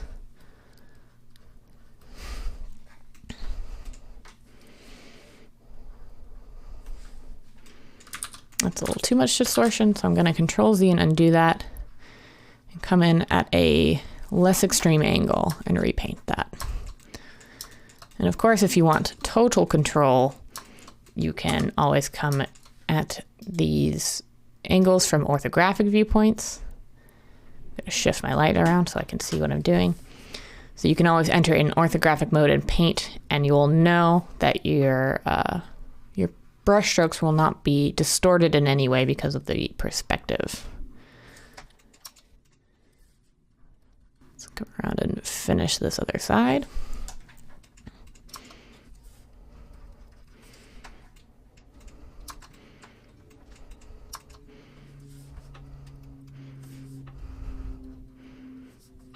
And again, because I'm using a pen and pen pressure, I'm able to already, without having to adjust my brush strokes at all, start to develop this layering where these areas become darker as we move to the center and lighter as we move out. But if you are not using a pen, you can still achieve this. You just may have to manually adjust the strength of your brush to get that layering effect. Let's put like a nice large chunk right here.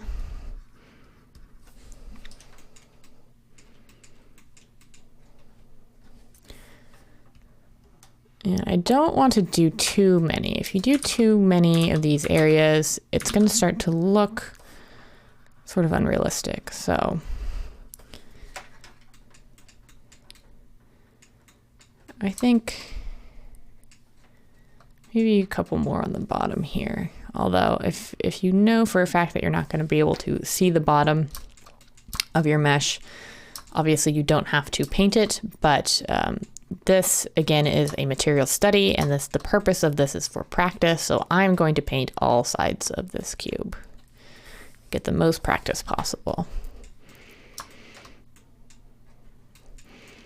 Okay, so I've marked out where I want these divots to be with my darker orange color.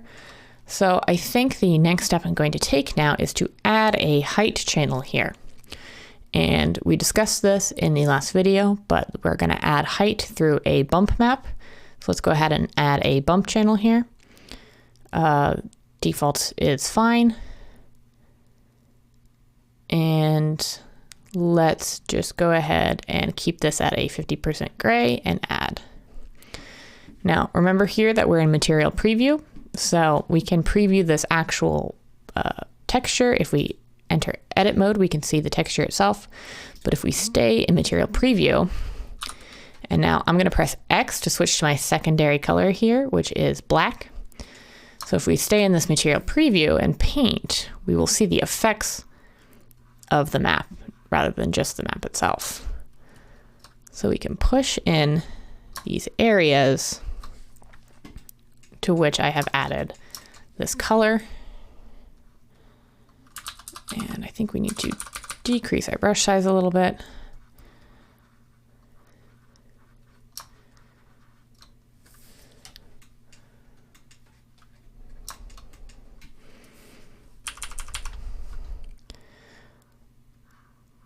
So the reason why I left the base color at 50% gray is just for my own sake. It will allow me to both push in and pull out certain areas of this texture.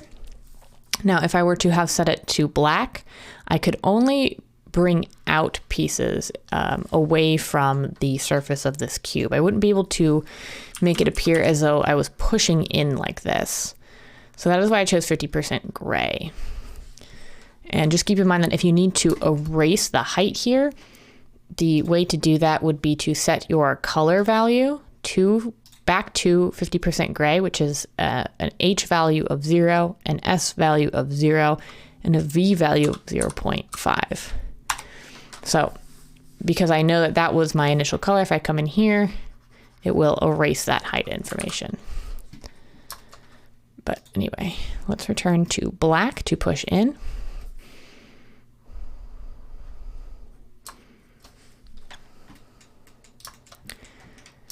And we can use our soften and smear tools on height just as we can on color. So I can come in here with my soften tool and just sort of soften the edges so they're not quite so pixelated.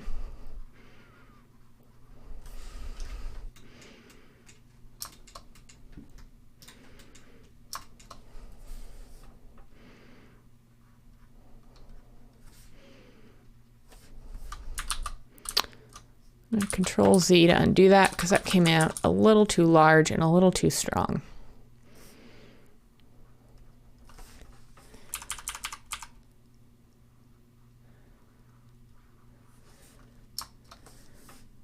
Come in with my soften and try to soften these transitions out so we're not getting quite so much like terracing based on where my brush strokes were. And if you need to double check how this is looking, sometimes it is easier to come into the actual map itself, because that will allow you to see, okay, there's like a major split here where things are not being blended properly. So if I wanted this to be smoother, I could come in with my brush at a very low setting and just start blending this out.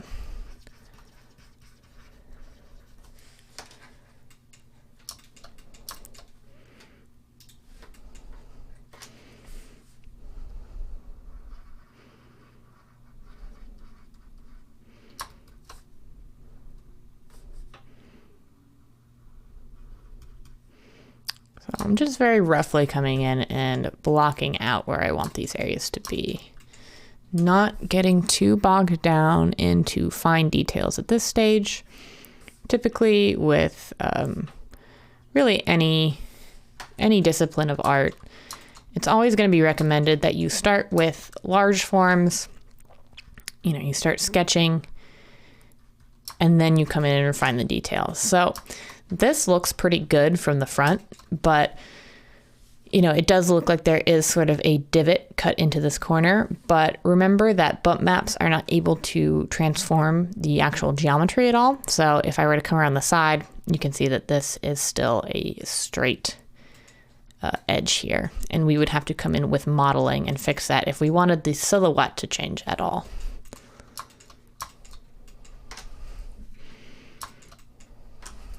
I am still going to mark them, however, even with the height. And we can come in later and add some silhouette changes.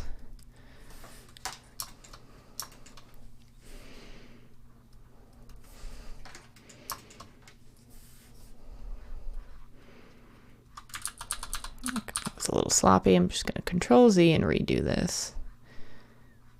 Again, I do not have the luxury of erasing, really.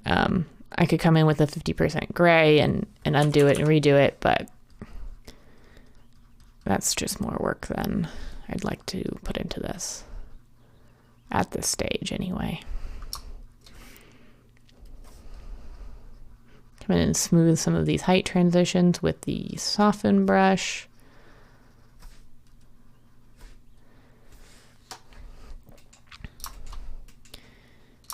And if you're noticing this, this level of pixelation, if that is an issue for you, it just means that your bump map is not large enough. So what you would have to do is make a bump map that had a larger resolution size. This one I kept at the default, which was 1024 by 1024. And for our purposes, I think it is fine. You also, when choosing a resolution for your pieces, you want to keep in mind at what distance from the camera they're going to be viewed. So if for some reason the viewer was way up on this and could see these very fine details, you would obviously need a much larger texture to prevent this aliasing here. But if this is going to be part of, say, a larger scene and you're only going to see it from this far away, well, 1024 is probably excessive even to that. So it does depend largely on what you plan on doing with your piece. If this is just like an art piece for your portfolio, you generally want to max out those values because, you know, if you're getting nice shots of this for, say, a portfolio, you're probably going to be pretty close to it. Again, unless it is part of like a large composition with many objects.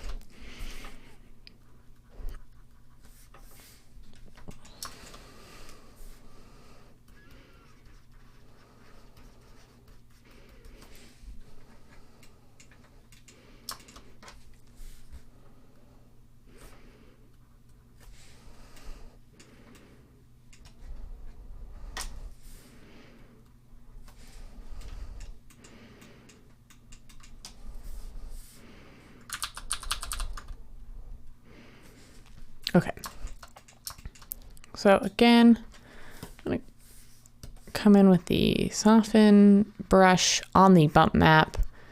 Just try to smooth this out. Again, I won't be able to fix some of this pixelation unless I were to be painting on a larger map. But for our purposes, this will work.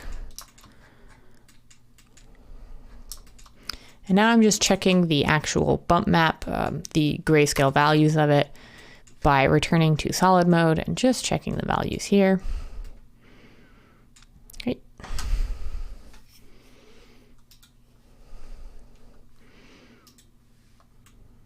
Let's return to the base color by clicking it in the material, or I'm sorry, in the texture list here. And let's look at our reference again. So the next thing I notice is that there tends to be this sort of white or lighter highlight here, just around the edges You can see it right here. You can see it right here.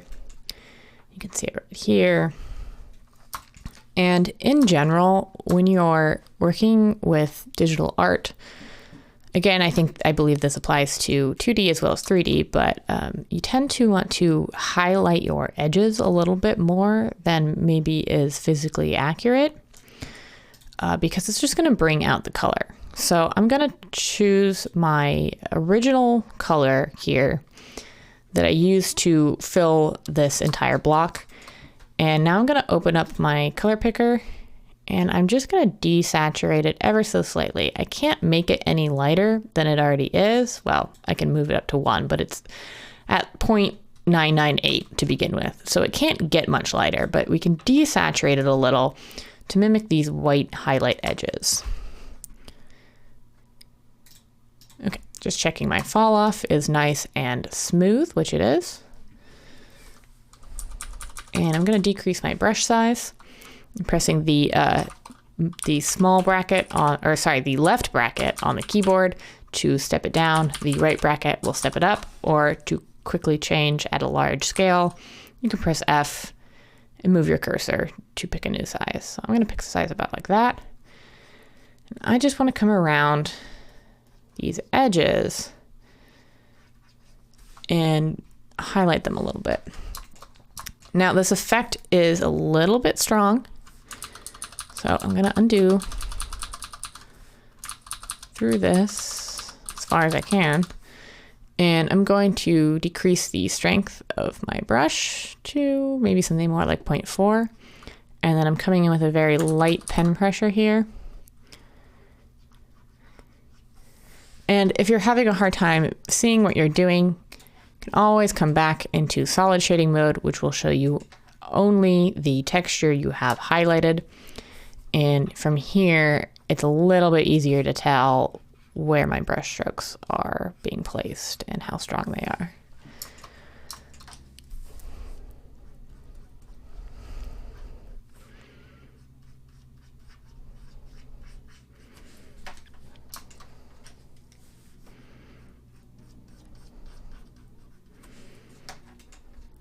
Again, can't change the silhouette at this stage, but I'm going to go ahead and paint this in so that it sort of marks for me where I need these edges to be.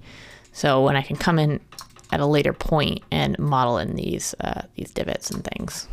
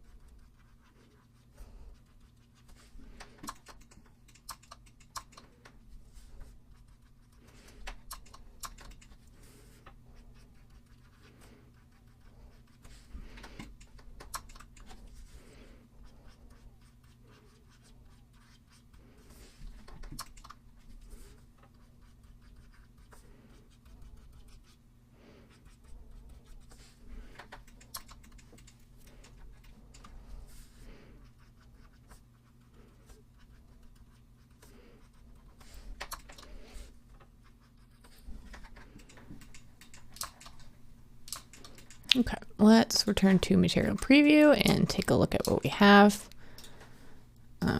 Still seeing a lot of faceting and pixelation here, which you can definitely see if we look at this in the 2D. We can really see these strong sort of pixelation points here. So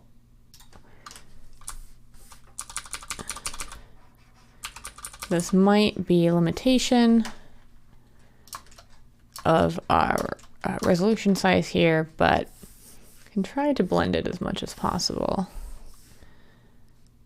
Let's grab this color. Oh.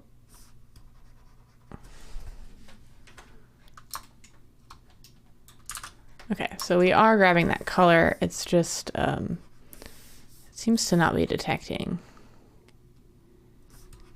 Yeah, so this is pretty much as dark as it's going to be able to go. But we can try to blend this a little bit more. If we select sort of a middle value and blend it.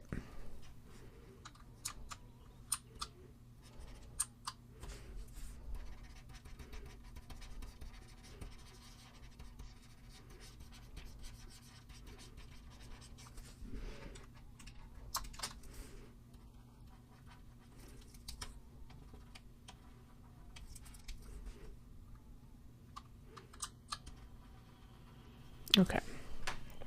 So I was able to just come in and adjusting the colors a little bit. Try to get that a little bit less stark and pixelated.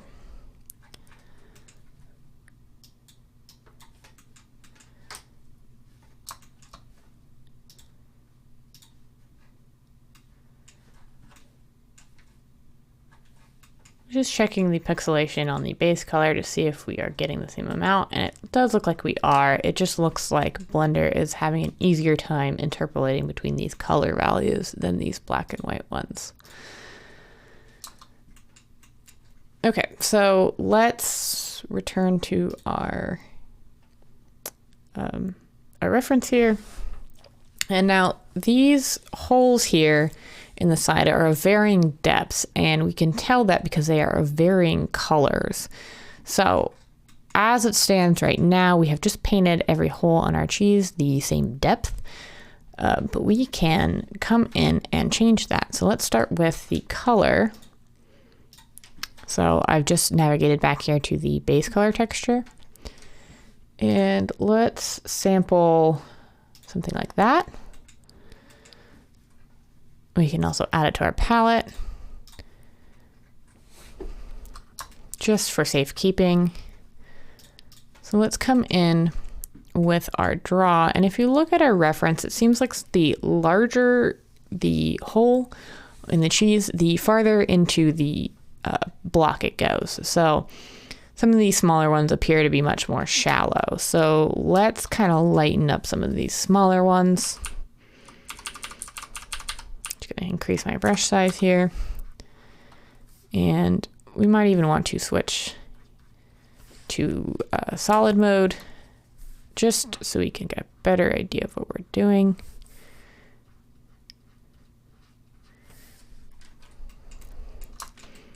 And this will just add some more variation. I tend to find that achieving realism, not that we're necessarily going for realism here, but achieving realism is really all about how many layers of variation you add. Also proportions, but when it comes to texture painting, it's really about just continuing to add layers of variation until you achieve a realistic result.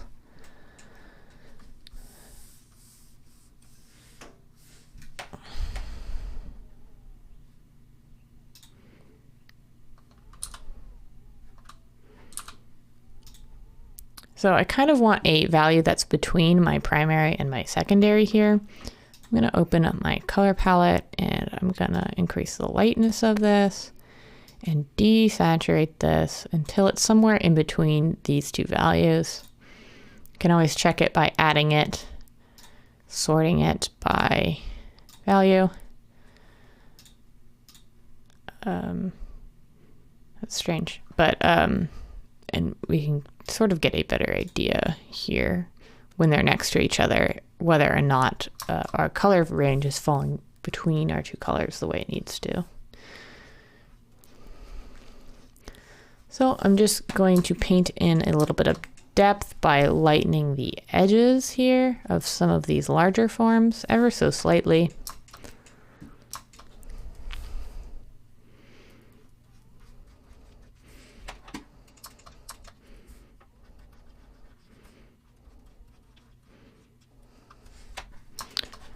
And then you can come in and with a very light pen pressure, or by changing your strength here, come in and blend these further to get a really smooth transition.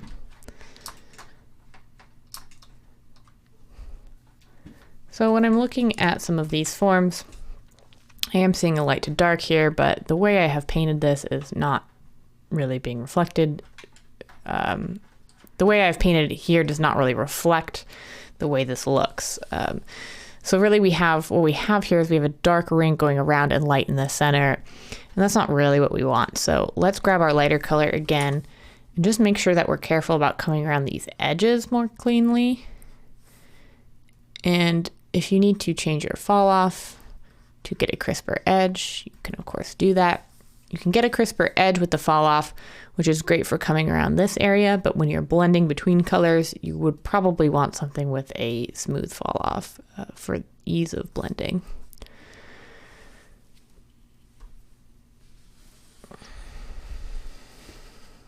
So let's select our dark color and come in here and just fix this area up a little bit, just so it has the illusion of depth. And already that appears much more like a divot going in than any of these other pieces. So how much lighting information you want to paint into your base color texture is up to you. If you are doing something that is focused on realism with physically based rendering, you probably would not want to paint these highlights into your base color texture, and you would let lighting take care of that. But I want this to pop a little bit more than it would if we were relying only on height information. So I'm going to use color to emphasize the areas which are being affected by our bump map.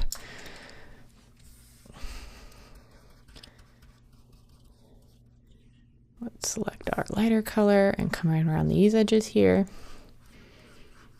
and just blend these in. Again, so now I have this lighter color here, this darker color here. I can come in with the darker color, paint a little bit, and then I can press X on my keyboard to quickly switch between these two and come in and paint the lighter values, which is really handy for blending between these two colors. If you could just hit X and quickly switch back and forth, and you can work back and forth in the area until you have the result you want. Okay, so I have my lighter color selected. I'm gonna come in around these bottom edges here, and I'm coming in around the bottom edges specifically because I have decided for myself that I'm going to light this from the top. So if this were a 3D object, I mean, these features were fully 3D and they were modeled into our piece, if we lit it from the top, light would catch around the bottom rim here, and this part would be naturally lighter, and the top would cast shadows and be naturally darker. So I want to emphasize that lighting. Again, it's not that I'm not going to light it and use lights to achieve that, but I just want the texture to work with the lighting setup, not against it.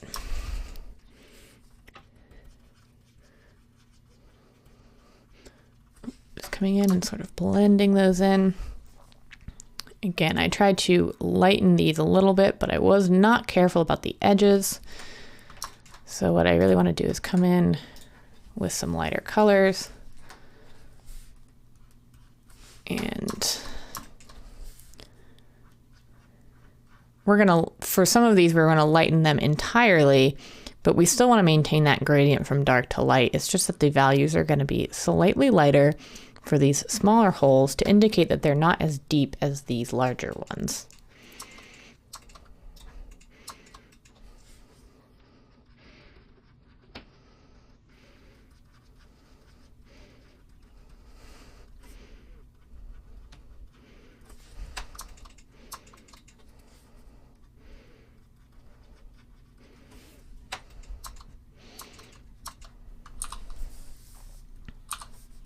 Pressing X on my keyboard just to switch to that darker color again, that secondary color, X again, and I can come in with the lighter color, working back and forth until I have this nicely blended.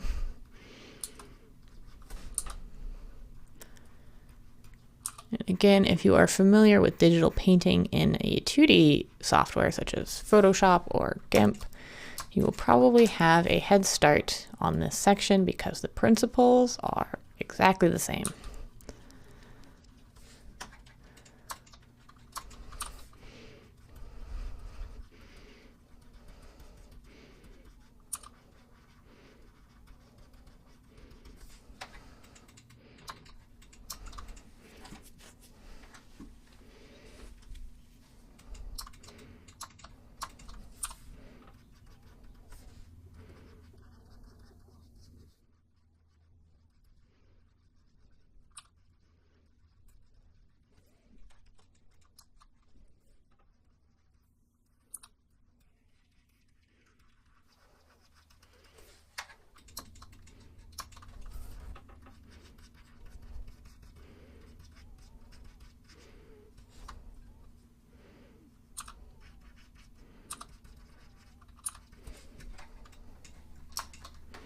And it's always a good idea to zoom out and examine your work from a distance.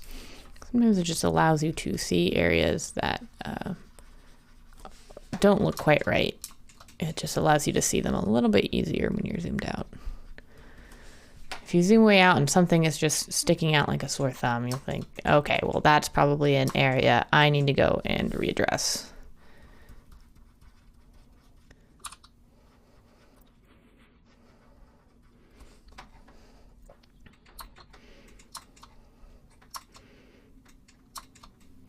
So for the top faces, it really depends on the angle of your light.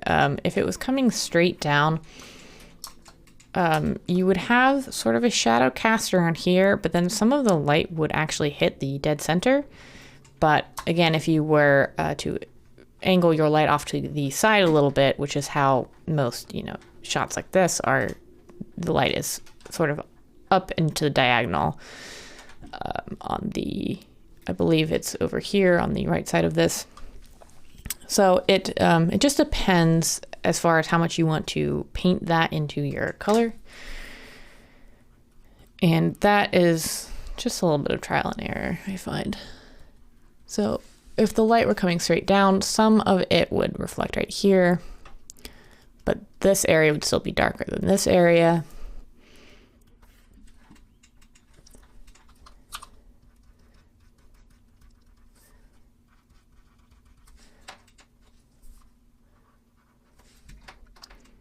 And it may be worth it at this point to just choose a direction to highlight, and just know that that is the decision that you made. And so when lighting it, it would probably be best to have the light source over here to work with this part of the base color texture I've painted, which shows that this edge of the hole is catching light.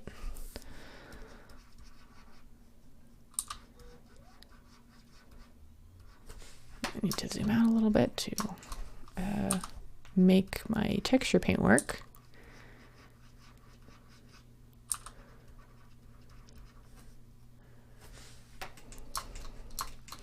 And I don't want to go too dramatic with the blending and the light here again, because I'm gonna have a light hit this, presuming I was using this in a 3D scene. I'd have an actual light object set up and casting light on it. So we don't have to do all of the work with texture paint, but doing these little light pieces can just really boost your texture and really make it stand out.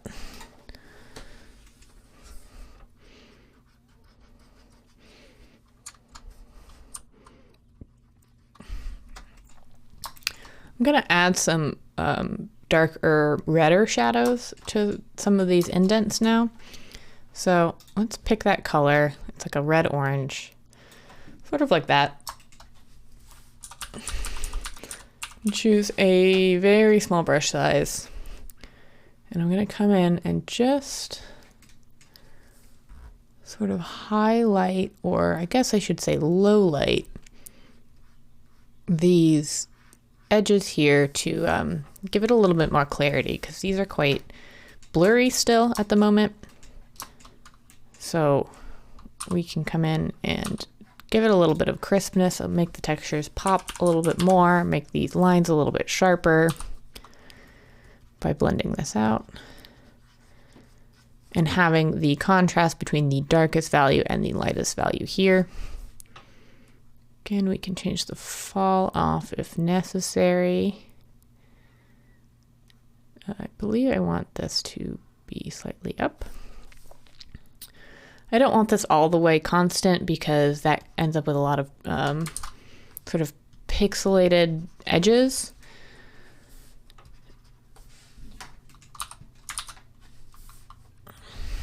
So with a constant fall off, you'll see it. There's a lot of fuzziness and pixelated edges. So if you just blend out the very edge of it, it just tends to be a little bit smoother. So let me grab that light value again and make sure I'm zoomed out enough once more. Okay. Looks like I forgot to save my dark red color, but I can always sample it just by pressing S and hovering, and now I have it in here.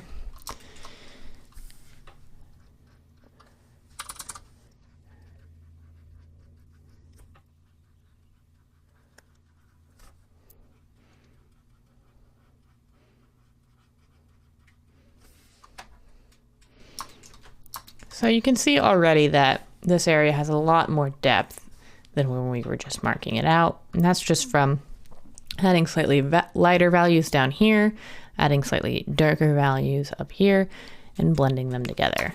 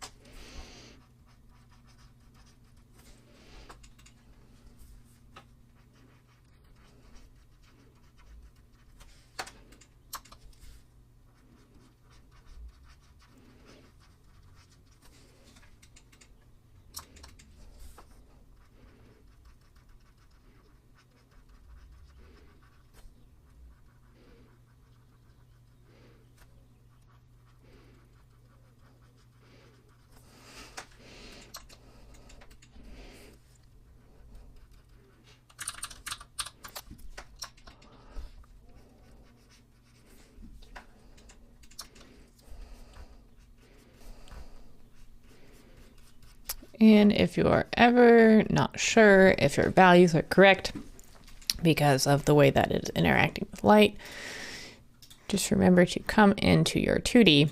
And here we are viewing this without any lighting on it. So we can come in and check our blending, check our values, and make sure that it looks good here as well as here.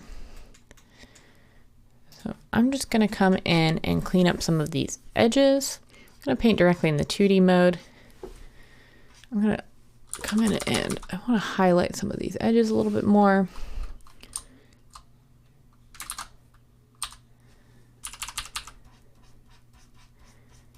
And maybe just make these a little bit sharper, a little less blurry. Now, looking at the reference, and if you look at the color value difference from top to bottom around this, so we do have a highlight here at the bottom where the hole stops and like the flat part of the surface begins. But that is mostly around the bottom where it's catching light. So next to it is this sort of brighter yellow color, and then we get into deeper oranges in here. So if you look at the values between here and here, they're much different. So although we have this edge coming around it, it's a little bit darker on this top edge than it is on this bottom edge because of how the light is catching. So let's come in with this sort of middling color here. And in the beginning, I sort of just haphazardly drew the highlights around the whole thing. So now I'm going to come in and just clean that up with this sort of middling color so that the highlights are really emphasized more on the bottom where the light is catching.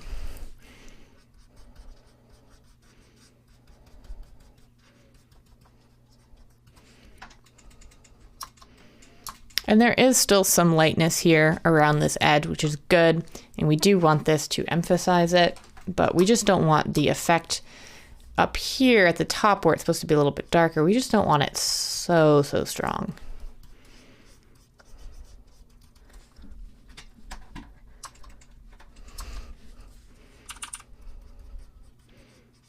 So I'm just coming in with a sort of medium pen pressure, cleaning up those edges. So I'm using like a medium pen pressure, but my strength is very low. So again, if you're using mouse, which you totally can do, you'll just have to set this probably even lower, because when you click with the mouse, it automatically puts it at that strength. Whereas with a pen, you're able to sort of interpret based on your pressure between 0 and this being the max strength.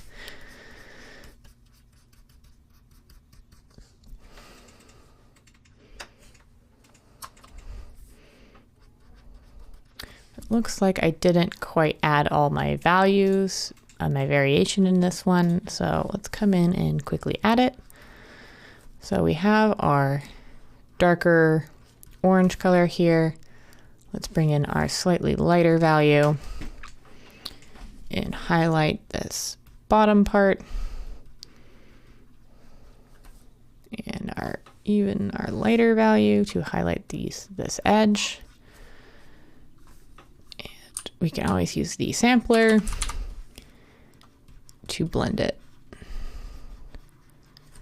And let's grab our darkest color.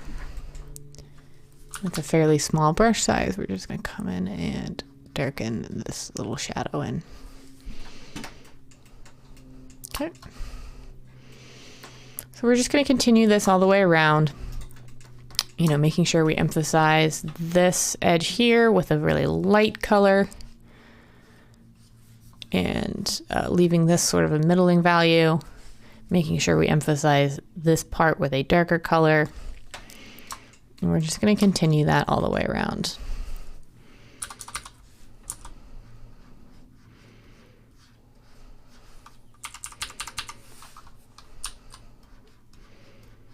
And I'm occasionally sampling just outside of this ridge that I'm creating just to blend it in. And let's return to material preview mode just to look at how that's looking. What has happened to our bump map here? It looks like we've lost our bump map, but that's okay because I wasn't totally happy with it to begin with. So let's just make sure that we save this base color image right now so that we don't lose it. And the way that we're going to do that is coming up in the 2D viewport, pressing image, save as, choose a location on your computer to which you wish to save this. That's fine. And then just save as image. That way, in case anything ever happens, we can just load in that texture image again and continue to paint on it. So let's remove this. I want to add a 2048 texture because the quality of the height map I was getting, I wasn't happy with it. So I'm going to Shift A and add a new image texture here. I'm just going to create a new one. We'll call it Bump 2 just to differentiate it. And let's change this to 2048 by 2048. 8. And I'm not exactly sure mathematically what this does, But I do know that enabling 32-bit float will allow you to get just slightly smoother transitions. So go ahead and do that. And connect this here.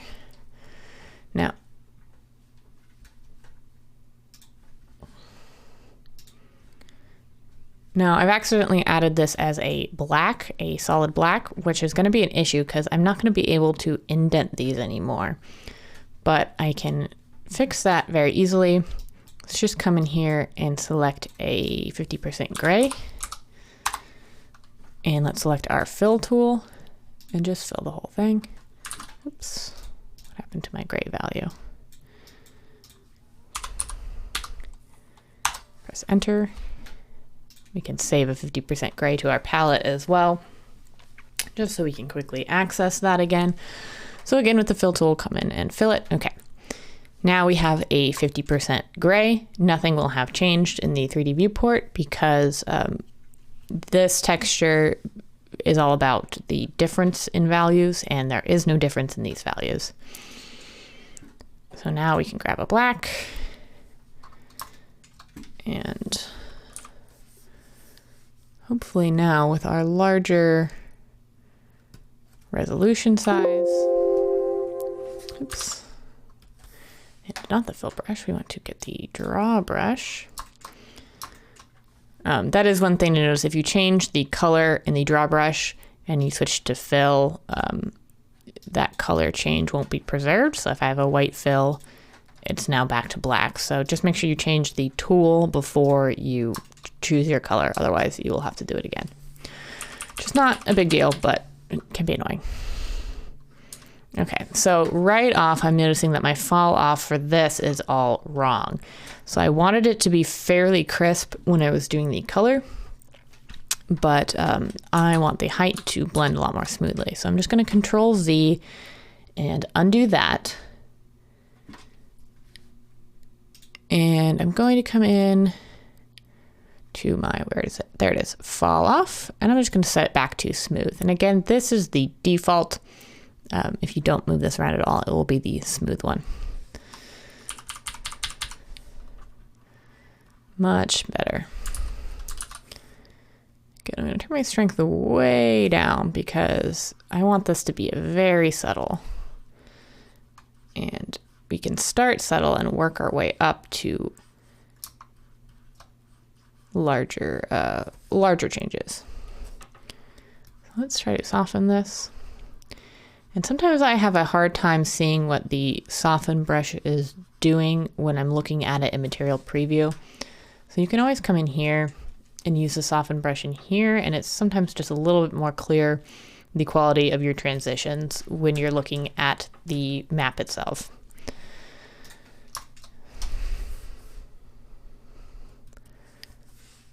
So I did do this at the top, but I did it very messily and I was just kind of marking things out. So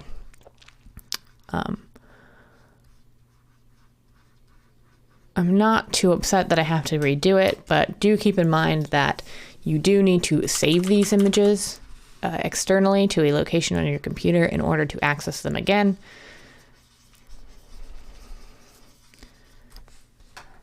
Okay, we can come in here and see how our blending is doing. Okay.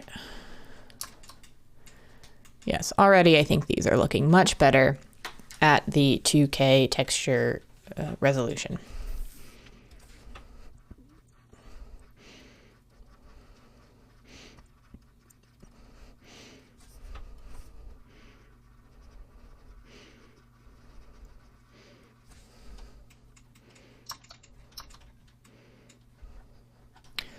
All right, so it looks like we're about an hour in, so I'm going to pause the recording here and take a quick break.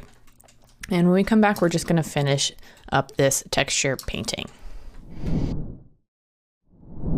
All right, so picking up where we left off in the last demo, we have our base color map more or less complete. We were just coming in and finishing up some of this height information. So let's go ahead and proceed with that. I have my the bump map that I'm currently painting, here on the left-hand side. So you'll see that I've only just started to add some of this bump information.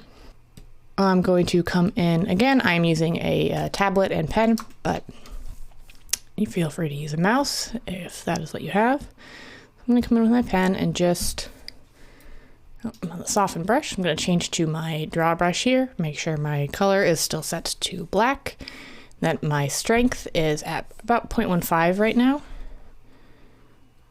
So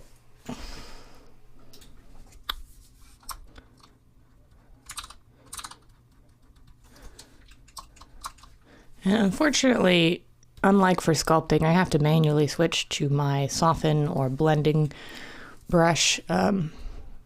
Hopefully in a future update, Blender will have it so the soften brush is on shift, but as of right now, we have to manually switch to that.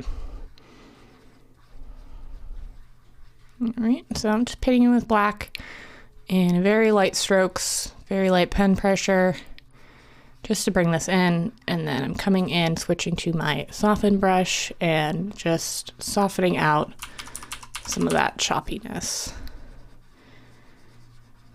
And then if I wanted to get this really smooth, I could come in on the 2D side here and fix the blending here. It's just a little bit easier to see how evenly it is blending when you are looking at the grayscale image, I think.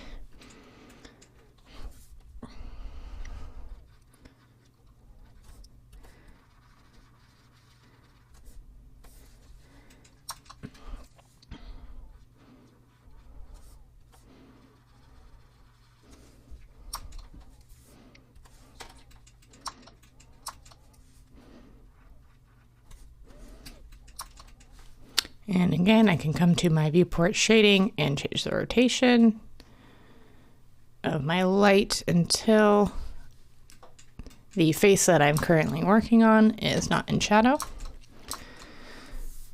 And I just do that by clicking and dragging on that rotation slider.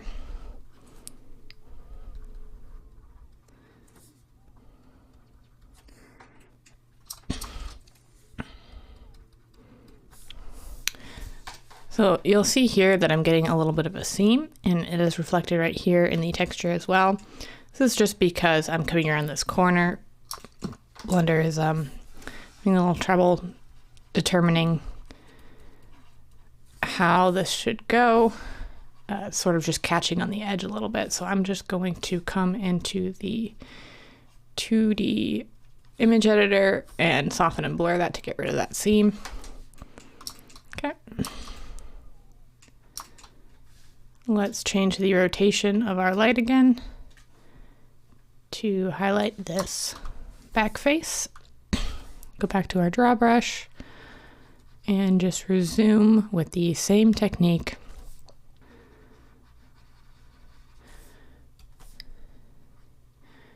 And you can obviously take as much time as you need to get these as exact and as sharp as you like. I'm not going to spend too much more time on this, just because this is just a demonstration, and I think you get the idea.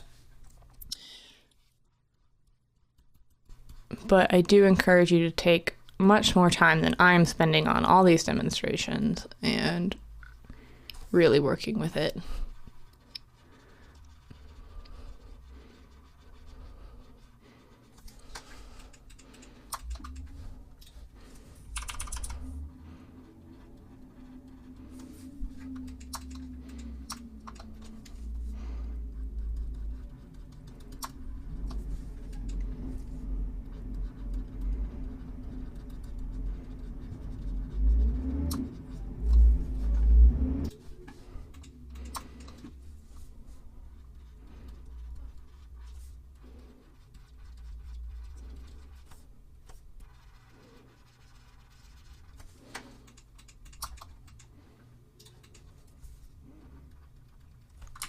I think my brush size was a little bit too large there, so I'm just going to Control-Z to undo that and come in with a slightly smaller brush. Now, brush size is something you want to think about when doing any sort of digital painting, whether 2D or 3D. I think a common mistake a lot of people make is that they want to get these details in, so they turn their brush size down to a very small size, and that ends up looking a little sketchy or muddled and just generally off. So I find that for any form of digital painting, you generally want to have your brush size as large as you possibly can. And that tends to make your strokes a little bit smoother, and everything just tends to transition a little bit more nicely. So keep that in mind. You always want to be working with probably a fairly large brush stroke when you can. You should really only be working with a small one towards the end of whatever you're painting for like the very finishing details. Okay, I'm not going to bother with these two because I think that that looks pretty good. Again, I'm not changing the silhouette of this at all. You can obviously come in here and cut these in if you wanted the silhouette to be a non-cube. And the way that I would do that is by probably coming in with a cylinder or something, or a sphere even, would probably be better.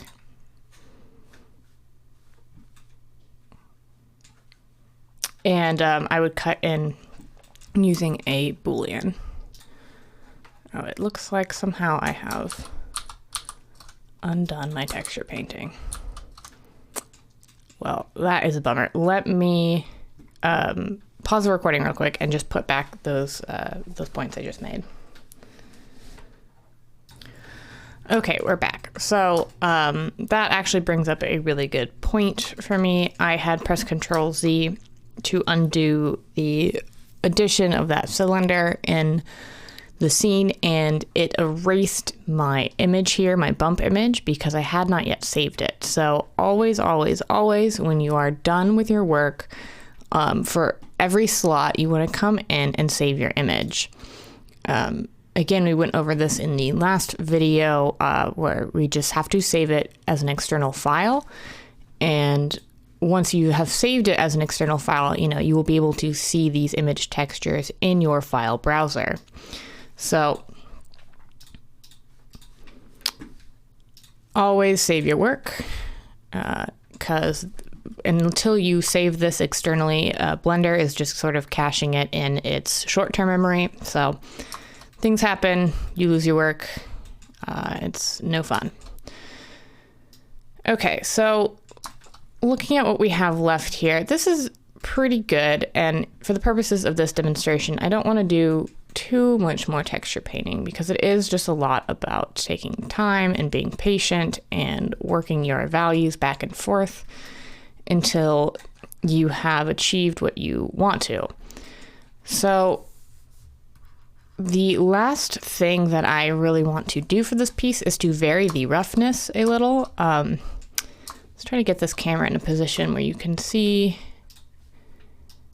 how the light is reflecting off this, and you can see it a little bit more easily right here. The overall roughness of this is pretty good, but in the real world, again, objects almost never have a uniform roughness across the surface unless you're dealing with something like a mirror that is brand new. But even glass surfaces that are very smooth tend to have grit and scratches that accumulate over time. So the overall roughness, as I said, is good, but we want to vary this a little.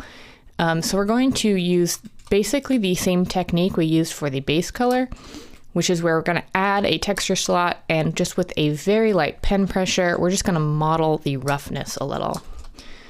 So to do this, let's add a roughness texture slot up here by clicking the plus and pressing roughness. Let's make it the same size as our bump. That is fine. And I think our default value roughness is at 0.4 currently. So let's just make sure that this value here is set to 0.4 to get the corresponding color, and make sure that hue and saturation have 0 values, and then we can press OK. All right, so now we have added a roughness channel, and I'm going to quickly come into solid viewport shading just so I can see what I'm doing on this cube as I am doing it, because I want these values to be very subtle. So if I were to be in material preview mode while doing it, it just might be hard for me to visualize what I'm doing. So again, we could do this with a procedural noise texture, and the way that we would do that is by adding it here as an input, but I'm just going to paint it because it's a little bit quicker.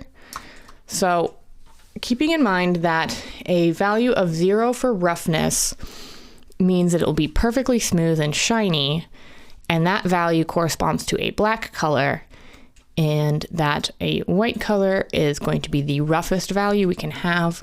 We're going to set this just below white because I do want to add roughness, not shininess, to this cube.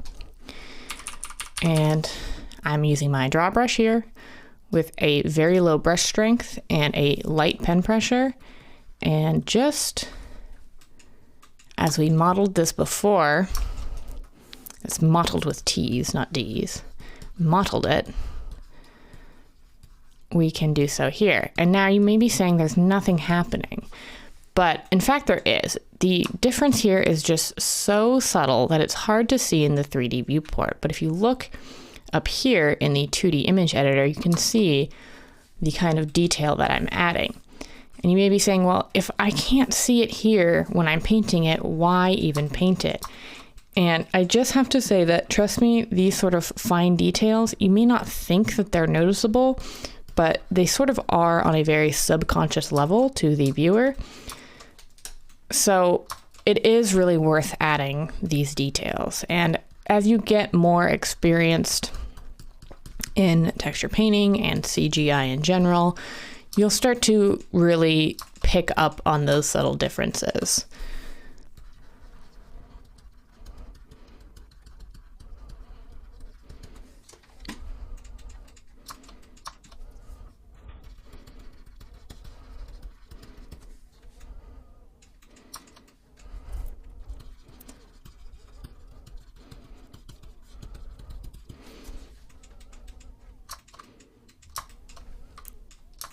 Okay, let's move back into material preview and see what this has done. Oh, but first, before we do anything else, let's save this image. And we're just gonna save it in the same location that I have saved these other two. The name is fine, and press save. Okay, there we go. That way, even if Blender somehow loses this, we can just reload these files in as texture images.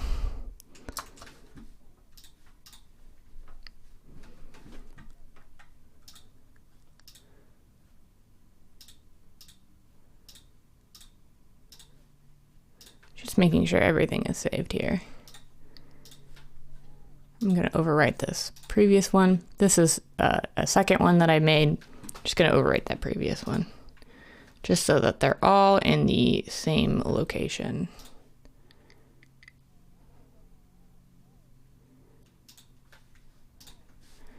And for some reason, it has changed my format to EXR, which I do not want. I wanted a PNG. So just make sure that your file format is correct for what you need, and you can save it. There we go.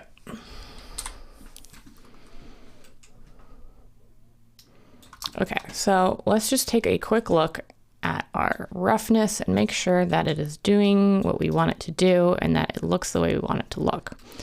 So the best way to do this for roughness is to find a glancing angle of your model where you can see the light being reflected off of it really well. So I'm looking at this surface right here, and if I want to check how this roughness map is affecting, I can just disconnect it by clicking and dragging off of this node in the material editor to disable it, and I can reconnect it to enable it. So you can see everything is very smooth, very uniform here, but when I add this roughness map, just breaks it up a little bit.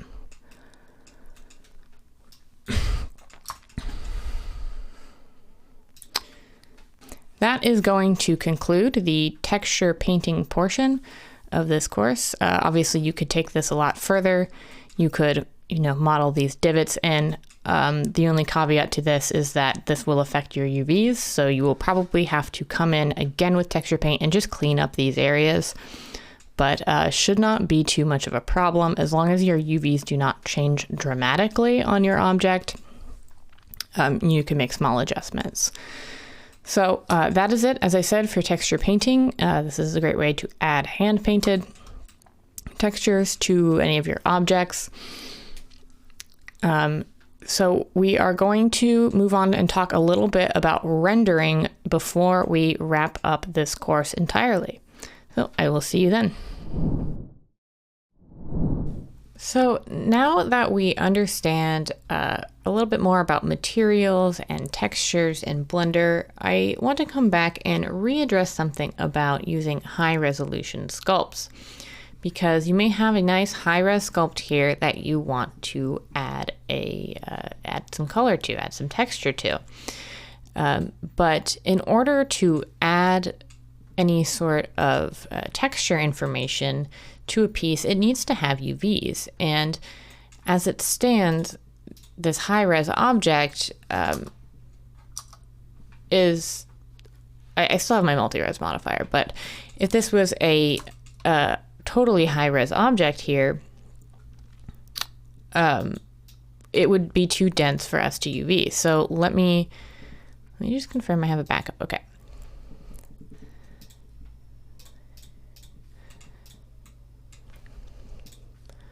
Okay, so this was my sculpt.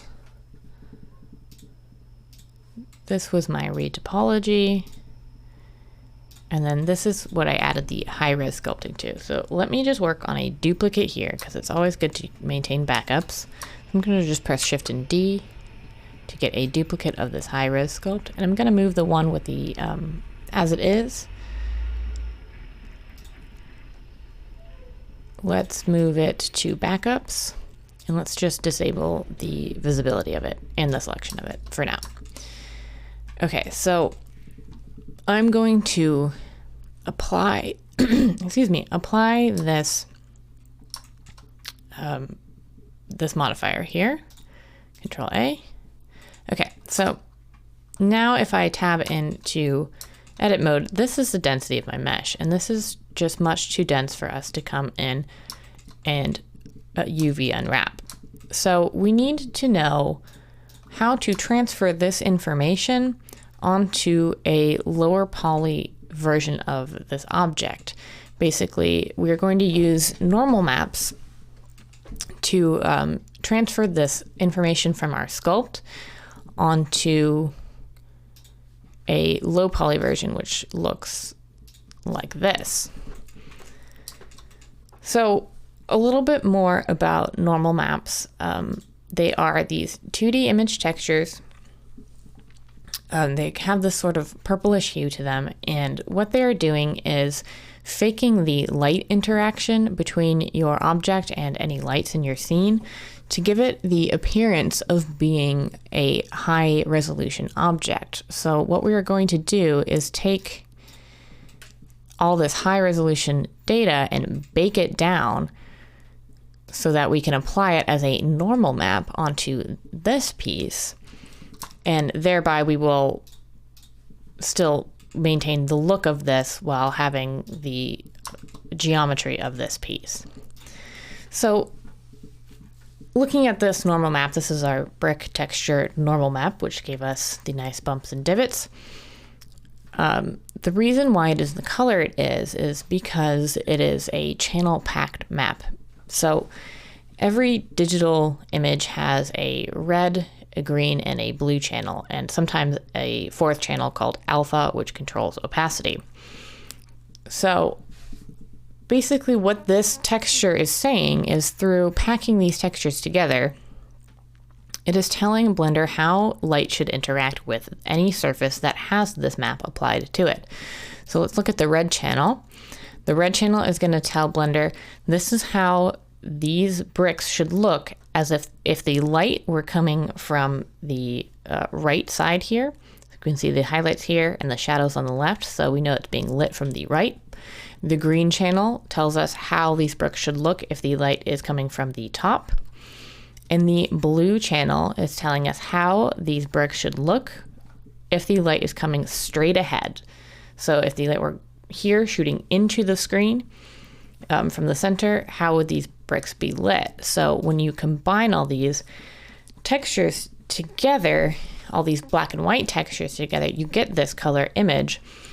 And Blender can sort of decode this by unpacking this and then calculating, okay, where is the light in the scene and how do I interpret how to light this surface based on these pieces of information that I have been given.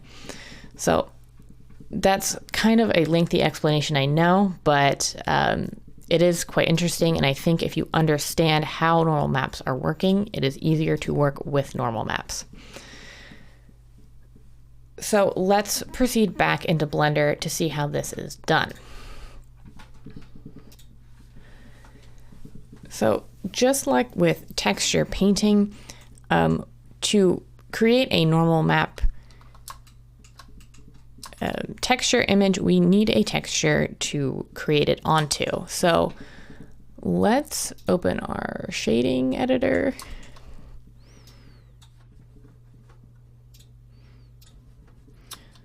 I apologize. First, let's duplicate this object. And I've turned off selection for it. So I'm just going to turn selection back on so I can select it. And I'm going to duplicate it and drop it right where it was. And I'm going to move it out of my backups folder. So yes, we have our original sculpt. Maybe we should rename these. Let's say Dinotopo. Yeah, whatever it's called. This is our retopology. That one's fine. And then let's just, yes, high-res sculpt is fine. Okay, so working off all duplicates here, so we don't mess anything up. We have our duplicate high-res sculpt that we're going to work off of and our duplicate retopology. So the first thing we're going to do is apply all these modifiers to our retopologized mesh. We can do this by right-clicking, setting convert to mesh. I'll just apply everything. Actually, wait, let's quickly undo that. So luckily, Blender allows you to undo sort of this application stuff. And I have some unused modifiers here. Let me just disable those. And let's check. Yeah, so our, let's change the target here from the Dinotypo sculpt to the sculpt here. Okay, so now we're matching the shape much better. And we can just confirm that there are no errors or anything with the shrink wrap modifier by hiding our high res. And we can come into edit mode and we can enable cage on the shrink wrap modifier. And just making sure that we're not seeing any errors in our mesh. I think it looks pretty good. Okay, so let's tab out of that. And then this is the mesh we want to work with. So let's apply these modifiers. Convert to mesh. Okay, now we are ready to roll. Let's just quickly smooth the shading here. Okay, so we have this nice mesh here and we can UV unwrap it, and we're going to right now. So let's add, so I remember I started this from a sculpting template, so I'm missing some workspaces here, but no big deal. We can just add them. Plus general and UV editing. So let's add a checkerboard pattern to this so we can see how our UVs are unwrapping. So on the UV editor, I'm just going to press N to bring up the side panel, and I'm going to open the text tools add-on, and let's change it to a 2K texture, and let's hit checker map. Obviously this is a mess, so let's start unwrapping here. A lot of times you want to mark a seam on the line of symmetry. However, I don't want it to go all the way through the face because then the part of the model that we look at the most will have a big ugly seam through it. So let's press C on the keyboard to bring up the paint selection. And let's hold the middle mouse button and drag to deselect across the face. We'll leave it right where this jawline is, probably. That one. And unwrap across the hair. Let's mark that as a seam. And in fact, we should probably mark a seam around the hairline. I think that would be a good place for it. Probably around like that.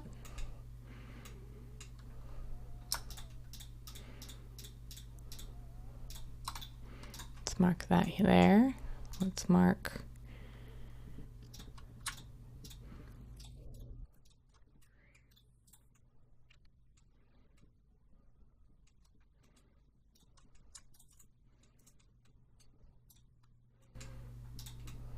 just looking for the edges where they fit most tightly into creases, because that will make it much less noticeable.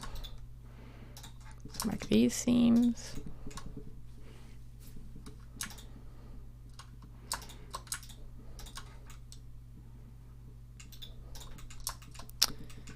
So I want to match these as closely as possible. So I'm actually going to come down by a couple here and mark it, because I think the hairline comes down like that.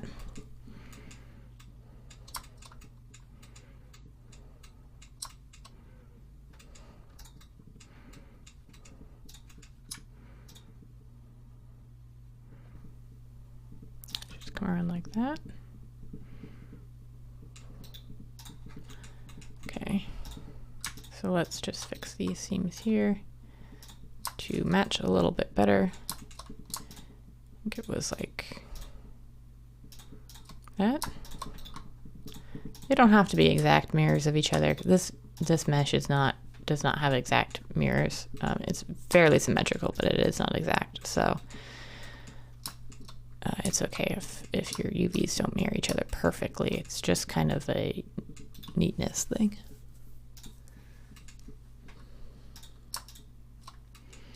So I just want to connect up here through these lines up to this. So let's control click to select the shortest path. Mark that seam.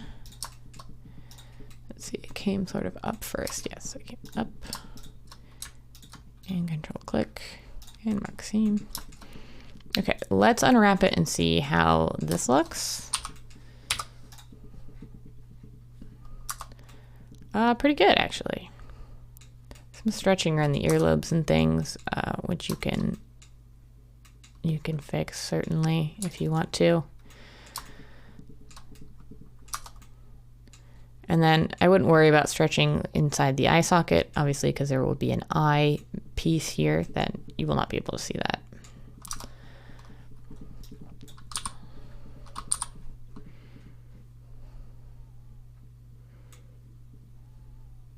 Yeah, I'm just seeing a little bit of compression here.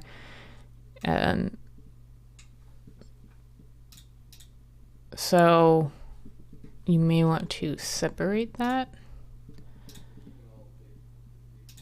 You can also visualize the stretch of your UVs by coming up to the overlay dropdown and enabling display stretch. Now everywhere that is blue is good. And the more we increase to, I think it is red eventually. So it'll increase to red the worse the stretching is. So we have a little bit of stretching we can see right here because we're starting to get into the greens.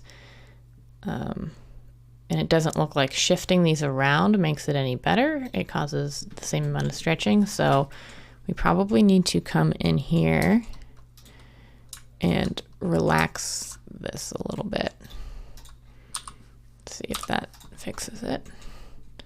So yeah, that fixed it right here, so we can do it on the other side as well.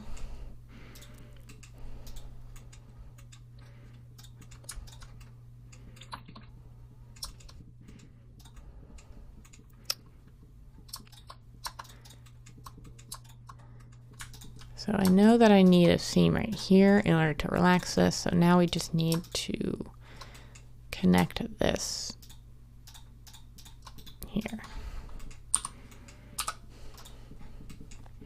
Okay, so that's reduced a lot of the stretching right here, but otherwise this is pretty good.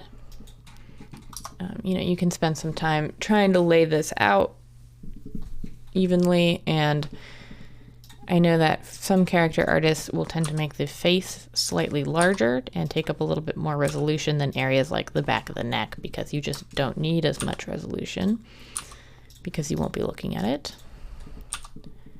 So feel free to come in and arrange these however you like.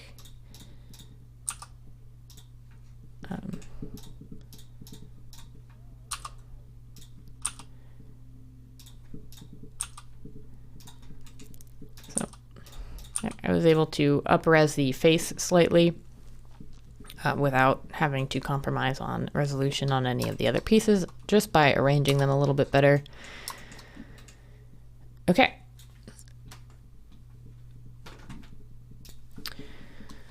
Okay, so we don't need this checker anymore. We can remove it. But we do need a texture to bake onto. So let's just add a new material, and let's call this normal map or something meaningful. And now let's come into our shader editor, and we need to add a new texture to bake onto. So let's add a new texture here. Let's call it normal 1. Let's change it to a 2K texture. I can leave that off. And then we can leave this as a blank. We don't need a grid. We're just going to replace this image anyway.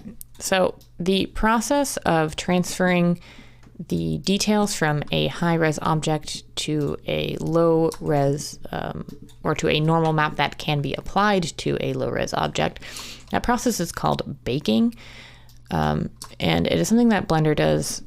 I mean, it's a push button sort of process. It's not an artistic process at all. But what we have to do is on this low-res object, let's even retitle this. We need to have the texture that we just added here in order for it to, basically it's going to overwrite this blank black information with a normal map that looks like this, but obviously with our details on it. So let's add that texture into the material.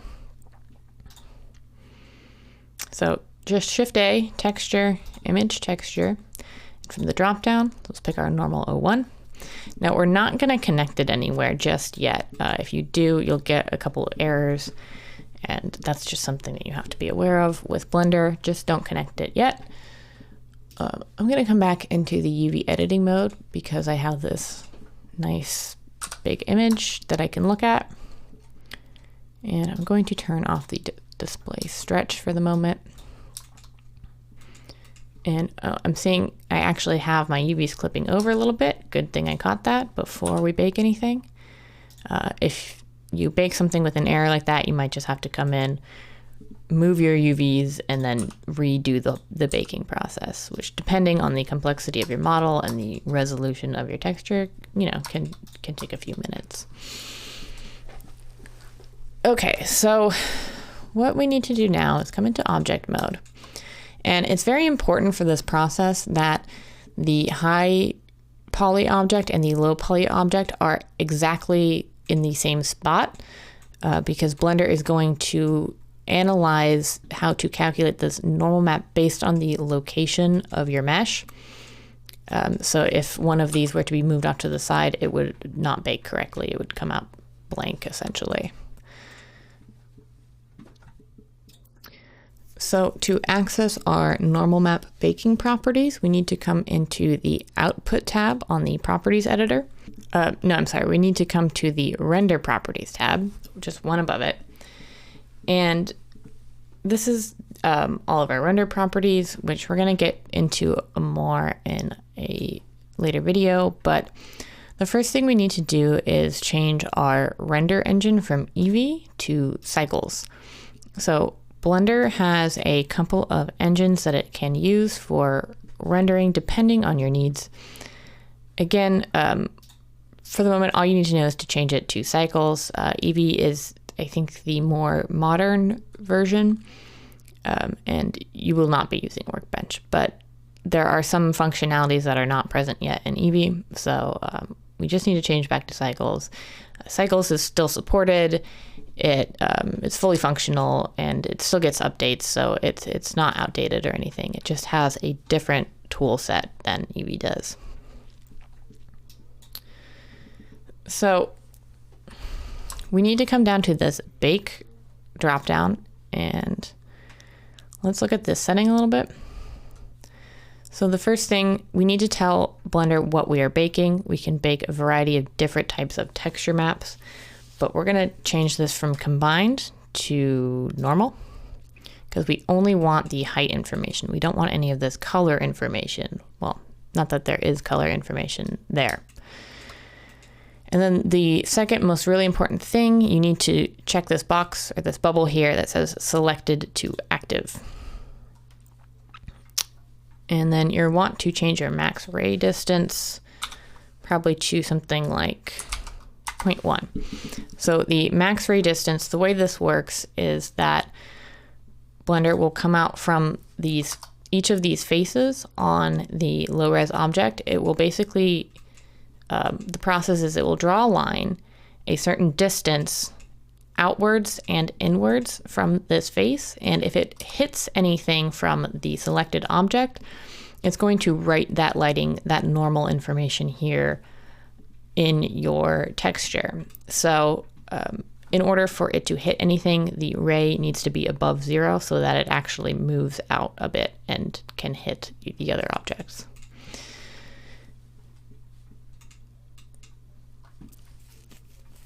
All right. So once you have that set, I think everything else should just be the default. All we need to do is we need to select first our high resolution object and then shift and click our low res object. And it is very important that the low poly object is your active object. So the whole point of this selected to active is that we're going to take the information from our selected object and bake it to our active object. So once you have that ready to go, you can just hit bake. You'll get a little progress bar right here. Just give it a minute. This looks like it's going to take a little while, so I'm just going to pause the recording here. Okay, so it took about a minute to render this result. Now, if you have the texture slot you created open, you will see it here. We have some pretty big issues with how this is baked, but let's address that in a moment. We'll have to adjust the settings here, but no big deal. But let's look at how we can visualize this information now on this model. So let's come into our shader mode. And now we're going to connect this image up with the material. So let's just Shift A and add a normal map node, connect normal to normal and color to color. And you'll see that information is present here. Now we have major errors and we need to change our bake settings to get this to work properly. But you can see that we have this like high-res skin detail here is now visible on our low poly object. So let me try to play around with these settings a little bit and get those working. Okay, so I paused the recording because all I was doing was basically trial and error with these settings to get a good bake. So this one isn't perfect. There's still some errors here, but it is much better than what we had before, which we can see here in the image viewer here. This is what our normal map looks like. So if you have to rebake this a few times, that's totally normal, but if you leave this connected, you'll get an error down here that says something about circular dependencies. Blender just really doesn't like having it appear here while it's trying to bake it. So just disconnect this image here, and that error will go away. So let's view it on our low res object now by connecting it back up again. There we go, it looks pretty good. You see we have all this fine detail that's sculpted that is not actually present on our model, but we get the look of it anyway. All right, so that is how you will bake a normal map for a high poly sculpt to a low poly model. The last subject I want to cover in this course is rendering. Now, rendering in any art form is essentially the process of creating the final look of the piece. In 3D art, this entails your mesh object with materials and textures applied, plus any lighting information you have in the scene. So rendering an object or scene in Blender is essentially the process of getting that final image or video sequence that you need. Now, rendering in Blender requires the camera and the light objects, which we typically delete at the top of every lesson, but we're going to start using them here. The camera will define the final viewport for the image, and the light will obviously define the lighting for the scene. To preview what your scenes and objects will look like after they have been rendered, we can change our viewport shading to rendered mode by coming up to the top right-hand corner of the screen and choosing rendered, or by holding Z down on our keyboard and choosing rendered right here. So this viewport shading mode will allow us to preview our lighting setup in real time before we go in and take our final images.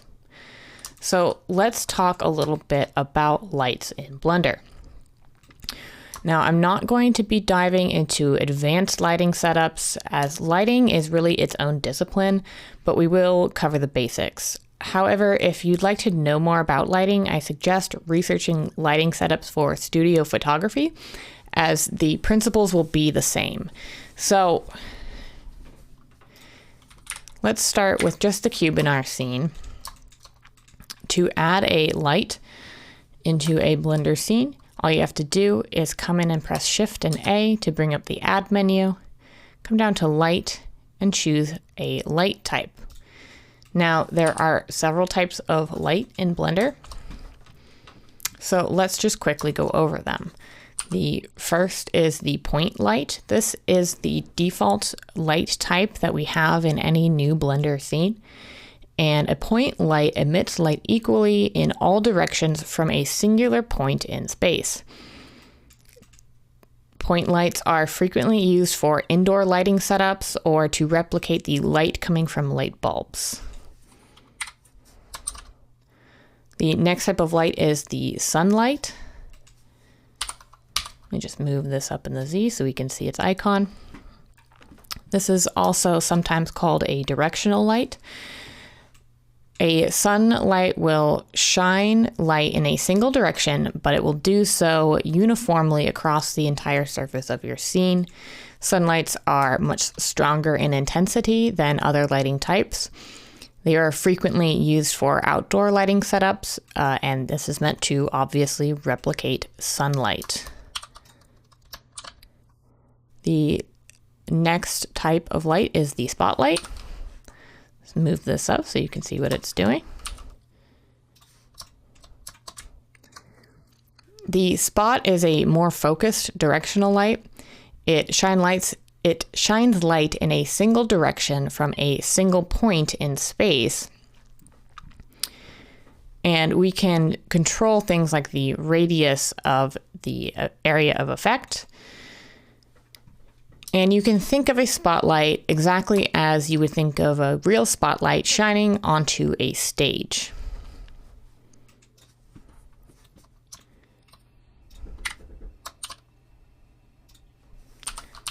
Next up is the area light. This is another form of a directional light, but instead of emitting light from a single point in space, we are emitting light from essentially a plane here. The light intensity and distribution is controlled by the transform properties of this area plane. So if we move it, we can see the effects here. If we scale it, we can diffuse the light across the surface, and so on.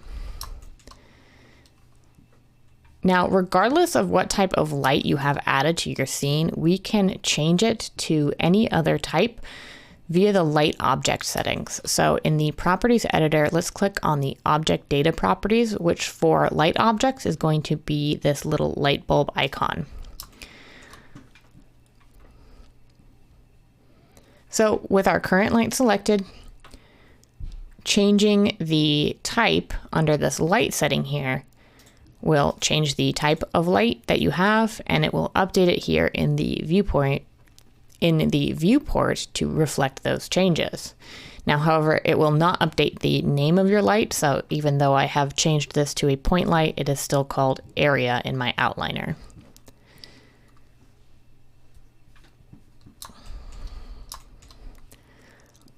The color option here under the light settings will set the color of your light using just the regular color picker we have used so far in the course. The power will change the intensity. For most of these light types, the power is in a unit of watts, except for the sunlight, which has just sort of an arbitrary unitless value here to represent the strength of the light. We can turn this down to something like 10, and you'll see we have different effects. Now these diffuse, specular, and volume sliders will change how much this light is affecting these properties on any materials we have in our scene. Now we didn't really cover specular or volume too much, so don't worry about these for now. Just know that we can slide down this diffuse slider and we can see that our light is now affecting the diffuse color of this much less.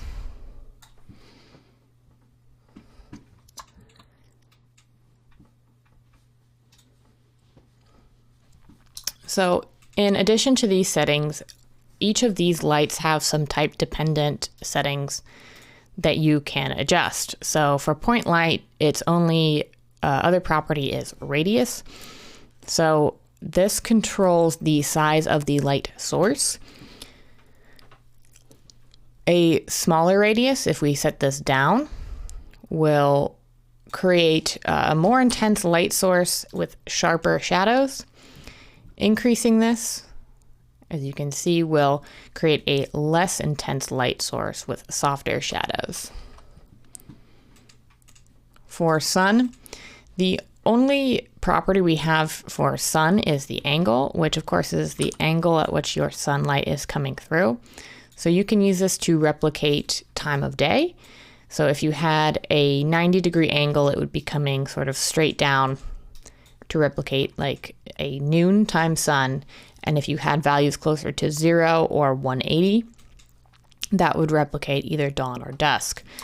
Now, I have played around with this setting a little bit, and sliding up this slider will affect the angle of your light in the viewport, as you can see, but it doesn't really update the icon here. And it doesn't, and when you move this manipulator icon to change the angle here doesn't update. So they appear to be doing the same thing, they're just not linked properly together. So perhaps in a future update, there will be some fixes for that. But I find it easier to just use this little yellow manipulator. All you have to do is click and drag to change the angle of your sun.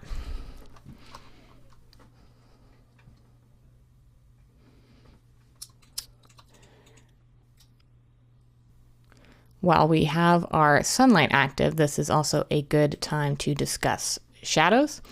Now, shadows are present in every light type, but you may notice in this scene, if we toggle it, nothing appears to be happening. That is because this shadow property here is controlling specifically contact shadows cast from objects. So we have shadow enabled here, And we can see that this cube is now casting a shadow onto this plane here. So if we disable that, that shadow will be gone. So that is what shadow controls there. It's just these contact shadows between separate objects.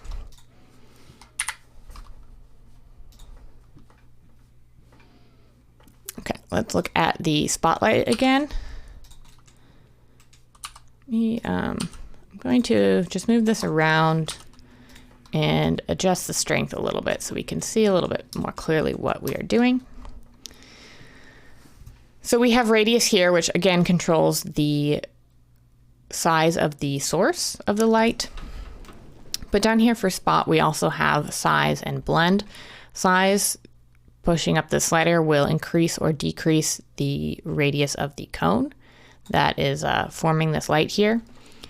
And blend will change the hardness or softness of the shadows.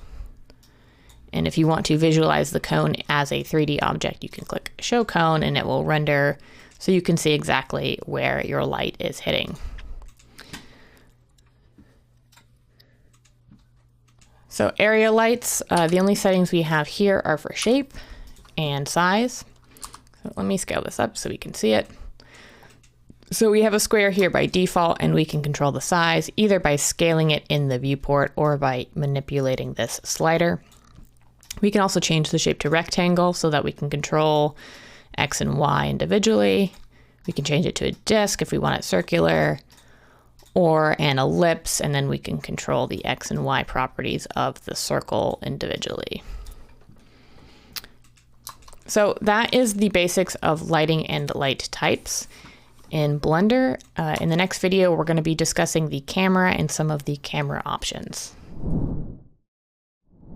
All right, let's talk a little bit about cameras now. Now, again, every default Blender scene has a camera in it, but up to this point, we have often been deleting the light in the camera to get them out of our way while we are modeling. So to add a new camera into your scene, all you have to do is press Shift and A and add a camera. This will add a camera at the world origin, so just use the transform tools to pull it out. Now you can move your camera around using the 3D viewport to try to position it, but you can also just much more easily move your viewport to the sort of the angle that you would like to capture with your camera. And all we have to do is press Control, Alt, and then 0 on the numpad, and that will snap your camera to your current view. You can also do this by selecting the camera, pressing N to bring up the sidebar, coming into view, and you can enable camera to view.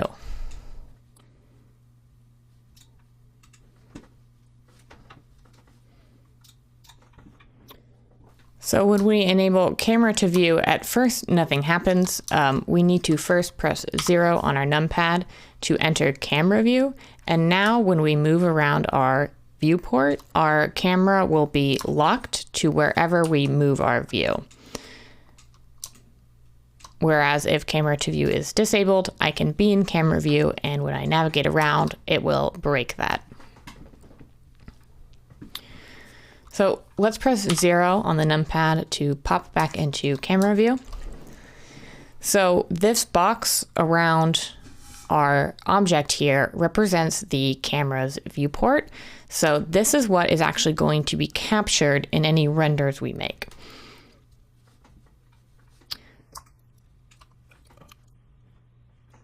Now let's look at a couple of options for these cameras.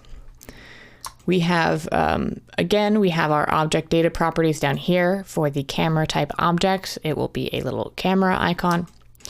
So we have type settings here. Perspective would just be like a normal camera, but we can also render things in orthographic view or panoramic. Panoramic won't be apparent at objects this close, but if you're familiar at all with panoramic, landscape shots, you know what that does.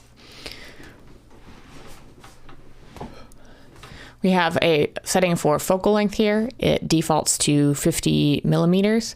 Now, if you're not super into photography or filmmaking, this might all look kind of intimidating.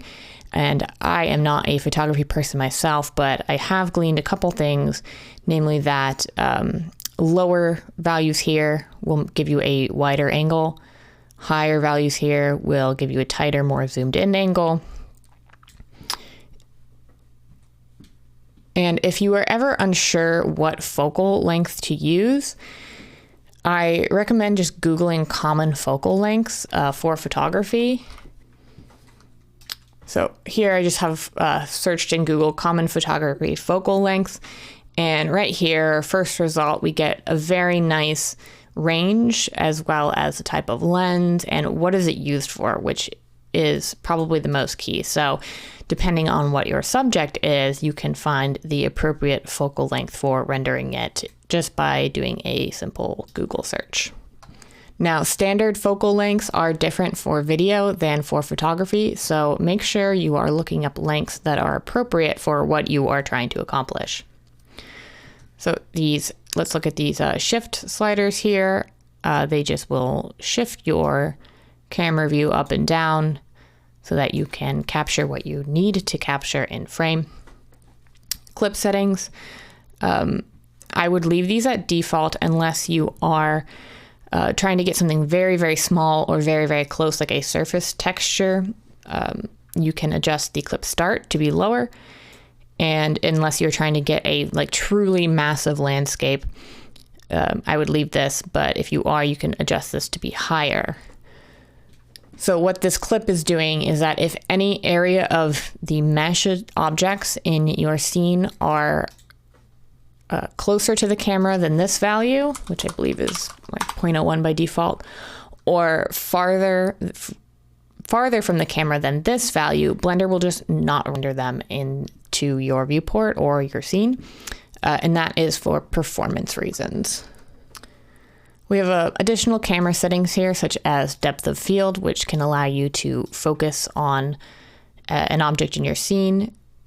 Adjusting the depth of field as well as things like the f-stop will allow you to selectively blur the background and foreground, which I need a couple more objects in here to really be able to demonstrate that. So let's say I have this scene and I want to set up the camera for it. I'm going to shift my X and Y values right here until I have these things in frame.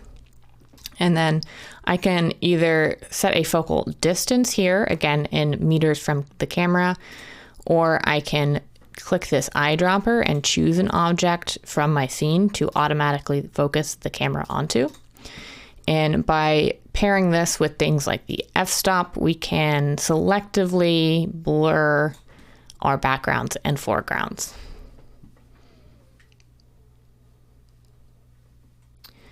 So all of these camera settings I've gone over are based on real-world cameras, so looking up any of these terms should give you a good idea of what the setting does.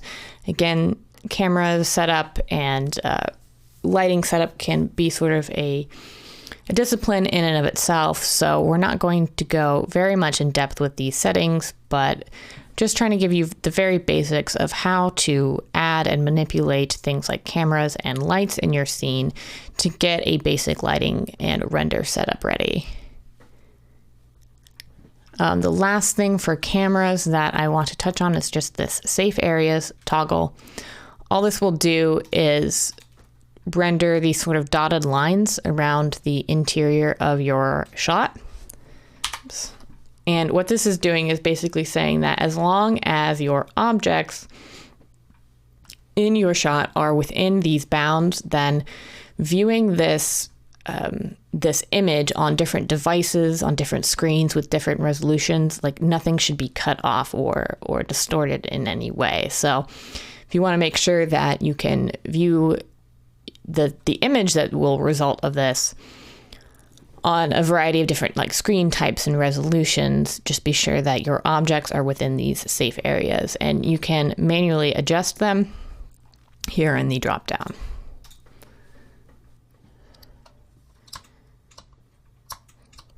So now we have our light in our scene and our camera set up and our shot framed.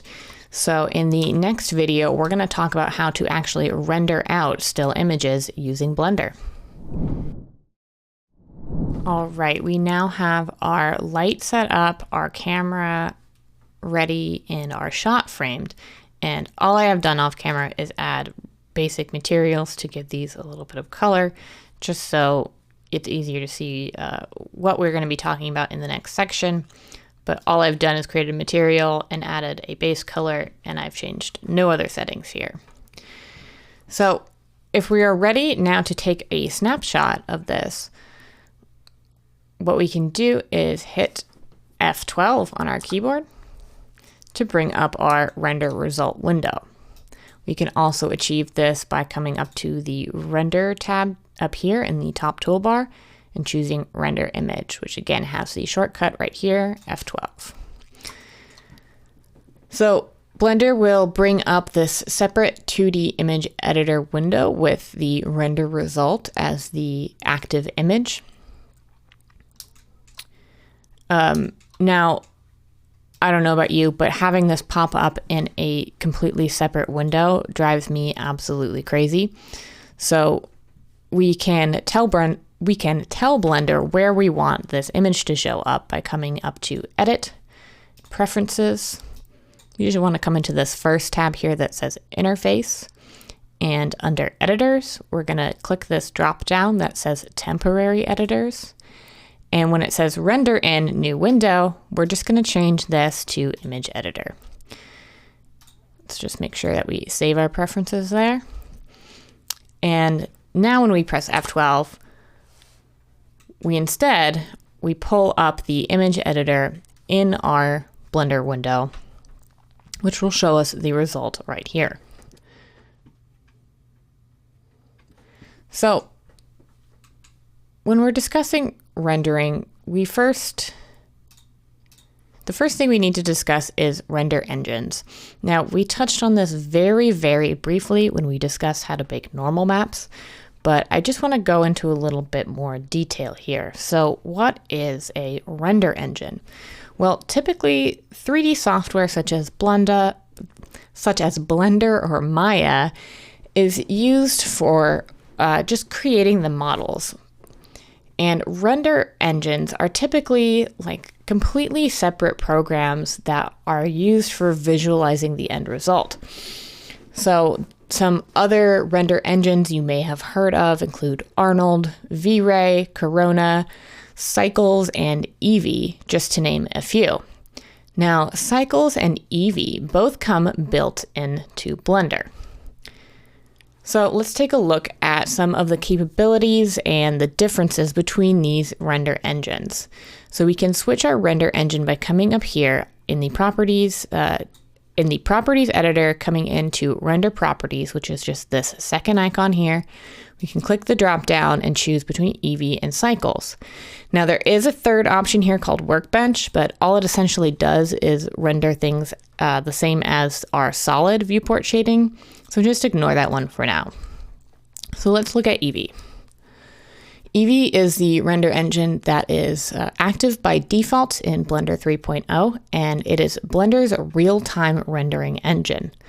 Now, real-time rendering means that we are able to move around or even animate any object in our scene and view the complete result in real time. Real-time rendering is what is used to create video games because the computer needs to respond to dynamic player input and render everything accordingly. Now, Eevee is a very fast and lightweight rendering engine. You can see we are in rendered viewport mode here, and changing our view or even changing any properties of these objects will appear instantly in the viewport. So it's great for previewing before you are ready to get that final image, or if you are making an asset whose target platform is a real-time engine, like an asset for a video game, Eevee will give you a better idea of what that asset will look like in-game. Now, Eevee does tend to be slightly lower quality. You will especially notice issues with shadows. You can see here that the shadows here are not very accurate. There's a gap here, and there's a lot of jagged sort of edges in our shadows. And we also have an issue with bounce lighting. We're not getting any bounce lighting in this scene currently. Now, there are certain options you can enable within Eevee to achieve more realistic results, but these options will start to slow down performance.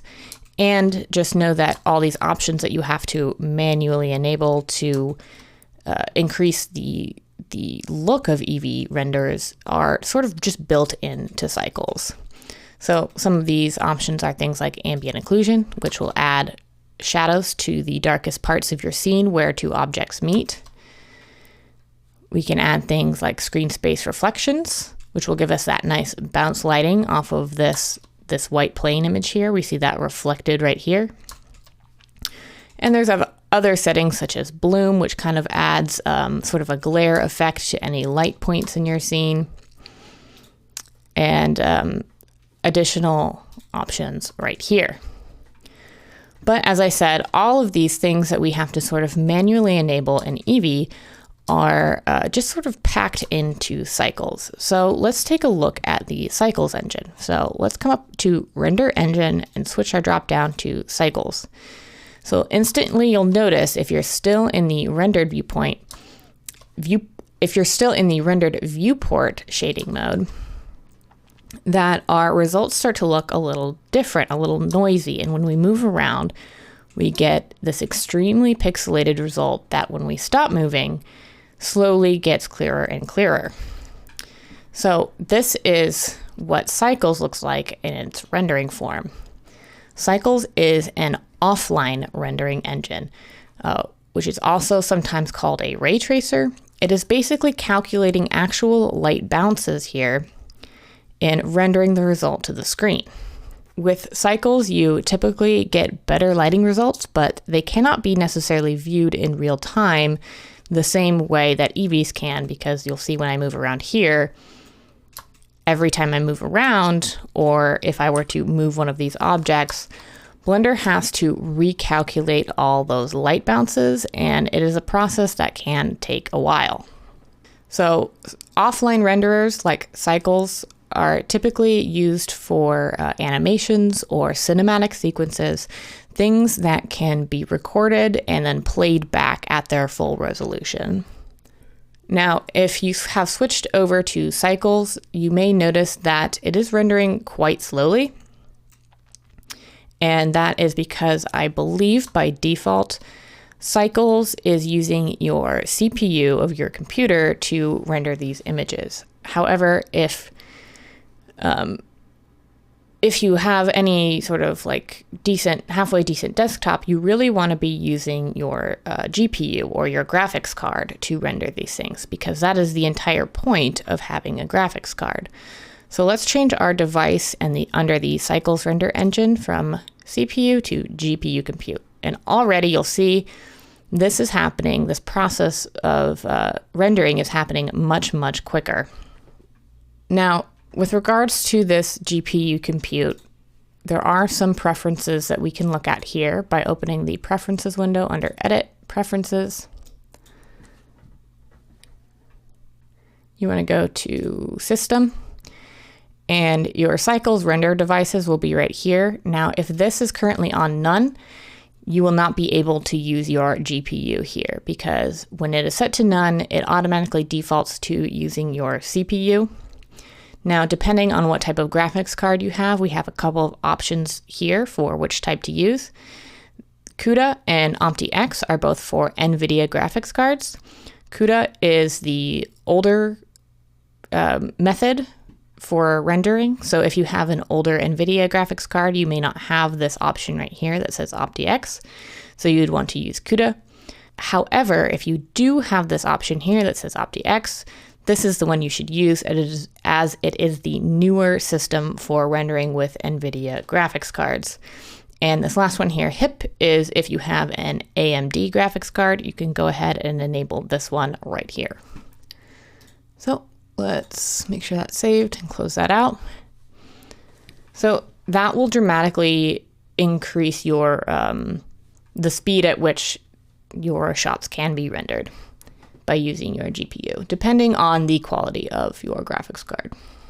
If you have a top tier graphics card, which I do not, your render times can be near instant. In contrast, depending on the complexity of your scene, renders can sometimes take hours with low-end graphics cards. For example, for Toy Story 1, which came out in 1995, it was one of the first computer rendered animations ever. A single frame of that animation could take anywhere between 45 minutes to 30 hours to render, depending on the complexity of the shot. Now, keep in mind that animation runs at 24 frames per second. So on average, every second of that film took over 300 hours to render. So your hardware can dramatically affect your ability to render things well and quickly. Now, we can also view our render results by coming over into this rendering workspace right here.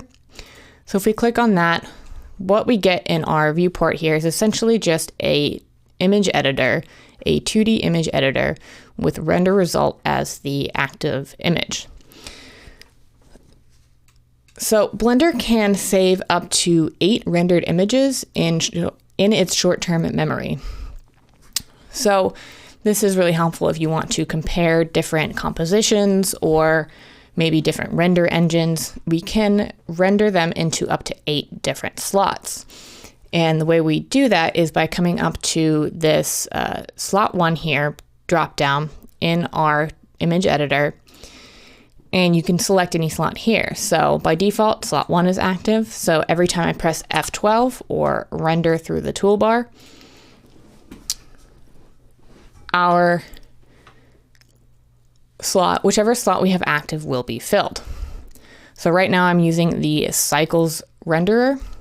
So you can see it is taking up quite some time as we are still rendering here. We have a progress bar right here. So this can take, several minutes up to, several hours, depending on the quality of your hardware and the complexity of the scene. But what we can do is once this finishes rendering, we can compare it to Eevee, and then we can really see the differences between those two render engines. Okay, so it took about 46 seconds total to render this image.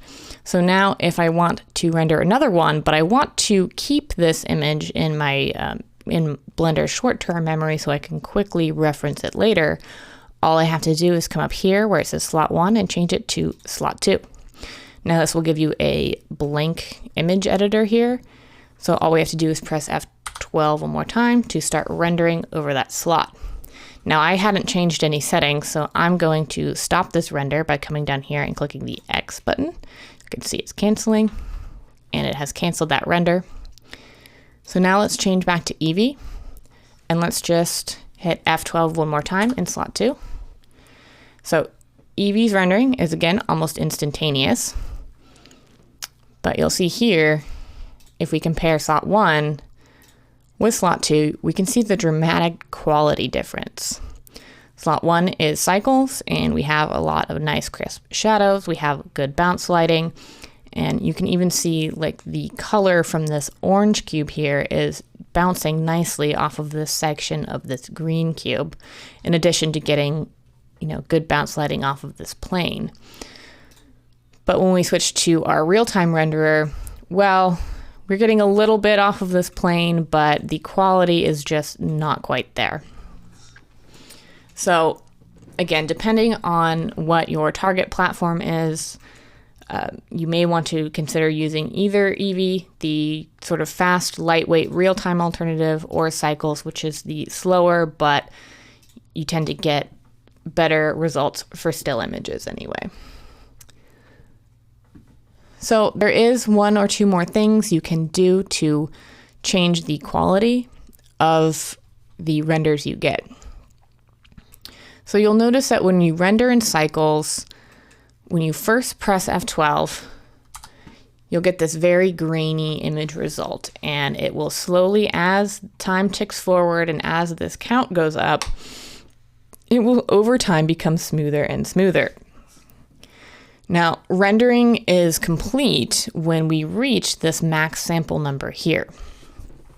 So without getting too technical into the definition, samples in rendering refer to basically the quality of the light bounce calculation. So like how many times are we calculating our light bounces to get this quality of image that has as little noise in it as possible, which is what we call that sort of graininess, call it noise. So the way we can control this manually using the sampling settings here in the properties editor.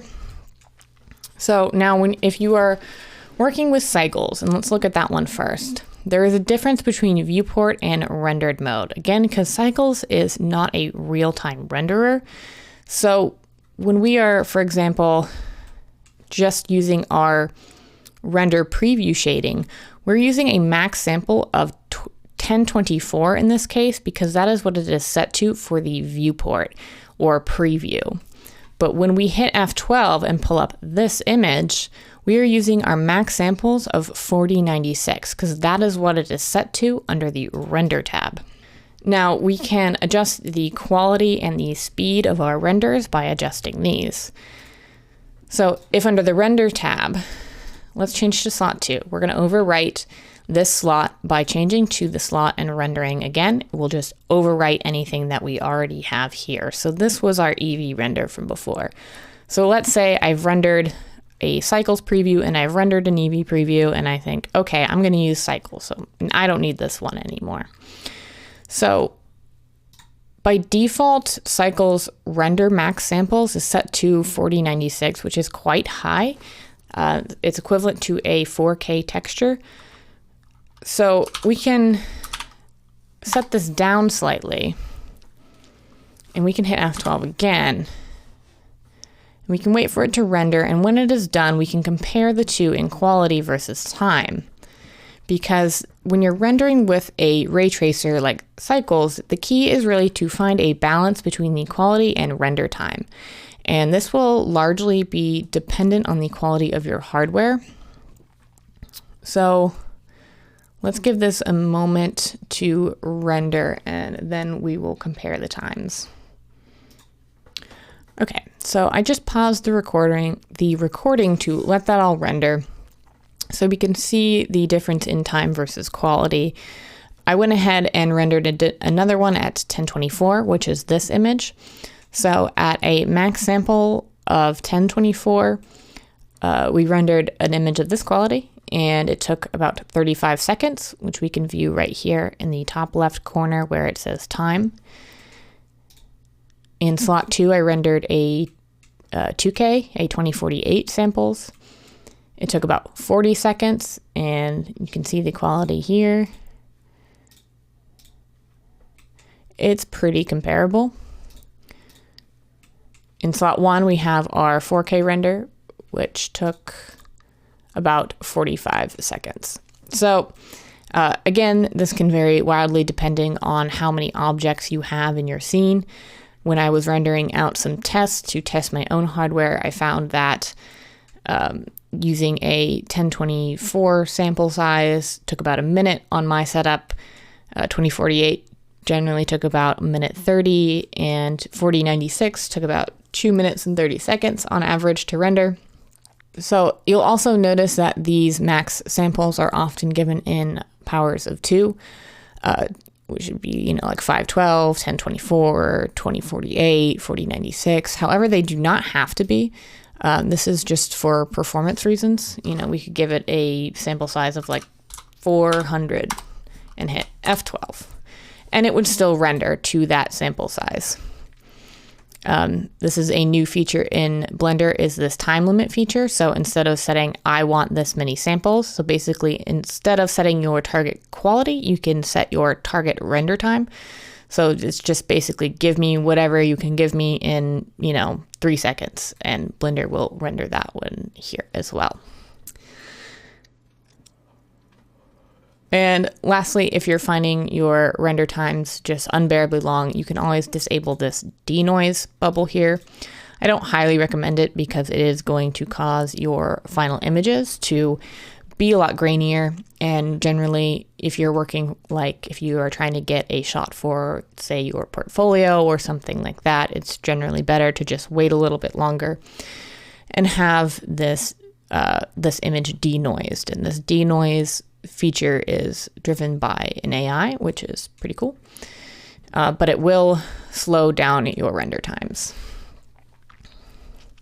So samples are present in cycles, but they are also present in Eevee. They are just going to end up looking and working slightly differently. So let's pull up a new slot here to render into. Now by default, we're at 64 samples for our render. So if we hit F12, you can see that happened in 0.8 seconds. This render was complete, but we do have, again, a lot of issues with sort of the noisiness of this and the shadows. We can increase it to something like, I don't know, 512. Let's change our slot here so we can compare them later. Let's hit F12 on our keyboard. Give this a moment to render. Now you'll notice with Eevee rendering, it doesn't, come in noisy and then fade in. It will just take a while to calculate and then it will pop in all at once. So we can view the difference between slot 5 and slot 6. Again, they're pretty comparable, but you will start to see a difference in like the shadows. And if we rendered at like 4K,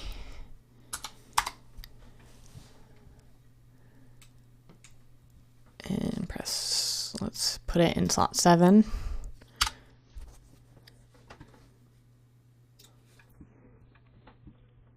Yeah, so it took about 5 seconds to render this whole thing, which for the real-time engine is quite slow, but you'll start to see a lot more softening here in like the shadows and things like that. So I know I have glossed over this rendering subject at a pretty high level, but the really important takeaways for a basics level course is that Eevee is going to be your real-time, very quick, very lightweight renderer. Cycles is going to be your sort of more powerful but slower renderer. And the really important thing is that you increase the samples or decrease the samples as the case may be. Changing the samples here will affect the overall quality of your render. And we can save any of these renders in these slots for a quick comparison, which is really helpful. So once you have your rendered shot in one of your slots and you're happy with it, we need to save it externally, because if we close out Blender without saving it externally, we will lose those images, even if we save our Blender file before closing it. So, depending on your render times, you could potentially be losing hours of work. So to save these final images, all we have to do is come onto Image, Save As, locate I should say navigate to a location on your computer where you wish to save your file. You can name it here. You can choose the file format. Here are all the file formats that Blender can export images to, and any of these other advanced settings, and you can click Save to save it as your image. So now if you navigate to that location, we can pull it up as a regular PNG file. So very important, make sure you save your images again, because if you close out Blender, even if we have the file saved, those renders will be gone and you will have to re-render them. So that concludes all the topics I want to cover for the Blender Basics course. But before we go, I am going to take you through a final project so you can see how we string all these things together to make a complete 3D asset from start to finish. Now, I'm going to move it very quickly through the final project, as by this point, all the concepts should be review. So if you feel shaky on any of the topics we covered, go back and review that material before proceeding with the final project. So that is all for this video, and when we come back, we are going to jump right into our final project. All right, here we are. We have made it through the entirety of the Blender Basics course. Now, before we go, I mentioned I wanted to do a final project to show you how we string all of these different portions of the pipeline together to end up with a final rendered result. Now, rather than walk you through that entire process step by step, I want to challenge you. Think of this as your final exam, to make a piece from start to finish. So I will include this Blender file as well as any supplemental materials required, so you can see how I made this piece. But I do encourage you now, if you want an extra challenge, to pause the video and go ahead and just try to make it on your own. So I will walk through briefly how I made this piece, but we're not going to do the whole process live on camera, as all of the steps that I have used are the things that we have gone over in previous sections of the course. So let's look at this and break it down a little bit. I'm in the layout tab right now. I am in rendered preview mode. So let's just pop over to solid mode. And let's come out of our camera view just by rotating around, and let's just take a look at this piece. I'm going to hide this plane I added. The only purpose of that is just to give a ground plane to cast shadows on for my final render. So I'm going to go ahead and hide that. And let's come into solid mode and let's break down how I made that piece. So included in the Blender file, I'm going to package up and release with this video. We have all the separate steps here as separate collections. So what I've done is I have made copies at each stage so you can see what the piece looks like at each stage. So let's start with the reference. Here is my reference image loaded into Blender. It's just a standard image I found on the internet. Here's the original image. So I brought this into Blender and I set it up to use as an orthographic reference.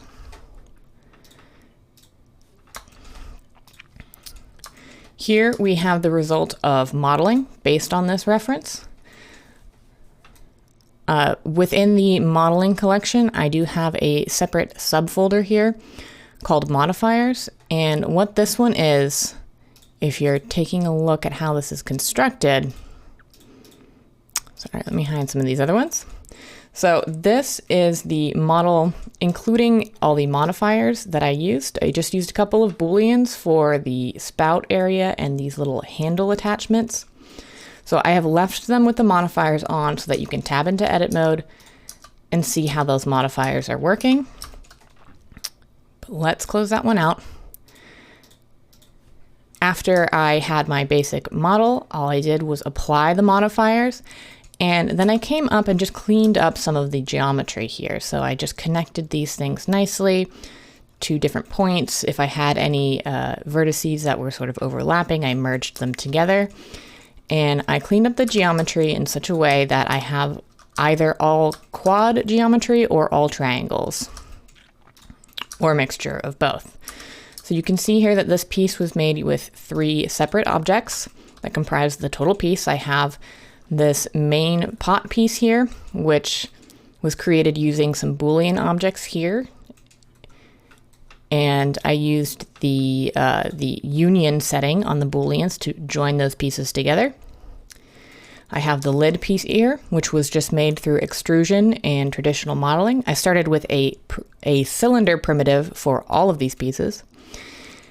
And I have the handle modifier, or the handle piece here, which again was made from a cylinder using traditional modeling and a mirror modifier just to make this side the same as this side. So after the modeling portion of the workflow, we have something that looks like this. Once I have all my modifiers applied and my geometry cleaned up, I was ready to bring it into sculpting. So let's enable that here. So I brought these separate pieces and sculpted them separately. They are still separate in Blender. And all I did here was come in with a crease brush in the additive mode, and I drew in some of these details, which is accomplished by basically coming into wireframe orthographic with dynamic topology and literally tracing these details in, and then coming in and cleaning them up. So after the sculpting process, we have something that looks like this. And once we have the sculpting process, we are ready to bake all this information into a normal map to be applied to our low poly object. So for the next step, I needed this object to have its UVs unwrapped. So what I did for this is I duplicated the model I had from the modeling section. So if we tab into edit mode here, we can see we still have our low cleaned up geometry. And then I went in and unwrapped the UVs. And if you tab into edit mode, you can see where I placed these seams. I did it all manually just by selecting edge loops and marking them as seams. And let's take a quick look at the UVs in the UV editor. So I'm going to shift and select all these objects, and I'm going to tab to come into edit mode for all of them, and press A to select everything. So you'll see this is how I have the UVs laid out for this object. Although these are separate objects, they share the same UV space, so that when I have everything selected, nothing is overlapping, nothing is clipping outside of the edges, and they will all fit together and use a single texture.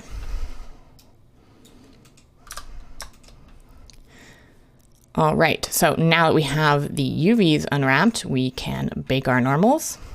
So again, all I did was I duplicated this low poly version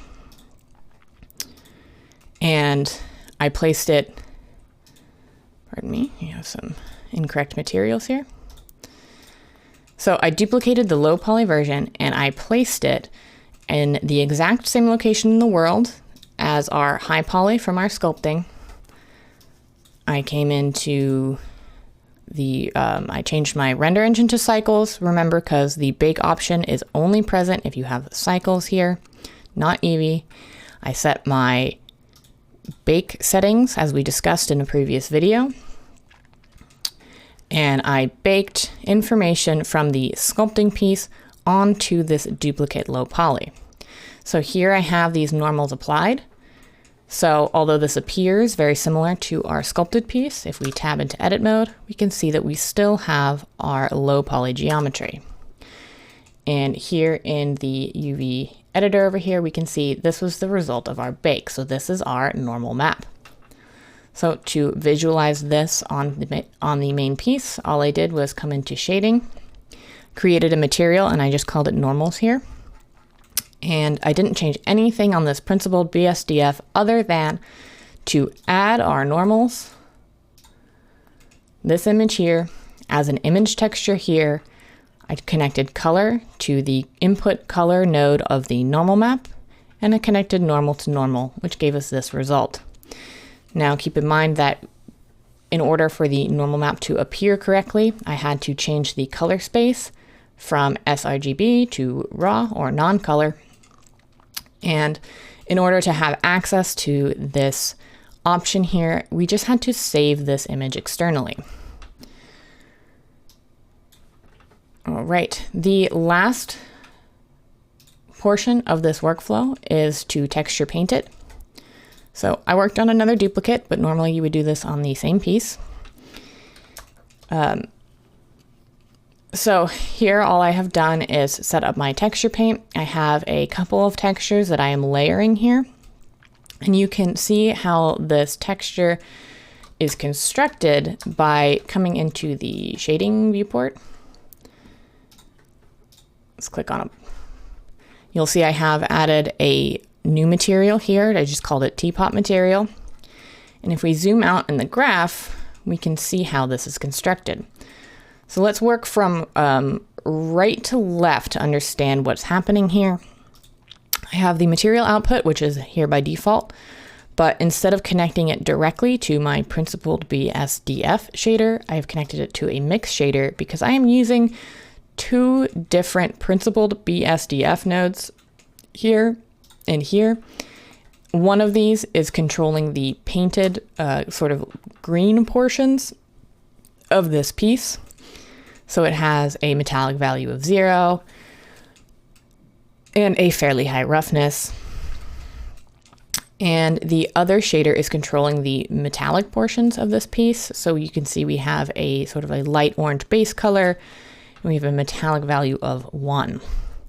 So using these two nodes, I have mixed them together, and I have mixed them together by a factor of a texture that I have painted. And this texture is called metal mask. So this texture, all it is, let's pull it up in the viewport, is a black and white texture where all the black areas indicate where the green paint area is supposed to appear, and all the white areas show where the metal is supposed to appear. And this I just painted in hand. This I just painted by hand using the texture paint slots here. Here we can see our metal mask. We can come in and paint on it. All right, let's keep looking at this material. So you'll see here that I have two normal maps working. I have one here, which is the normals that we baked from the previous step, and I have one here, which is actually the same texture. And I needed to input this twice because I'm using two different shader nodes. So without this second normal map in the metal shader node, everywhere that I have painted metal, meaning over these engraved parts, would appear very flat. So I just want to make sure that regardless of what shader I am using, I am still inputting those normals so I get that nice sculpted detail in my piece. We have, let's look here at the rest of the painted material layer. So we have this texture here, teapot material base color. Again, this one I added through the texture paint slot. I connected it here, and all it is this base color here that I applied as a fill. And then I came in with a slightly darker value and a texture brush. Again, I will include all the brushes and things. I only used one texture brush, which I made in Photoshop. It looks like this, and I will include it with the package. All I did here was that in the texture paint mode, in my draw brush, I input this image here. I imported it into Blender and put it right here. And then I painted with just a very low strength to get this sort of color variation over the surface of the paint layer. And this here I just painted in base color to indicate depth. All right. And the last texture I used, again, all I did was create a new texture in Blender, and I hooked it up to the roughness input on the metal layer. And all I did was come in with, again, with a texture brush. I had filled it with a 0.5 gray value initially, and I came in with a texture brush in the texture paint mode in the 2D editor with white as my color, and I just painted sort of a noise texture over the surface to give this roughness variation that you're seeing here on the metal.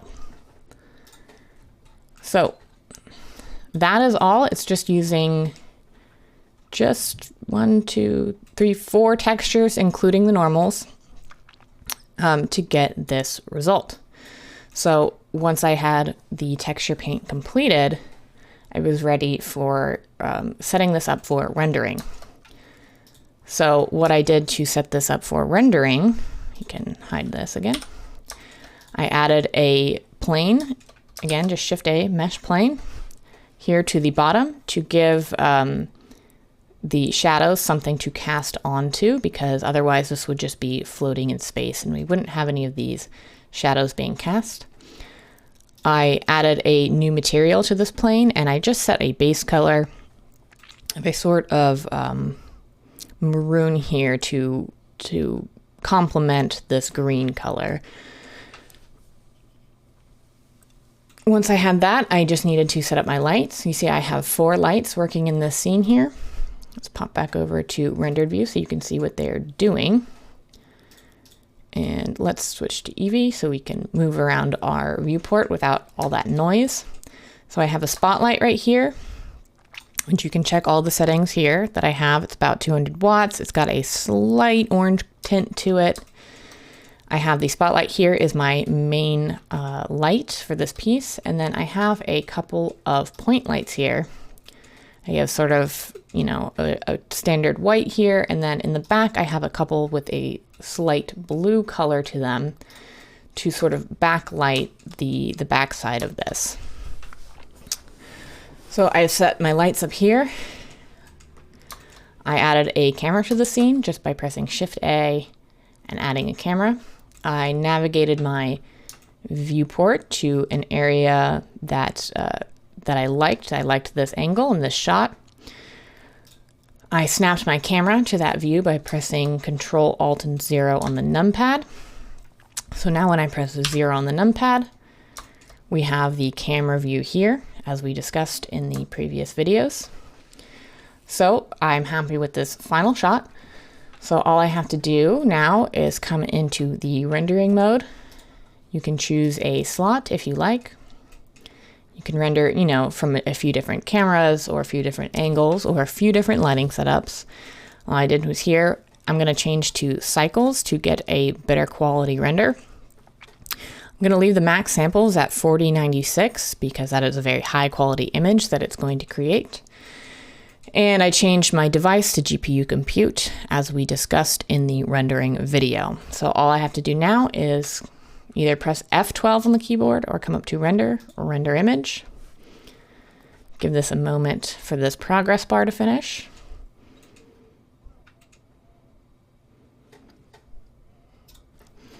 Okay, and there we have it. It took about 28 seconds to render.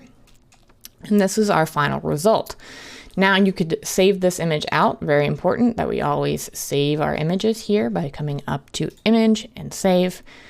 You can choose a location for that image on your computer. Here I have a couple of different renders that I tried. I tried one with a blue background and then with the maroon background. And so from here, what I would do is take this into Photoshop or another image editor to get this final result. All I have done is I've brightened it a little bit, I've added a little bit of contrast, and I've put a vignette around the side. Now I'm not going to cover how to do that as this is not a Photoshop course, but that is how this piece was constructed. So the challenge you have now for yourself is to recreate this process